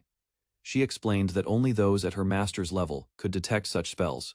He realized she meant Michael Gerrel of the Eiffel Magic Tower. That level of power made sense, though he'd felt similar energy before. She insisted this was far more advanced. He admitted to a lingering sense of défaut vu since arriving. A sudden memory of his eccentric aunt made him uneasy. He grabbed the handle, unsure if it involved teleportation magic. He dismissed the idea. She called it a tunnel formed by mana and inner energy, without hesitation. She entered, gesturing for him to follow. He stepped through and found himself in a warm, hidden cafe. Inside the cafe, the young man stared at the barista. Something about him felt off, unnatural. He quickly deduced the truth. It wasn't human. Though it radiated mana, it lacked life. She explained that the figure was a golem, animated by a mana core. They took their seats. He requested hot tea, and she ordered an espresso without hesitation. Curious, he asked if combining a cafe with a workshop was even allowed. As the golem served their drinks, she asked where he wanted to begin. He wondered aloud why she'd even answer any questions. She teased him for being reserved. She proposed a method, a structured question exchange, 3 for each. Her fingers raised 3 questions, 1 answer at a time, under a magical agreement. The 3-question festival was no ordinary deal. It was an old mage ritual, adding her own twist. She wanted to turn it into a game using magic. He declined her idea, which visibly surprised her. She pushed again, hinting at his curiosity. He replied with sarcasm. However, a new offer intrigued him, a simple game with 1 granted request. Accepting the terms, he leaned in. A quiet challenge had just begun. She asked what request he would make if he had no questions. She reminded him such opportunities were rare. He acknowledged it. With a calm gesture, she stated the rules would be simple. Activating the spell, she declared each person would ask 3 questions and give 3 answers. The questions could cover any topic. Lies or truth were allowed, but each had to guess if the answer was true. The one with more correct guesses would win, and the loser must fully answer all 3 questions. Obvious questions like names or gender were disallowed. They had to be meaningful. He asked how truth or lies would be judged. She explained that the spell interpreted mental waves, revealing honesty or deception.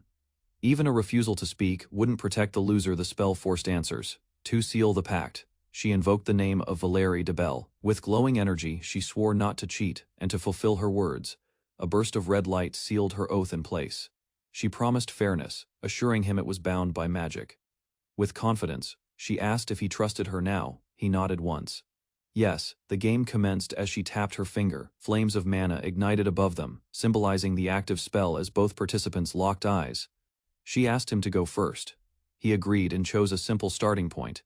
He acknowledged her interest and answered that the ability held traits similar to her own. His response triggered magical energy in the air, confirming it counted as a formal reply. She pressed for clarity, but he dismissed the attempt and prompted her to proceed with her turn. She asked why he was so interested in her eye, probing for motive. With a calm tone, she claimed it was natural curiosity, a desire for magical knowledge. He noted the answer's vagueness. He reflected that the game's core was uncovering truths behind chosen questions. If he succeeded, the reward would be full, detailed answers, his real objective. What truly mattered was winning, because victory meant the chance to make a powerful request. The game room ignited with magical energy as Cheel sat across from his opponent. Rather than rushing, he analyzed the purpose of each question. Focused on the reward promised to the victor, he sharpened his thoughts.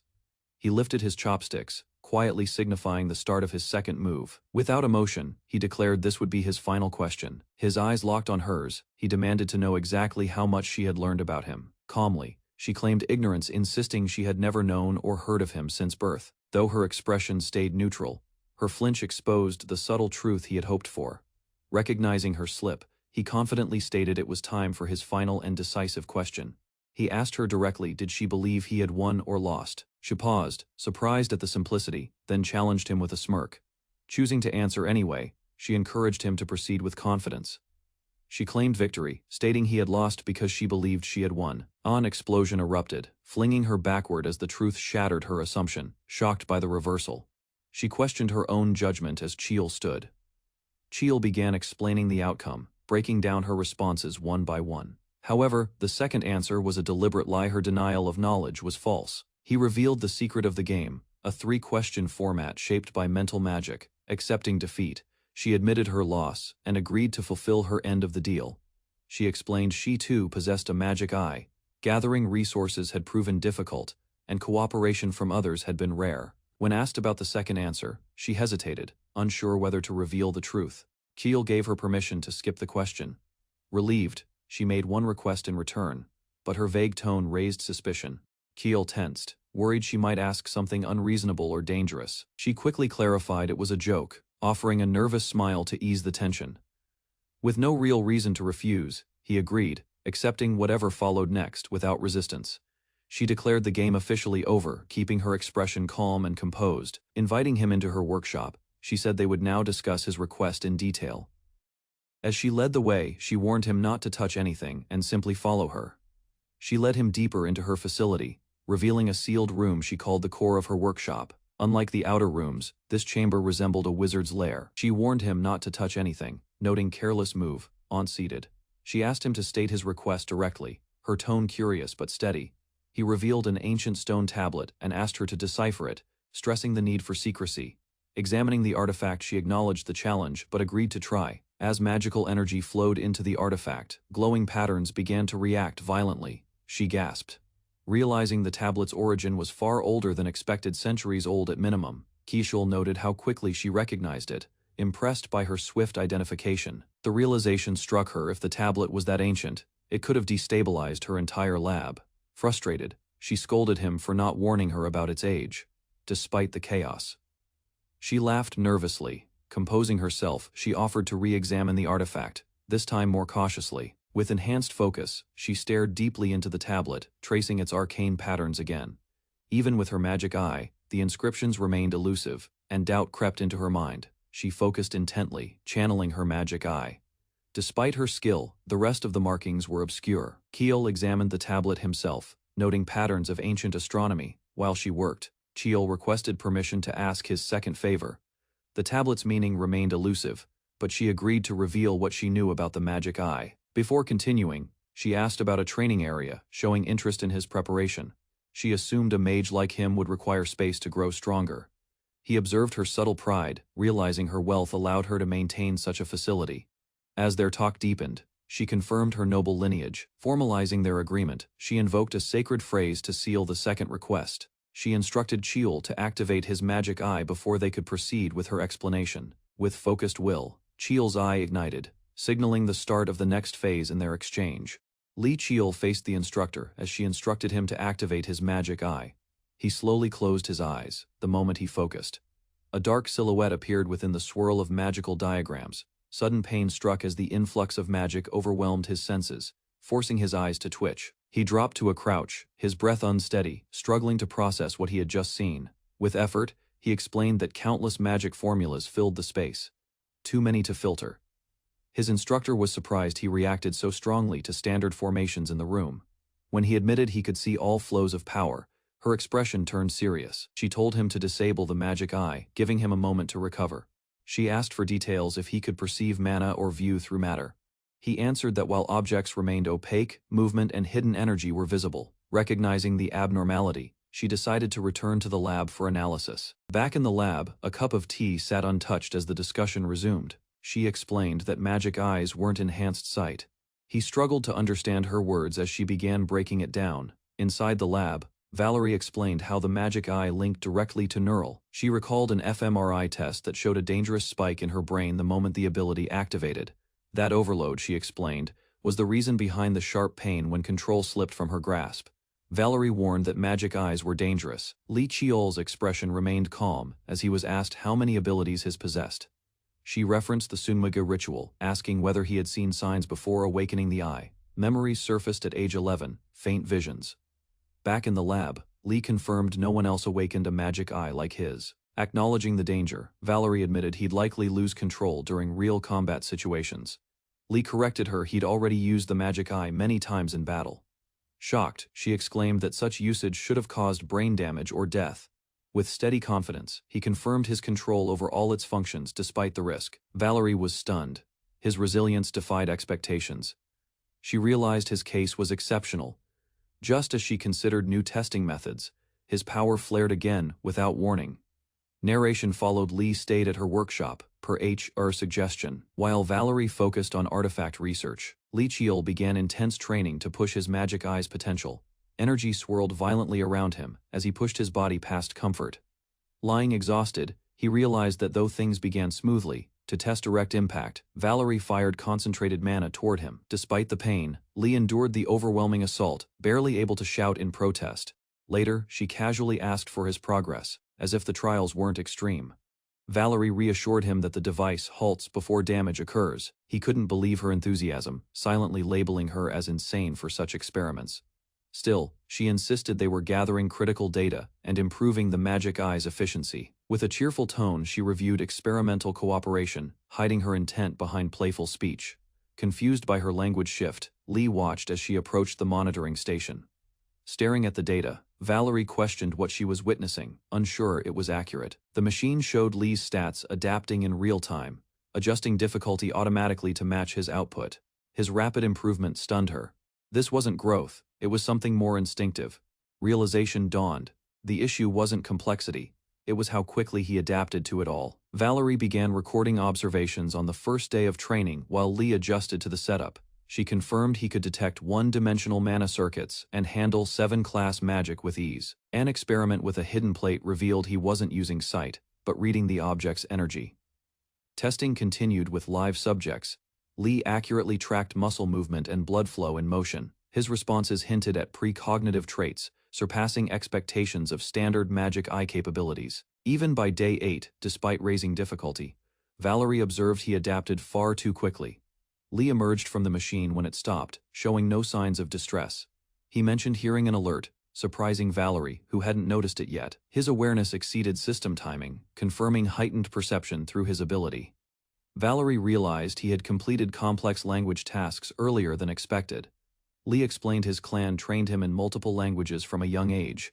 Smirking, he teased her effort, prompting a frustrated reaction from Valerie. Lee Cheol entered the training hall after being summoned. Although she preferred lab work, she acknowledged the need for more practical training for his development. Deciding to proceed with field training, she paused momentarily to prepare the next phase. The room lit up as magical formulas activated around them, engulfing the space in bright energy. She mentioned strengthening the magic system, making the environment more complex than before. Cheol was warned to stop small habits like blinking, as they might later become dangerous. He opened his magic eye, trying to read the chaotic flow of mana in the room. Despite efforts, all he felt was a sharp headache from the dense patterns. The intricate mana structure resembled a human system, layered and overwhelming.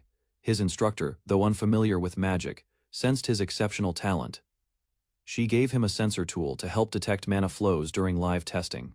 Keel asked about the training method, prompting a confident grin in response. She launched a massive fireball, stating the goal was clear. He dodged instinctively, caught off guard by the sudden intensity. She reminded him to rely only on his magic eye during the test. Keel hurled himself aside as a blazing projectile tore past him. He realized that if this had happened at the beginning of his training, before he could breathe, another fireball launched toward him. The trial was far from over. Dodging swiftly, he listened as his instructor spoke mid-assault. She claimed to have identified the type of magic eye he possessed. His magic eye didn't scan broadly but focused deeply on everything present before him. Through that eye, Cheel perceived objects, mana, people, and supernatural forces all at once. It read the current state of everything around him instantly, without delay. His instructor called it the phenomenon, reading present eye.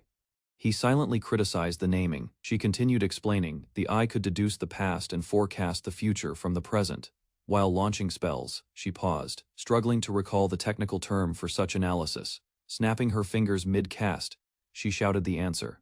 Causality. Despite his progress, she warned that using the eye would severely drain his stamina. Even with better control, the power could overwhelm and consume him in seconds. Smiling mischievously, she declared it was all for his benefit, then triggered another massive explosion. Keel sat on the floor, bruised and covered in soot. His instructor laughed. She reminded him of the effort she put into researching his magic eye.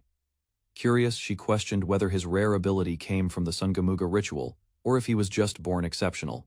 Keel remained silent, uncertain about the origin of his power.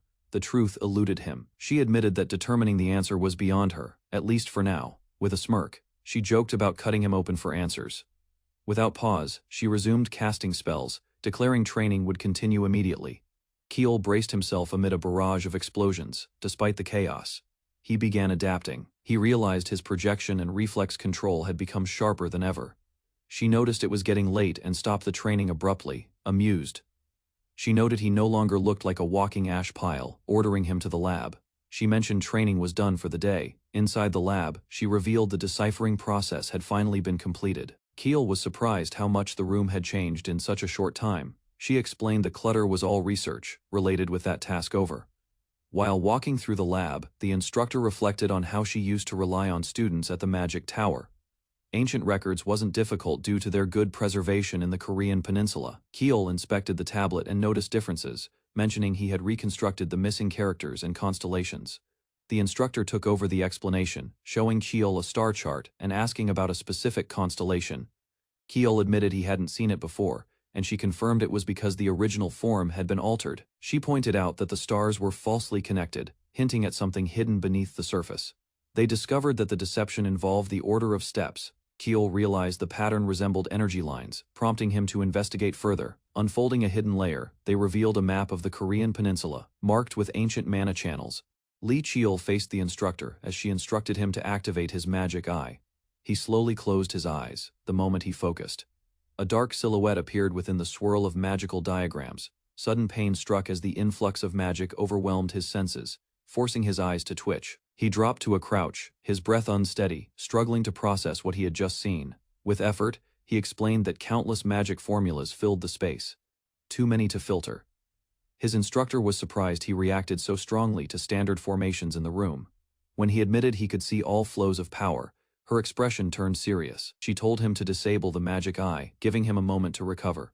She asked for details if he could perceive mana or view through matter. He answered that while objects remained opaque, movement and hidden energy were visible. Recognizing the abnormality, she decided to return to the lab for analysis. Back in the lab, a cup of tea sat untouched as the discussion resumed. She explained that magic eyes weren't enhanced sight. He struggled to understand her words as she began breaking it down. Inside the lab, Valerie explained how the magic eye linked directly to neural. She recalled an fMRI test that showed a dangerous spike in her brain the moment the ability activated. That overload, she explained, was the reason behind the sharp pain when control slipped from her grasp. Valerie warned that magic eyes were dangerous. Lee Cheol's expression remained calm as he was asked how many abilities his possessed. She referenced the Sunmaga ritual, asking whether he had seen signs before awakening the eye. Memories surfaced at age 11, faint visions.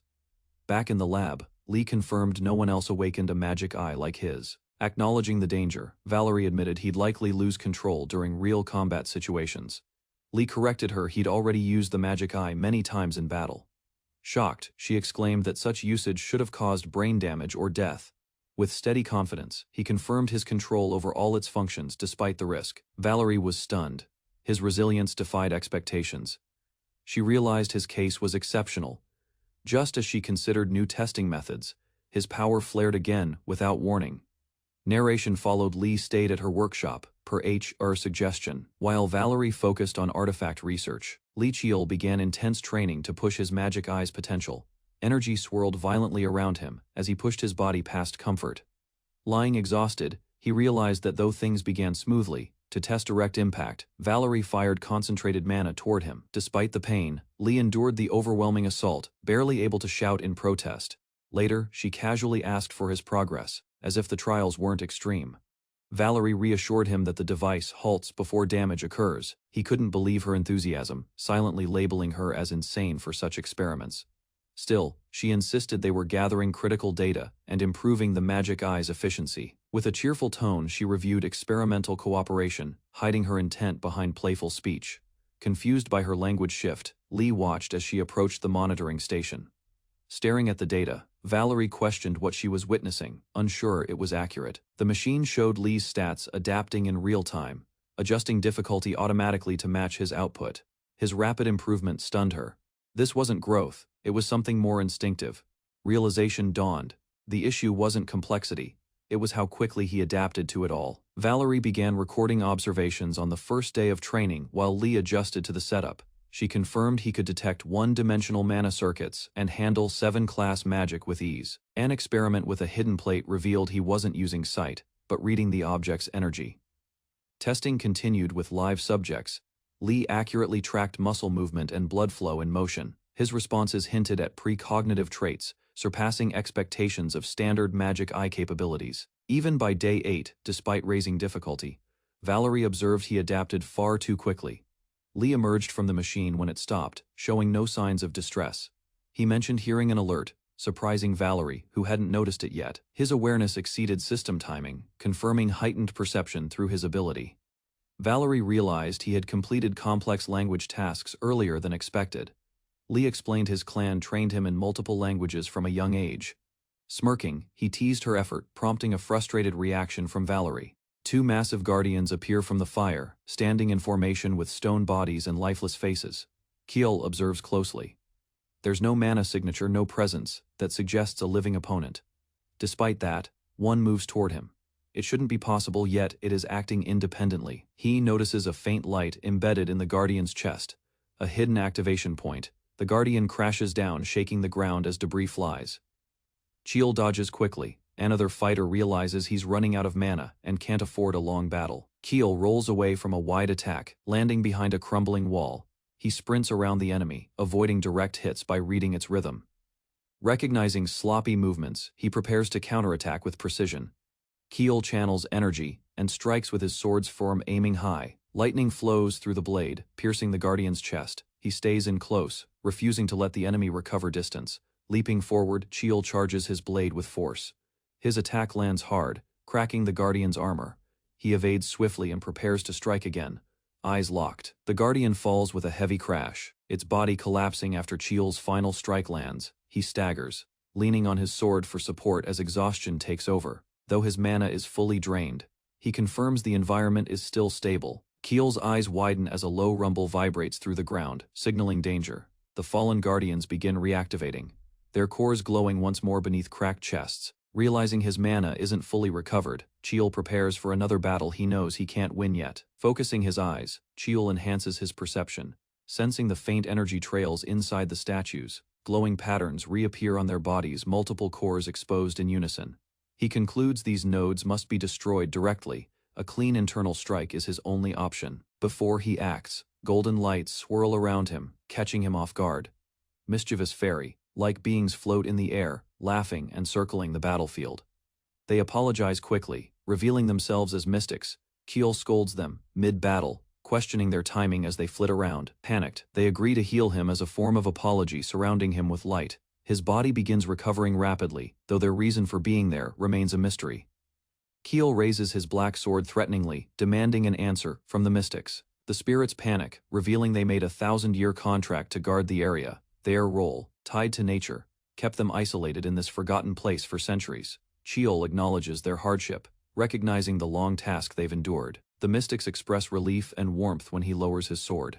He inquires about their contract's origin, and they begin revealing more. The spirits agree to speak, noting the similarity in Kiel's appearance to someone they once trusted. They explain the contract was with a man who entered a sealed chamber to protect them. That man promised protection if they safeguarded the area from intruders. Kiel questions what the man protected them from. They describe terrifying, undying threats. He realizes they mistook him for one of those enemies due to his sudden arrival. With resolve, Kiel approaches the door, knowing he must enter to learn more. He presses his hand to the door, activating a red sigil with his blood. The sealed gate opens, revealing a vast, dim chamber beyond. Without hesitation, Kiel steps inside, ready for what lies ahead. Alarmed, the woman reacts to the sudden spike in the monitor's readings. She sees that 5 gates have activated simultaneously, an event beyond expectation. She doubts it is the boy's doing and checks the mountain's mana, which remains unchanged. Realizing the risk, she prepares quickly, knowing time is limited. Despite the area's low population, she understands the threat is still critical. The screen updates again. Multiple red signals now swarm the map, indicating a widespread gate outbreak. Kiel steps cautiously into a cavern, realizing it is no burial site. His eyes fixate ahead. Something faint glimmers in the shadows. With quick recognition, he strides forward and retrieves an ancient scroll. Though the scroll was his main goal, he pauses. The mission isn't complete yet, not here. Turning away from the shelf, he follows a deeper pull, one that whispers through instinct alone. Suddenly, the dark energy within his chest stirs violently. Nervous but alert, he proceeds. Faint blue lights begin to flicker through the tunnel walls. As he advances, he senses an unseen presence. A chill crawls up his spine. Then he sees it. An unfamiliar man with white hair stands silently, watching. That man sits beside a stone altar. His posture is relaxed, but the atmosphere is tense. Kiel activates his evil eye to break through the illusion around the man. The illusion fades, revealing glowing talismans. The golden threads weren't decorative, they were suppressing whatever was trapped in that hole. But what could be so dangerous? He questions what lies within. Before he gets an answer, the sealed being lashes out, shattering the barrier with explosive force. Dark energy bursts out violently as the seal breaks. He is immediately overwhelmed, the shadows twisting around him. Amid the chaos, his mind suddenly shifts. He now stands before a mirror that once appeared in his dreams. Inside the mirror's vision, a younger version of himself is shown. He recognizes it as his past life, one filled with humiliation and scorn. An elder strikes the boy, hurling cruel insults. Back then, Lee Cheol's only thoughts were how to survive, how to escape the torment. He recalls his nanny, Manhwa, dismissed for embezzlement, a charge likely fabricated. As she begged for her young master's safety, she was turned away. His uncle's final words were comforting, but Cheol knew he wouldn't return. The man urged him to flee and promised to hide what he could from the family. Though young, Cheol understood the deeper meaning. He had to disappear. From behind a barred door, his uncle prayed for his freedom one last time. Cheol remembers fleeing into darkness, leaving behind both his name and his family. Now, as memories resurface, he stands among corpses, vowing never to let the past repeat. Lee Cheol stands in silence, his mind flooded with images of the past. Though he had regressed, he accepted that the pain he endured was real and shaped his identity. Those shattered memories now strengthened his resolve. Suddenly, the black mist flares up again. Tendrils lash out, wrapping around him, trying to pull him under its control. His head throbs. Vision blurs, intense pain erupts as the black energy floods into his mind. The dark mass surges forward, and Cheol braces himself amid the overwhelming force. Visions not his own begin to appear, fragments of memories not yet understood. He sees a past conversation. Someone had once chosen to be sealed with this power. Lee Cheol realizes the sensation is similar to when he absorbed another's memories using black energy. It dawns on him he has just inherited a will, not simply power. The white-haired figure, recalling a prophecy, affirms a child chosen by the Black Knight would emerge. Holding a tablet, the figure explains it was meant to guide the destined heir through the ages.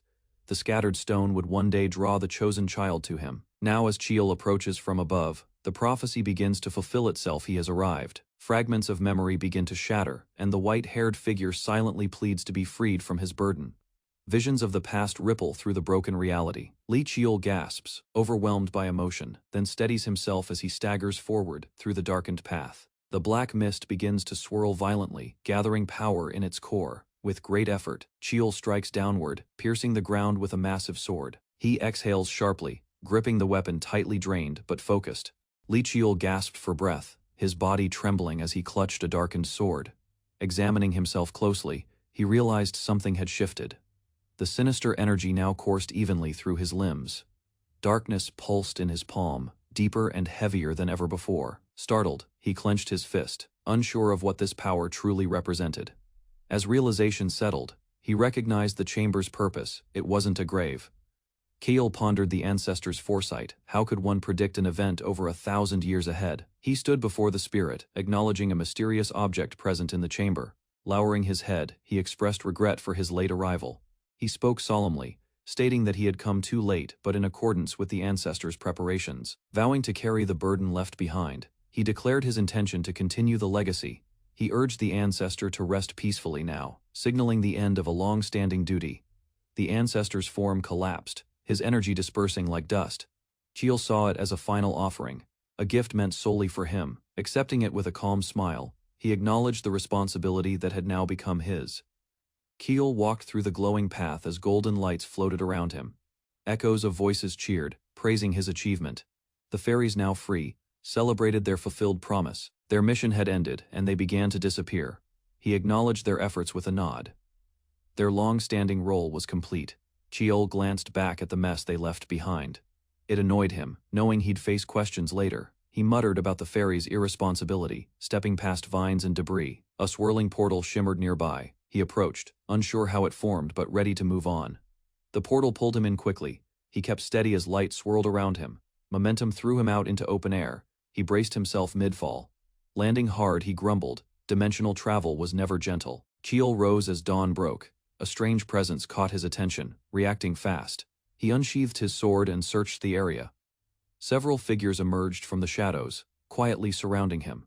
Confused, he questioned their identity. His senses had barely detected them. A sudden impact exploded near his feet, a hidden arrow attack. The embedded arrow signaled danger. A fight was unavoidable.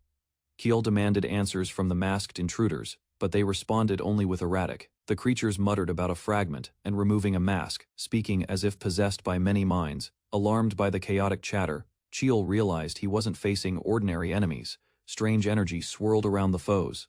Though the aura felt like monster mana, their confusion echoed. How did a human enter their domain? Panic spread among them as they closed in.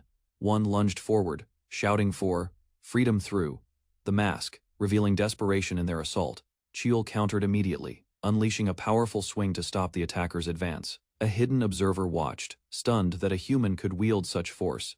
They questioned his strength, believing no ordinary human should manage such a feat. Another enemy charged. Chiel noted the appearance. A dull green skin. Looking closer, he realized it was a human in disguise, cloaked in orc remains. Suddenly, a glowing projectile launched from the bushes, rushing toward him. With sharp reflexes, Chiel deflected a poisoned needle mid-air. Spotting the shooter, he prepared to respond, unsure who or what they truly were. He gripped his blade tightly, knowing this area was a poor place to face so many enemies at once. Chiel activated his enhanced energy art, sending a surge of lightning crashing into the ground with force. Debris flew in all directions as he created an opening in the chaos. Using the moment, he dashed out of sight. Elsewhere, a masked figure arrived silently beneath the stars. She observed Chiel from a distance, noting his black hair and golden eyes with suspicion. Recognizing his clan, she questioned his presence at the sealed grave and grew tense. Her thoughts raced as she identified the grave's disturbance and confirmed the door had opened. Believing Chiel had claimed the forbidden item, she raised her voice, declaring her intentions. Dark energy surged behind her as the masked figure prepared to retrieve the last remaining mask. Chiel steps cautiously into a cavern, realizing it is no burial site. His eyes fixate ahead. Something faint glimmers in the shadows. With quick recognition, he strides forward and retrieves an ancient scroll. Though the scroll was his main goal, he pauses. The mission isn't complete yet, not here. Turning away from the shelf, he follows a deeper pull, one that whispers through instinct alone. Suddenly, the dark energy within his chest stirs violently. Nervous but alert, he proceeds. Faint blue lights begin to flicker through the tunnel walls. As he advances, he senses an unseen presence. A chill crawls up his spine. Then he sees it. An unfamiliar man with white hair stands silently, watching. That man sits beside a stone altar. His posture is relaxed, but the atmosphere is tense. Chiel activates his evil eye to break through the illusion around the man. The illusion fades, revealing glowing talismans. The golden threads weren't decorative, they were suppressing whatever was trapped in that hole. But what could be so dangerous? He questions what lies within. Before he gets an answer, the sealed being lashes out, shattering the barrier with explosive force. Dark energy bursts out violently as the seal breaks. He is immediately overwhelmed, the shadows twisting around him. Amid the chaos, his mind suddenly shifts. He now stands before a mirror that once appeared in his dreams. Inside the mirror's vision, a younger version of himself is shown. He recognizes it as his past life, one filled with humiliation and scorn. An elder strikes the boy, hurling cruel insults. Back then, Chiel's only thoughts were how to survive, how to escape the torment. He recalls his nanny, Manhwa, dismissed for embezzlement, a charge likely fabricated. As she begged for her young master's safety, she was turned away. His uncle's final words were comforting, but Chiel knew he wouldn't return. The man urged him to flee and promised to hide what he could from the family. Though young, Chiel understood the deeper meaning. He had to disappear. From behind a barred door, his uncle prayed for his freedom one last time. Chiel remembers fleeing into darkness, leaving behind both his name and his family. Now, as memories resurface, he stands among corpses, vowing never to let the past repeat. Chiel stands in silence, his mind flooded with images of the past. Though he had regressed, he accepted that the pain he endured was real and shaped his identity. Those shattered memories now strengthened his resolve. Suddenly, the black mist flares up again. Tendrils lash out, wrapping around him, trying to pull him under its control. His head throbs. Vision blurs, intense pain erupts as the black energy floods into his mind. The dark mass surges forward, and Chiel braces himself amid the overwhelming force. Visions not his own begin to appear, fragments of memories not yet understood. He sees a past conversation. Someone had once chosen to be sealed with this power. Chiel realizes the sensation is similar to when he absorbed another's memories using black energy. It dawns on him he has just inherited a will, not simply power. The white-haired figure, recalling a prophecy, affirms a child chosen by the Black Knight would emerge. Holding a tablet, the figure explains it was meant to guide the destined heir through the ages. The scattered stone would one day draw the chosen child to him. Now as Chiel approaches from above, The prophecy begins to fulfill itself. He has arrived. Fragments of memory begin to shatter, and the white-haired figure silently pleads to be freed from his burden. Visions of the past ripple through the broken reality. Li Qiul gasps, overwhelmed by emotion, then steadies himself as he staggers forward through the darkened path. The black mist begins to swirl violently, gathering power in its core. With great effort, Qiul strikes downward, piercing the ground with a massive sword. He exhales sharply, gripping the weapon tightly, drained but focused. Li Qiul gasped for breath, his body trembling as he clutched a darkened sword. Examining himself closely, he realized something had shifted. The sinister energy now coursed evenly through his limbs. Darkness pulsed in his palm, deeper and heavier than ever before. Startled, he clenched his fist, unsure of what this power truly represented. As realization settled, he recognized the chamber's purpose. It wasn't a grave.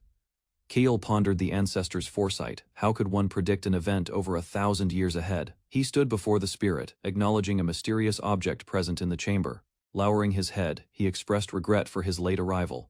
He spoke solemnly, stating that he had come too late but in accordance with the ancestors' preparations. Vowing to carry the burden left behind, he declared his intention to continue the legacy. He urged the ancestor to rest peacefully now, signaling the end of a long-standing duty. The ancestor's form collapsed, his energy dispersing like dust. Qiul saw it as a final offering, a gift meant solely for him. Accepting it with a calm smile, he acknowledged the responsibility that had now become his. Qiul walked through the glowing path as golden lights floated around him. Echoes of voices cheered, praising his achievement. The fairies, now free, celebrated their fulfilled promise. Their mission had ended, and they began to disappear. He acknowledged their efforts with a nod. Their long-standing role was complete. Qiul glanced back at the mess they left behind.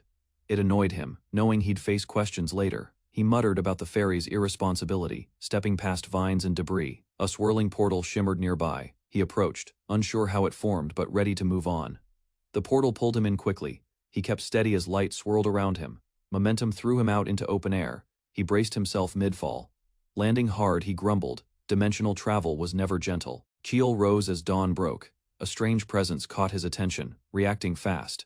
He unsheathed his sword and searched the area. Several figures emerged from the shadows, quietly surrounding him.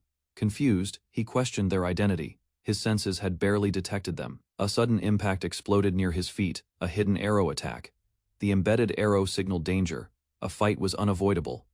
Qiul demanded answers from the masked intruders, but they responded only with erratic. The creatures muttered about a fragment and removing a mask, speaking as if possessed by many minds. Alarmed by the chaotic chatter, Qiul realized he wasn't facing ordinary enemies. Strange energy swirled around the foes.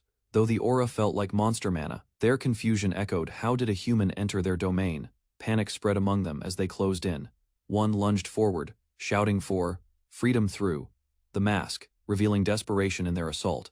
Qiul countered immediately, unleashing a powerful swing to stop the attacker's advance. A hidden observer watched, stunned that a human could wield such force.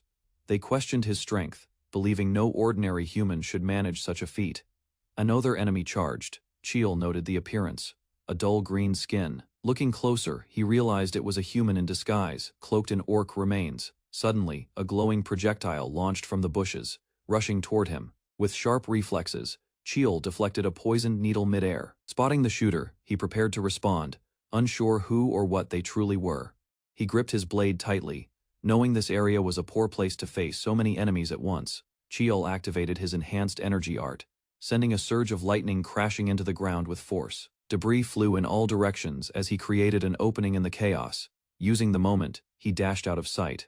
Elsewhere, a masked figure arrived silently beneath the stars. She observed Qiul from a distance, noting his black hair and golden eyes with suspicion. Recognizing his clan, she questioned his presence at the sealed grave and grew tense. Her thoughts raced as she identified the grave's disturbance and confirmed the door had opened. Believing Qiul had claimed the forbidden item, she raised her voice, declaring her intentions. Dark energy surged behind her as the masked figure prepared to retrieve the last remaining mask. Two investigators assess a recently sealed gate. The mechanism behind it is known. Nearby lies a deformed corpse. Its nature confirms it exceeds the limits of current human technology. Despite analysis, the woman concludes that some phenomena in this world cannot be explained through logic alone. After detecting unusual signals back at her facility, the woman returns to investigate further. The man attributes the signals to mutated beings, formerly human. Determined to validate the claim, he asks her to inspect the defeated entity herself. She proposes analyzing the lizard-shaped corpse for verification. He prepares the scene as she activates a detection spell to confirm its properties. The scan indicates it is indeed a monster, possessing unusual traits, but retaining a basic monster form. She clarifies that some monsters mimic humans, but this specimen remains fully non-human. He recalls exceptions cases where monster characteristics remained within seemingly human bodies. They proceed deeper into the forest to inspect another site linked to the same phenomenon. Another corpse is found ahead. The man shows signs of recognition. She identifies it as a goblin. He recalls it previously taking human shape. Detection magic reveals something abnormal. While inspecting a corpse, the woman notices a human shoe still intact on the creature's foot. Human-shaped footprints and intact clothing provide further clues. Realizing the physical traces align with the man's claims. The man confirms that he eliminated all visible threats and believes burning the bodies is the safest option. She's surprised to learn he handled all 30 monsters alone, without assistance. He then reveals a discrepancy. His detector had recorded 31 mana signatures. Reflecting on earlier moments, he recalls hearing a suspicious sound during the fight. Although he never saw the source directly, he suspects one figure remained hidden.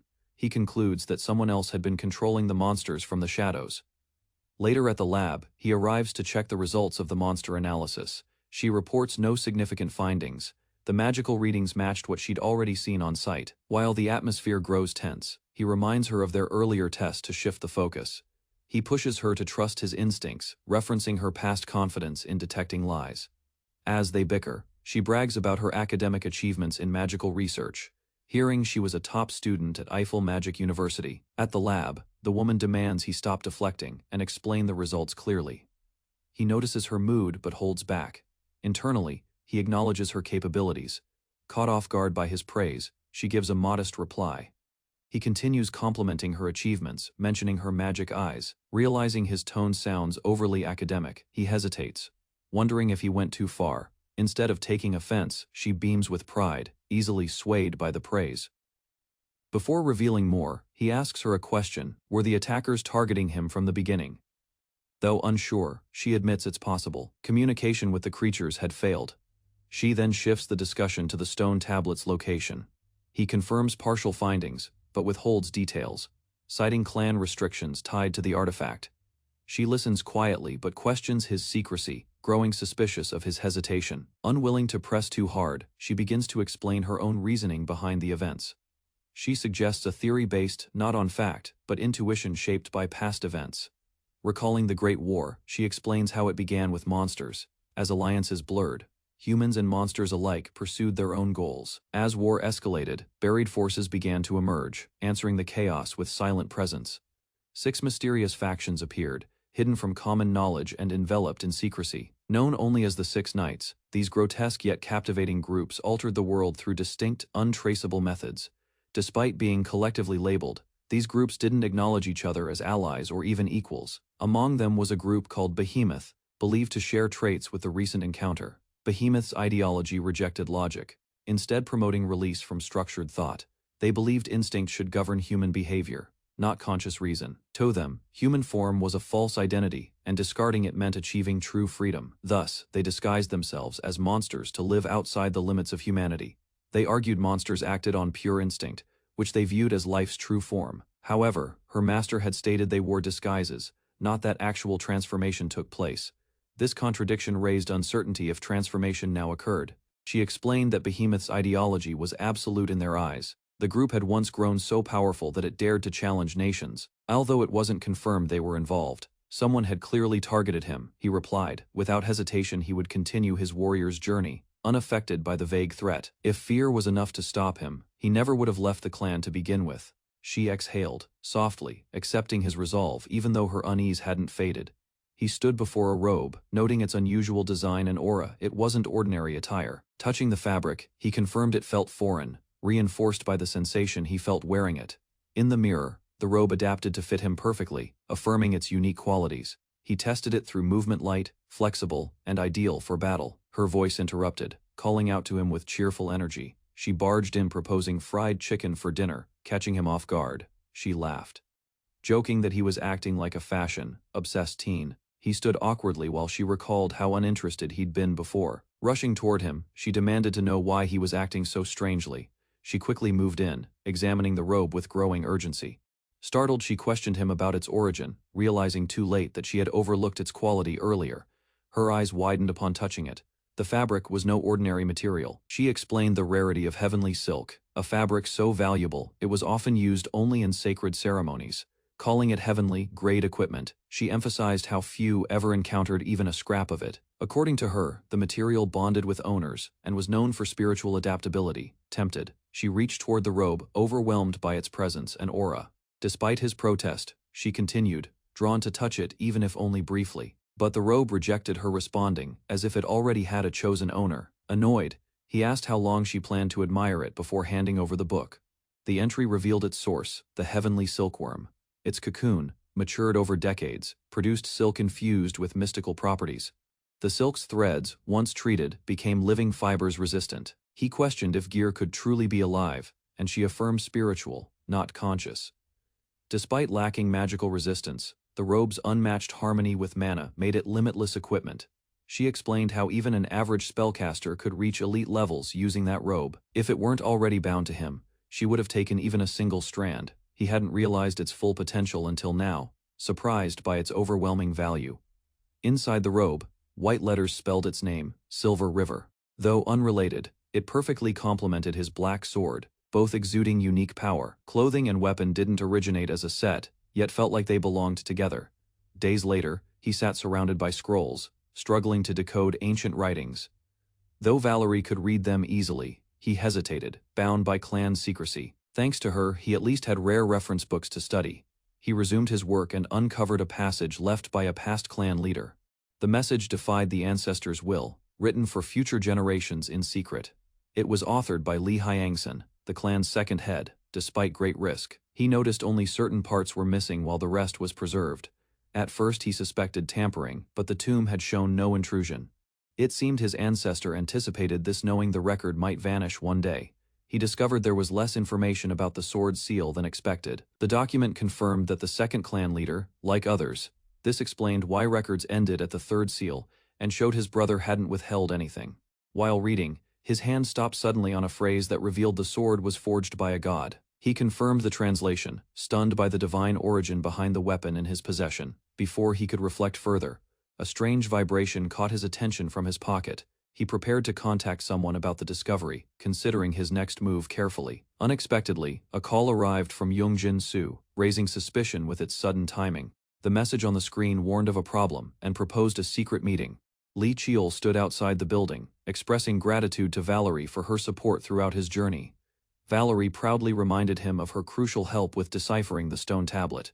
Curious, she asked who he planned to introduce. Just as he turned to leave, Valerie rushed forward, stopping him abruptly with urgency. She handed him a charm, a small stone infused with her own energy. She explained the charm had a protective spell. Unsure of its effectiveness, Kiel accepted the charm gratefully, acknowledging that he often received more than he gave. Valerie tried to brush it off, but her nervousness made him suspicious of her behavior.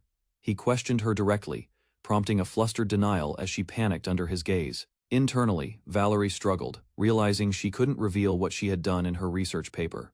She had secretly used Chiol's magic eyes as the subject, convinced no one would ever read it. She nervously justified her actions to herself. Trying to shift the topic, she asked about his next move. With a bright smile, Valerie agreed to meet again and wished him well.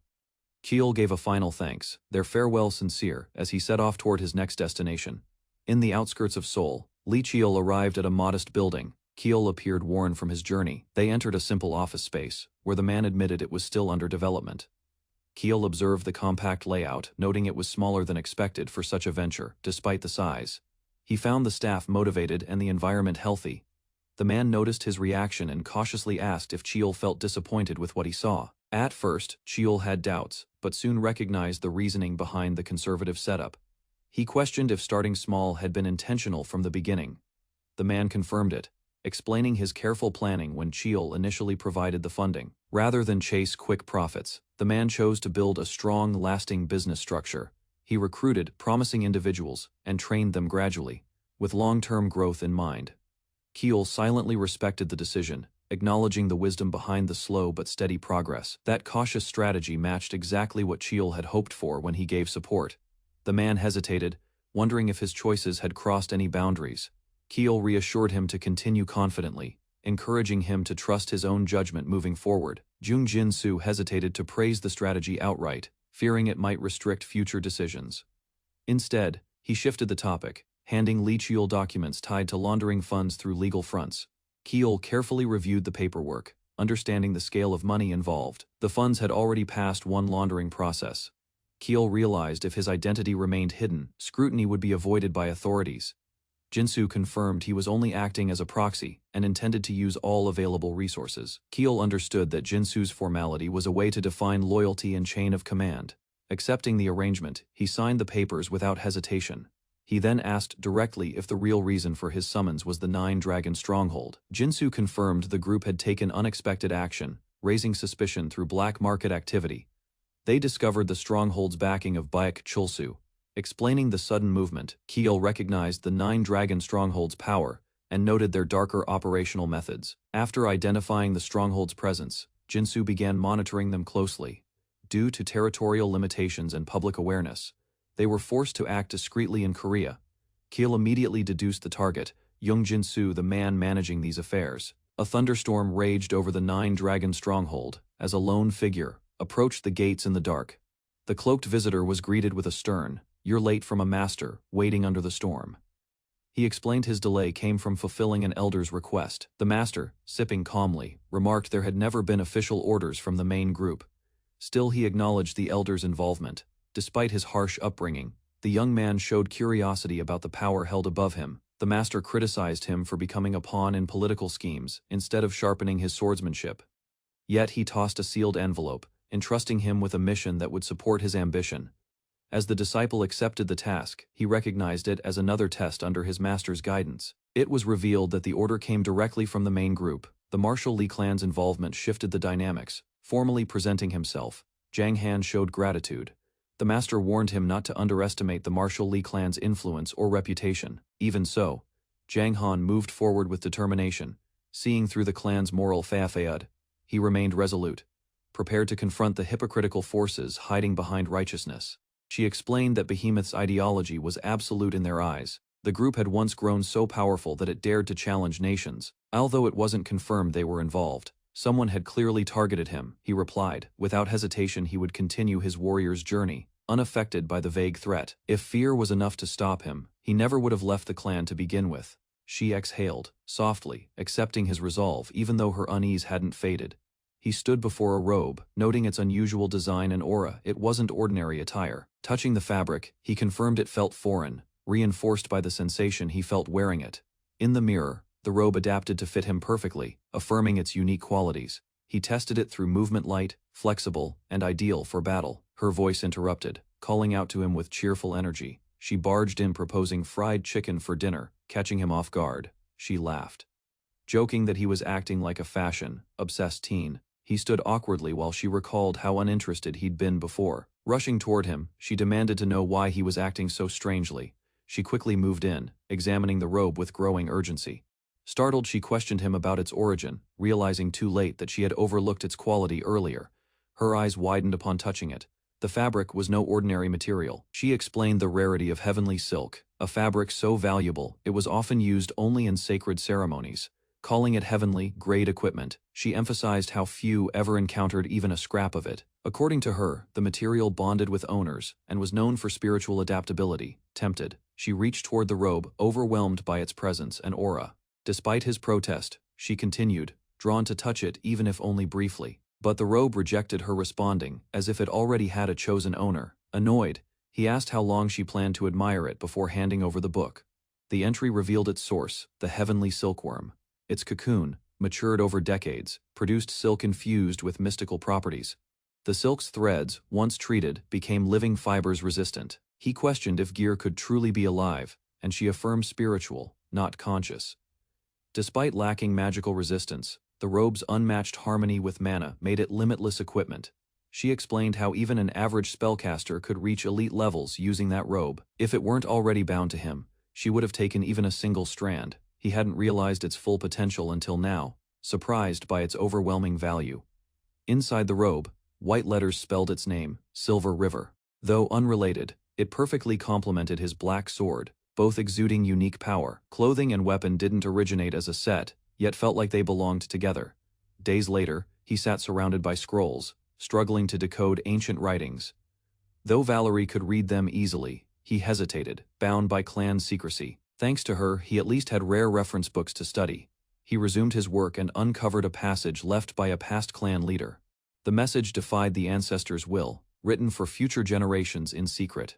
It was authored by Li Hyangsen, the clan's second head. Despite great risk, he noticed only certain parts were missing while the rest was preserved. At first he suspected tampering, but the tomb had shown no intrusion.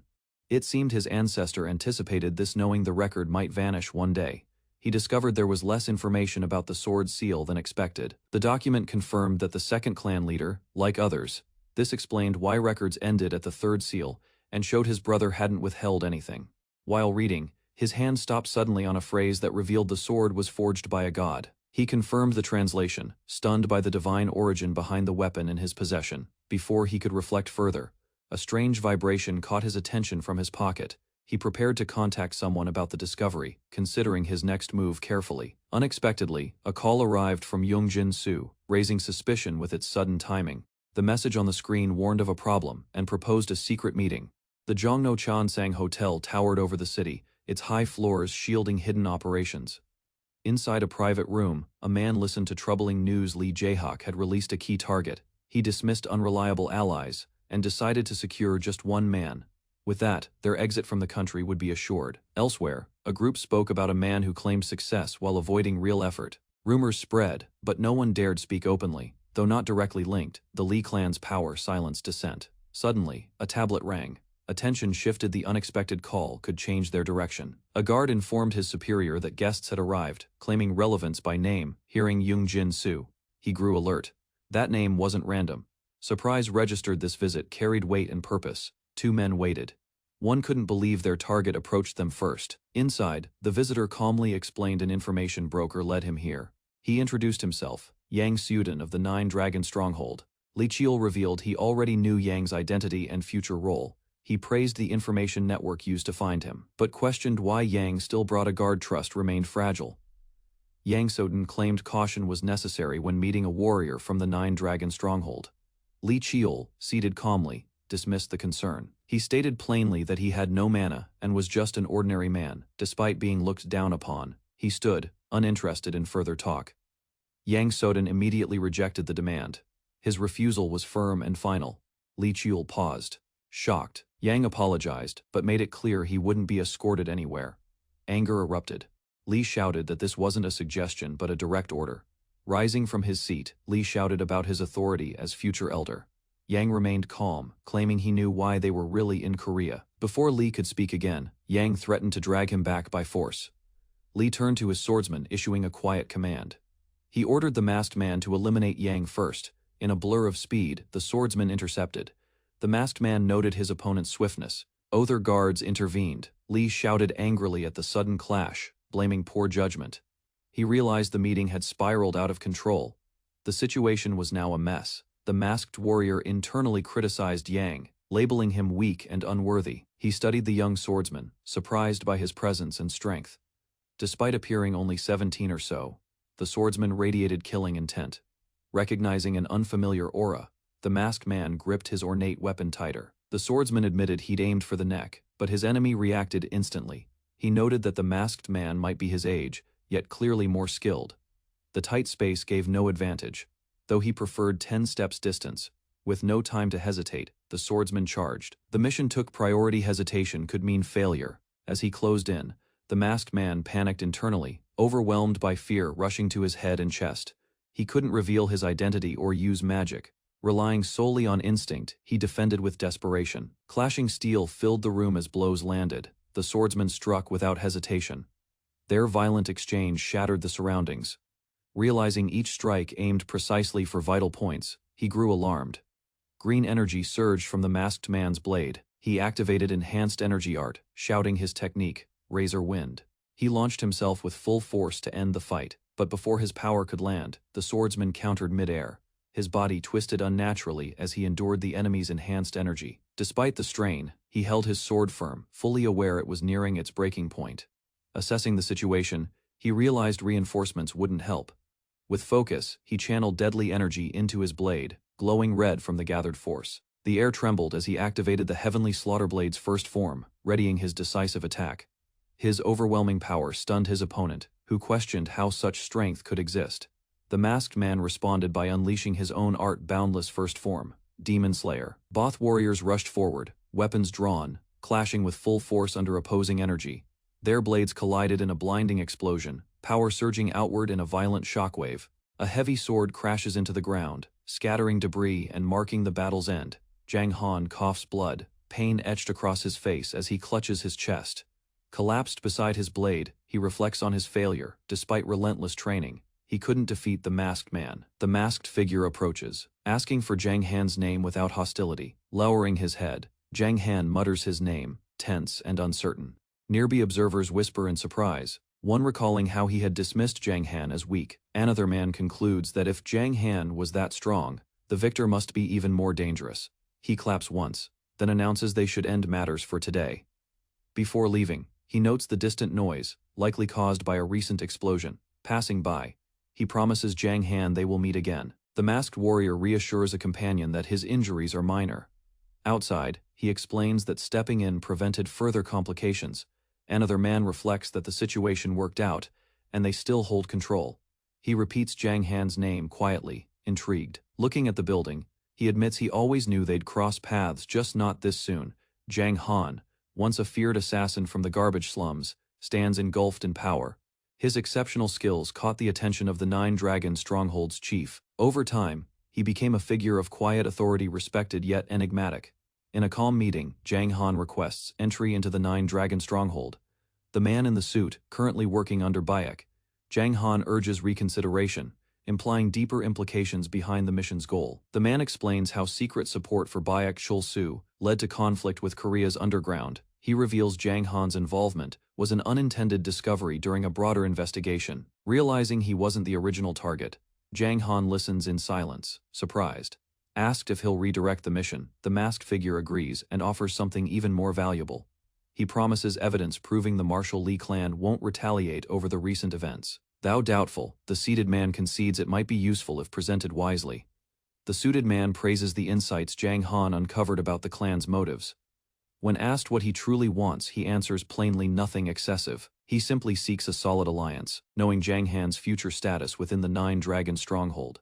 Expressing his fondness for the skilled warrior across from him, he dismisses his team, proposing a more private discussion. Outside, the masked figure hears the request and pauses. Jang Han approaches the masked man quietly, asking for a moment alone to speak. They walk through a corridor as Jang Han hesitantly asks for the masked man's name. After promising secrecy, he explains that he needs to confirm the man's true identity. The masked figure finally reveals himself as Lee Cheol of the esteemed Marshall Lee clan. Jang Han, unsurprised, confirms his suspicion and asks how he was identified. Lee Cheol shares that he had heard of a prodigy like Jang Han through rumors. Lee Cheol admits Jang Han is powerful, noting it was his first time facing such a foe. Both reflect on their martial paths. Jang Han walks the way of death. Cheol wonders what the outcome might have been had Jang Han chosen to assassinate him instead. Jang Han coolly estimates a 90% chance of a successful assassination under different circumstances. He admits there is still much they're hiding from one another despite the recent clash. Cheol acknowledges this, realizing Jang Han had seen through far more than expected. Lee Cheol mentions an upcoming international competition in Germany. Jang Han responds with uncertainty, expressing doubt about attending. Lee Cheol calmly admits mutual disapproval, while the masked man silently vows to show his full strength next time. As they exit, Jang Han criticizes the man who lost to him. Later, the suited man expresses relief after the tense conversation. He acknowledges that despite everything, Jang Seohan had a meaningful dialogue with them. Curious, a man asks how Jang Seohan managed to reach someone like Jang Han. He laughs, brushing it off, and credits it to his experience as an office worker. Although modest, the man is reminded not to downplay his actions and strategic role. A folder is handed over, summarizing underground activity and information for future use. The man reflects on how the data aligns with Jang Han's expectations and past tendencies. When asked about his destination, he rejects a visit to the sponsored zones. A sword falls violently into the ground as a young man kneels injured, coughing blood and losing strength rapidly. He recalls repeated battles and countless weapon uses, realizing, despite effort, he still failed to defeat opponent. Stands before the injured young man, Li Chiol symbolizing an overwhelming and unreachable existence. Li Chiol approaches calmly, observing the injured man while demanding identification, maintaining control over the tense situation. The injured man identifies himself as Zhang Han, visibly shaken as several armed men arrive behind him cautiously. The group watches Li Chiol's swift movement, realizing his strength far surpasses their expectations and assumptions. One man concludes Li Chiol is the true threat, acknowledging his dominance after witnessing the overwhelming encounter. A suited man intervenes, clapping to stop further conflict, deciding the situation should end and everyone should withdraw. The group leaves cautiously, while the leader promises future contact, indicating unresolved tensions and interest in Li Chiol. Li Chiol walks away with the suited man through a quiet hallway, leaving the tense confrontation behind them. The suited man checks Li Chiol's condition, noting injuries. While Li Chiol remains composed, they exit the building, acknowledging intervention prevented escalation while maintaining awareness. The suited man reflects that controlling the situation now benefits them, suggesting events unfolded favorably under their authority. Li Chiol reacts upon hearing Zhang Han's name again, recognizing him and recalling a destined encounter from past knowledge. Standing outside, Li Chiol observes surroundings calmly, realizing their meeting occurred earlier than expected within unfolding future events. Zhang Han's background is revealed, showing his rise from harsh beginnings to becoming a powerful fighter within Dragon Stronghold. Li Chiol remembers Zhang Han as a unique warrior, different from others, yet still connected to familiar patterns. A request is made to visit Dragon Stronghold, signaling the next move involving Zhang Han and future confrontations ahead. The suited man explains his separation from Bai Chulsu, clarifying his position while discussing interest in 9 Dragon Stronghold. He questions returning empty-handed, prompting reconsideration of the true purpose behind the mission. The man reveals intentions to secretly support Baek Chulsu while influencing Korea's underground, involving the esteemed Marshal Lee clan, explains investigation orders, stating Li Chiol discovered his identity, revealing hidden motives behind the underground operation. The man realizes the mission differed from initial expectations, understanding deeper schemes were already in motion before his involvement. The suited man proposes preparing results tied to the incident, while Li Chiol acknowledges the plan and listens carefully. The man offers proof involving the Marshal Lee clans in action, presenting it as leverage disguised as a valuable gift. He explains the information's worth depends on delivery, emphasizing knowledge of the clan's intentions as critical advantage. The man requests a relationship with Li Chiol, anticipating his rise within 9 Dragon Stronghold and future influence there. The suited man expresses interest in Li Chiol, recognizing his value and deciding to continue. The room is cleared as others leave, creating isolation while Li Chiol remains. Observing the sudden change carefully, Zhang Han approaches Li Chiol directly, requesting a brief moment alone, questions Li Chiol's identity, Zhang Han seeking confirmation while maintaining a composed stance during their private encounter inside. Li Chiol considers briefly, then removes his mask, revealing his face and declaring his true identity without hesitation. Zhang Han reacts to the revelation, recognizing Li Chiol as a member of the esteemed Marshal Lee clan, confirms his assumption. Zhang Han explaining recognition came from rumors, describing a young yet exceptional swordsman within the clan. He reflects on their clash, noting Li Chiol's strength exceeded expectations, proving his identity through undeniable combat ability. Zhang Han acknowledges the encounter as unique, admitting it was his first time facing someone of such caliber. Zhang Han demonstrates his killing intent, showing mastery in lethal combat, while Li Chiol recalls choosing a different path. Li Chiol reflects that their encounter was inevitable, comparing it to fate rather than coincidence within their shared battlefield. Evaluates their fight, Zhang Han concluding he could succeed most times, yet acknowledges unseen variables influencing their outcome. Zhang Han explains his conclusion was calculated from Li Chiol's displayed abilities, showing awareness of his opponent's hidden potential. Li Chiol accepts that his identity was recognized, understanding concealment was ineffective against someone with sharp perception. He mentions a future event in Germany, implying another meeting where their confrontation will continue under different circumstances. Li Chiol responds indifferently, showing little attachment while maintaining focus on strength and future encounters rather than alliances. Both acknowledge mutual dislike, yet express desire for another fight, intending to reveal their full abilities next time. They part ways, Li Qiu leaving confidently while Jiang Han remains, preparing mentally for their inevitable next confrontation. The suited man relaxes after tension, discussing the encounter, evaluates everything carefully. They share a meal, reviewing the masked figure's strength, realizing the opponent's abilities far exceeded their expectations. The suited man praises Li Qiu's handling, while Li Qiu downplays it. A document is handed over, explaining it contains compensation and resources, ensuring cooperation and covering operational expenses. The suited man warns about Bai Chulsu, advising caution, while acknowledging Li Qiu's independence and likely future absence. Li Qiu declines returning to unresolved matters, deciding instead to travel toward Jeju Island. At the Marshall Li clan headquarters, officials gather as reports confirm unusual movements linked to demonic cult activity. A masked subordinate explains dimensional gates appeared in Thompson, with relic traces confirming involvement of demonic faction forces. Clan leaders dismiss relics as insignificant, noting gate intruders included ordinary ranks. The subordinate reports tracking results, confirming elimination of lower-ranked enemies.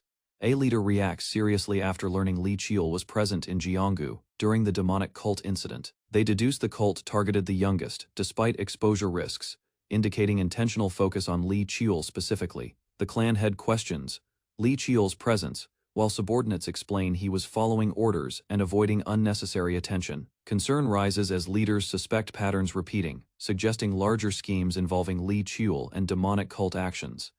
Orders are given to shadow Li Qiu, monitor movements, and investigate why the demonic cult specifically targeted him. The clan head declares zero tolerance toward interference, expressing anger at threats targeting the Marshall Li clan's bloodline. He orders subordinates to eliminate intruders immediately if they appear. After hearing Li Qiu defeated enemies alone, the clan head shows interest, recognizing his growing strength and potential.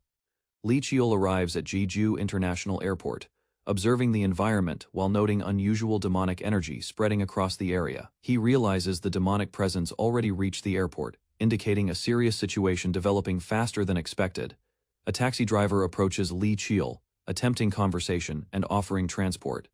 Li Qiu reacts coldly, sensing something unusual about the driver, showing immediate suspicion toward his behavior. The driver reveals knowledge about hidden forces, suggesting connections to the Black Crow Order while testing Li Qiu's awareness. Li Qiu dismisses the driver, concluding the enemy underestimated him while remaining cautious. A man introduces himself as Im Yongmuk, the Black Crow Order leader, apologizing while evaluating Li Qiu's condition. He observes Li Qiu's unchanged appearance, acknowledging his outstanding abilities. Im Yongmuk suggests relocating for privacy, offering transport while Li Qiu remains cautious and silently agrees to proceed. Li Qiu accepts transport, directing destination toward Halasan foothills, showing intent to control the meeting's location and conditions. Inside the vehicle, Im Yongmuk attempts to ease tension, but Li Qiu remains focused, prioritizing purpose over casual interaction. Im Yongmuk proposes a formal agreement, recognizing Li Qiu's direct approach and expressing interest in forming a structured partnership. The Black Crow Order is described as a powerful intelligence group with hidden influence across regions. They propose exchanging information, offering valuable intelligence while requesting cooperation in return. Im Yongmuk explains their interest comes from Li Qiu's actions, identifying him as a valuable figure worth engaging strategically. He lists Li Qiu's achievements, highlighting his rapid rise, influence, and connections that drew the organization's attention. Multiple reasons forced their approach, emphasizing Li Qiu's intelligence and actions made ignoring him impossible. Li Qiu observes calmly, recognizing the manipulation attempt, while Im Yongmuk subtly reveals intent to exploit information control. The vehicle stops as Li Qiu rejecting the offer and preparing to leave without further negotiation. Im Yongmuk insists cooperation is necessary for Li Qiu's goals, but Li Qiu remains unmoved. Li Qiu walks away from the car, reaffirming his refusal while maintaining independence. Im Yongmuk warns of regret, attempting intimidation, but Li Qiu dismisses the threat without hesitation or concern. Li Qiu reveals he considered helping before, but changed his decision after assessing the organization's true intentions. He leaves confidently, instructing Im Yongmuk to report back, while exposing awareness of their identity. Li Qiu, revealing he only tested Im Yongmuk for information while maintaining control of situation. Im Yongmuk reacts with frustration, realizing Li Qiu judged his abilities as insufficient and became disappointed by performance. Angered by humiliation, Im Yongmuk attempts retaliation as he punching a post to calm down. He struggles to recover, acknowledging Li Qiul's arrogance while recognizing the gap in their strength difference.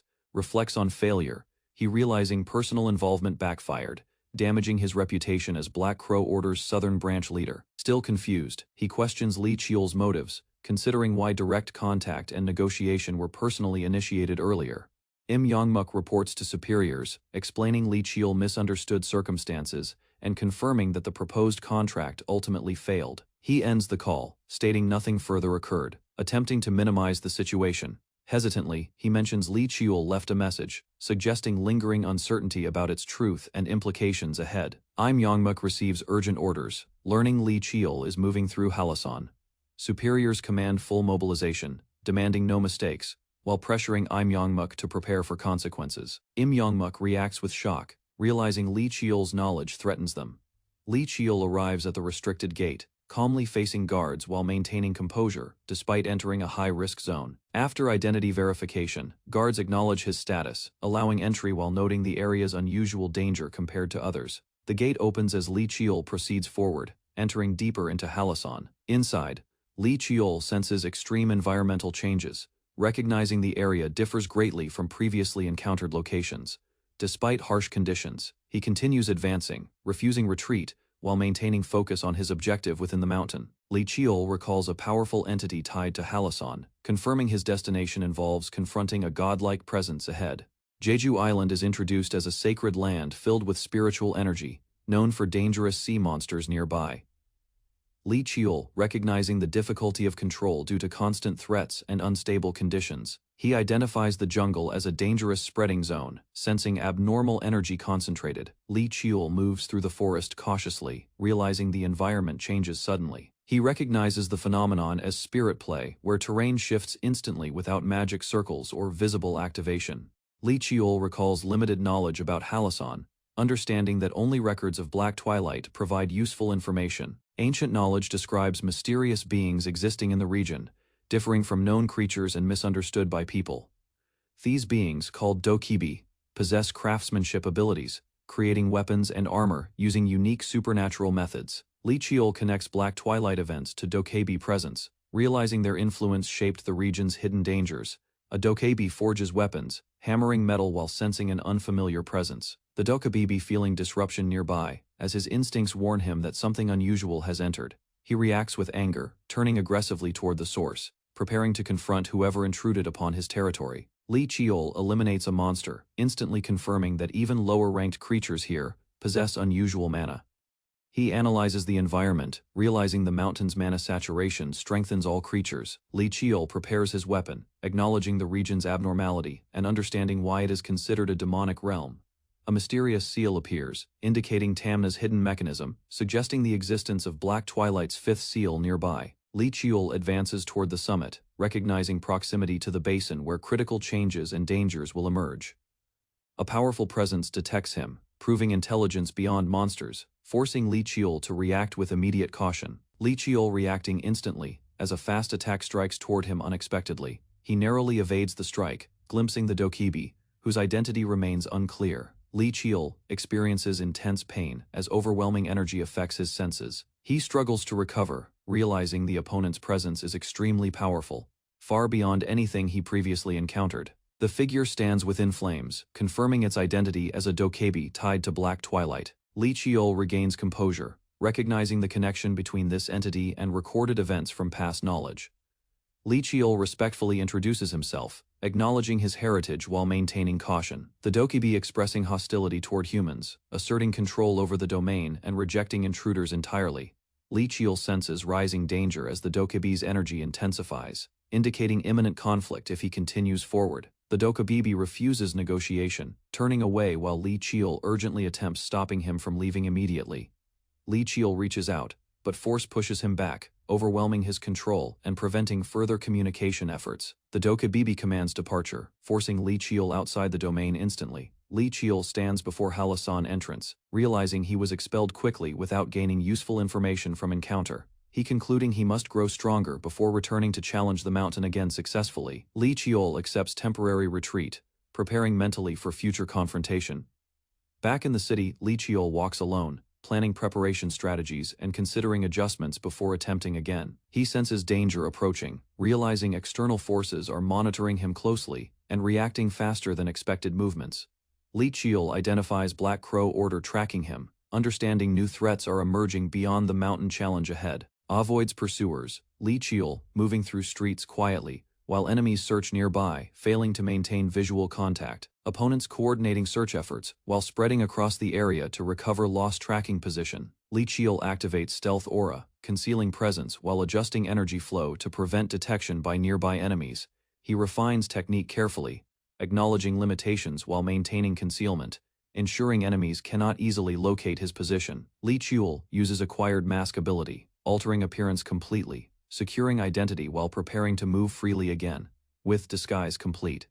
He confirms readiness, planning next steps, and deciding to gather necessary supplies before continuing. Li Qiul meets an acquaintance, briefly interacting while preparing departure, indicating intention to return after completing objectives. He carries supplies confidently, showing determination while leaving behind unresolved matters for future confrontation and progress. Li Qiul departs calmly, maintaining resolve, understanding challenges ahead will require greater strength and careful preparation moving forward. Deep within the spiritual mountain, Li Qiul followed a faint trail of energy weaving through the forest, hoping it would guide him toward a useful location before nightfall. Hours of travel left him tired, yet he continued advancing between the trees, while carefully tracking the unusual current flowing ahead. Soon, a slight change in the energy pattern drew his attention, causing him to move faster toward whatever was hidden at the end of the trail. At the edge of the forest, a small lake finally came into view, marking the destination connected to the mysterious flow he had been tracking. After crouching beside the water, he examined its condition and sensed only a weak concentration of spiritual energy beneath the surface. Since the area provided a reliable water source despite its low energy density, he chose it as a temporary place to rest for the night. Not long afterward, strange blue lights flickered between distant trees while the quiet lakeside remained covered in darkness. Weariness from a long journey and repeated use of magic gradually overcame him, leading him to lie down inside his camp for a short rest. Without warning, a sharp scream broke the silence, forcing him awake as his hand immediately reached for his weapon. Guided by the unsettling noise, Li Qiul slipped through the forest and eventually discovered several demonic creatures moving between the shadows. From their horns, wings, and physical appearance, he quickly assessed their threat level, while noting that their behavior seemed unusually violent.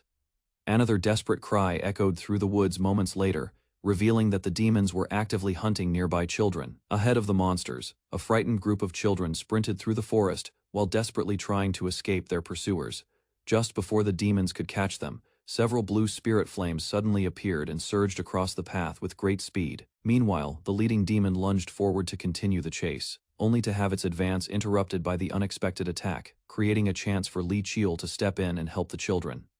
Before the demons could reach the fleeing children, several blue spirit flames burst forward and struck the ground around them. Shock spread among the children as a massive surge of energy erupted nearby, forcing the demons to halt while the unexpected attack shook the surrounding forest.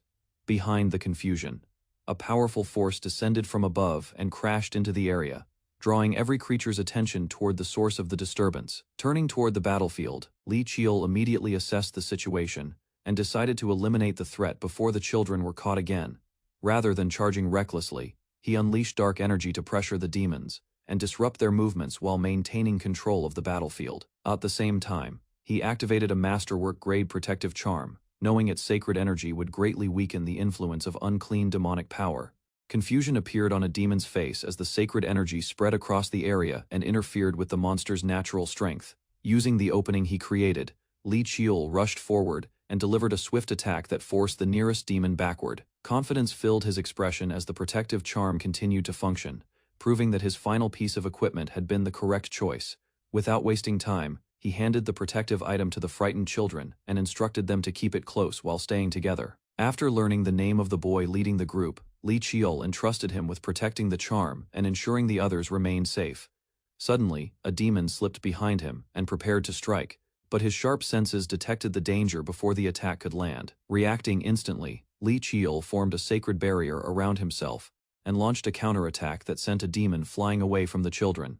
As the battle intensified, strange voices echoed from the monsters, while additional demons gathered around him from every direction. Purple energy began swirling around the creatures as they spoke of delivering sacrifices to their king, revealing that a far greater threat was waiting beyond the forest. Facing a new group of stronger demons, Li Qiul quickly noticed that these creatures were different from the ones he had encountered earlier, as their presence carried far greater power. Blue energy gathered around his body, while he calmly evaluated the battlefield, determining that the enemies were dangerous but still within his ability to handle. Without showing hesitation, he released his strength and launched himself forward, preparing to strike before the demons could organize an attack. A bolt of lightning suddenly descended from the sky and crashed into the forest, unleashing a violent wave of energy that shook the surrounding area. Amid the fading light, Li Qiul spotted an elderly warrior whose arrival explained the overwhelming power that had interrupted the battle.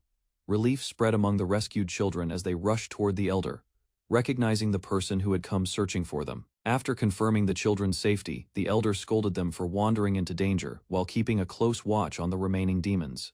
Meanwhile, the monsters lingered nearby despite suffering losses, revealing an unusual persistence that caught both warriors' attention. Stepping forward with confidence, the elder declared that he would handle the situation personally and prevent the creatures from escaping. Crackling lightning surged around the elder's body as he prepared a technique powerful enough to overwhelm every demon in the area. Rather than aiming to kill them immediately, he focused on suppressing and controlling the battlefield while protecting the children from further harm. Moments later, countless streams of lightning erupted across the forest, engulfing the demons in a massive attack and bringing the chaotic pursuit to a sudden halt. Beneath the dark forest canopy, Li Qiul traveled alongside several tribal members while quietly observing their leader. Ahead of the group, the guide walked confidently through the narrow path. His unusual clothing immediately caught Li Qiul's attention because it differed greatly from the styles worn in human settlements. As the journey continued, information about the tribe gradually emerged. Rarely interacting with outsiders, the tribe seemed willing to accept Li Qiul only because of a special connection he had unknowingly formed. Reaching a secluded area, the guide halted and signaled everyone to gather nearby. A strange energy soon gathered around the weapon in his hand. Without hesitation, he unleashed a powerful strike against an invisible barrier. Bright light erupted across the forest as the hidden obstruction shattered apart. Beyond the opening appeared a breathtaking settlement concealed deep within nature. Wonder filled Li Qiul's eyes when he stepped inside the village. Countless lights drifted through the air while magical creatures moved freely between the towering trees. Nearby, an elf rested peacefully beneath the shade of a large tree. Tiny winged beings fluttered around the village. Across the settlement, homes and walkways were built around enormous trees. Every structure blended naturally with its surroundings, creating a peaceful and harmonious atmosphere. Later, Li Qiul was invited into a building and offered a drink prepared by the villagers. The sweet fruit syrup introduced him to a flavor unique to the region. During the gathering, details about the village's residents were shared. Long-lived races, including elves, had lived together there for generations without conflict. Once the discussion settled, the guide formally introduced himself. Reborn revealed that he was the village chief, explaining the respect others had shown him throughout the journey. After studying Li Qiul's features, Reborn correctly identified his connection to the martial Li clan. Before long, the topic shifted toward the mountain's guardian. Interest spread through the room as the mysterious figure became the center of attention. Rather than praising the guardian, Reborn openly mocked his reputation and described him as an irresponsible fool inside the village chief's house.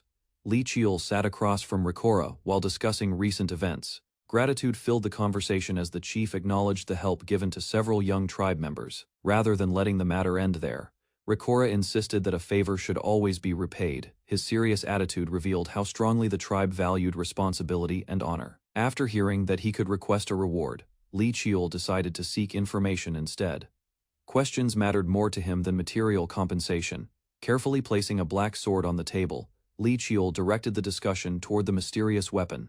The unusual blade immediately drew Reborn's full attention. Recognition appeared on the chief's face as he identified the weapon as Black Twilight. His reaction suggested a connection far deeper than ordinary knowledge. To Li Qiul's surprise, Reborn revealed that he had personally participated in the forging process. Although he was not the main creator, he had assisted during its creation. Details about the sword's history slowly emerged as Reborn explained its construction. Most of the preparation had been handled by Dokubibi craftsmen before the final stages were completed. Later, the finished weapon was entrusted to its original owner. Years passed without incident, leaving its true nature largely unknown. Leaning forward, Li Qiul questioned whether the blade possessed unusual qualities. His experiences with the weapon had left him uncertain about its hidden abilities. In response, Rikora explained that ordinary weapons naturally lose their spiritual energy over time. Instead of releasing power into the world, the sword erased energy entirely. Anything consumed by the weapon could never return to its previous state. Hearing that explanation, Li Qiul finally understood why the blade seemed connected to mana itself. Concerned by the dangers involved, Li Qiul asked why such a weapon had been created. Even Rikora admitted that he did not know the full answer. Ancient traditions, according to the chief, suggested that powerful objects only reveal themselves when the proper moment arrives. Looking directly at Li Qiul, Rikora concluded that the sword's awakening was no coincidence. While examining Black Twilight, Li Qiul pointed out that the sword still contained several sealed restrictions. One particular seal had already drawn his attention during previous encounters. Hoping to learn more, he questioned Rikora about the seals and their purpose. The village chief immediately confirmed that he knew the answer, though obtaining that knowledge would not be easy. Instead of offering a simple explanation, Rikora revealed an absurd requirement. To uncover the secret, Li Qiul would need to defeat 100 dokibi in a wrestling contest. The following day, both of them arrived at a training ground surrounded by trees and colorful decorations. According to him, the contest was not about physical strength alone. Victory depended largely on willpower and the ability to overcome an opponent through mental determination. Finding words insufficient, Rikora decided that a demonstration would be far more effective. Several young dokibibi were quickly called over to participate. Excitement immediately spread among the children as they competed for the chance to go first. Amusement filled Rikora's expression as he selected one of the youngest dokibibi for the match. The decision left Li Qiul wondering whether the chief was taking the challenge seriously. Rather than feeling reassured, he became even more suspicious. Facing a child sounded simple, yet the confidence displayed by everyone around him suggested otherwise. Moments later, Li Qiul reluctantly accepted the challenge and prepared himself. Even so, the entire situation felt far stranger than he had expected. Instructions were given for both participants to sit opposite one another. The unusual setup made the contest resemble a ritual more than a normal wrestling match. As silence settled over the area, Li Qiul concentrated on the task ahead. A strange sensation soon began pulling his awareness away from reality. Suddenly, he found himself standing alone inside a vast white space. Nothing around him resembled the training ground from moments earlier. Before he could understand what had happened, the young dokibi appeared and mocked his size. Shock replaced Li Qiul's calm expression when the attack arrived with overwhelming force. A sudden shock ran through Li Qiul as he opened his eyes wide, overwhelmed by unfamiliar memories and sensations flooding his mind.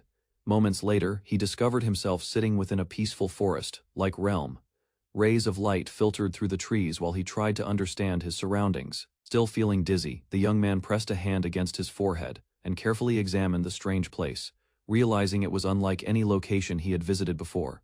Nearby, a blonde warrior looked down at him with calm interest, seemingly checking whether Li Qiul had endured the transition successfully. Gradually, the pieces came together in his mind. The unusual space appeared to reflect thoughts and images formed during the activation process.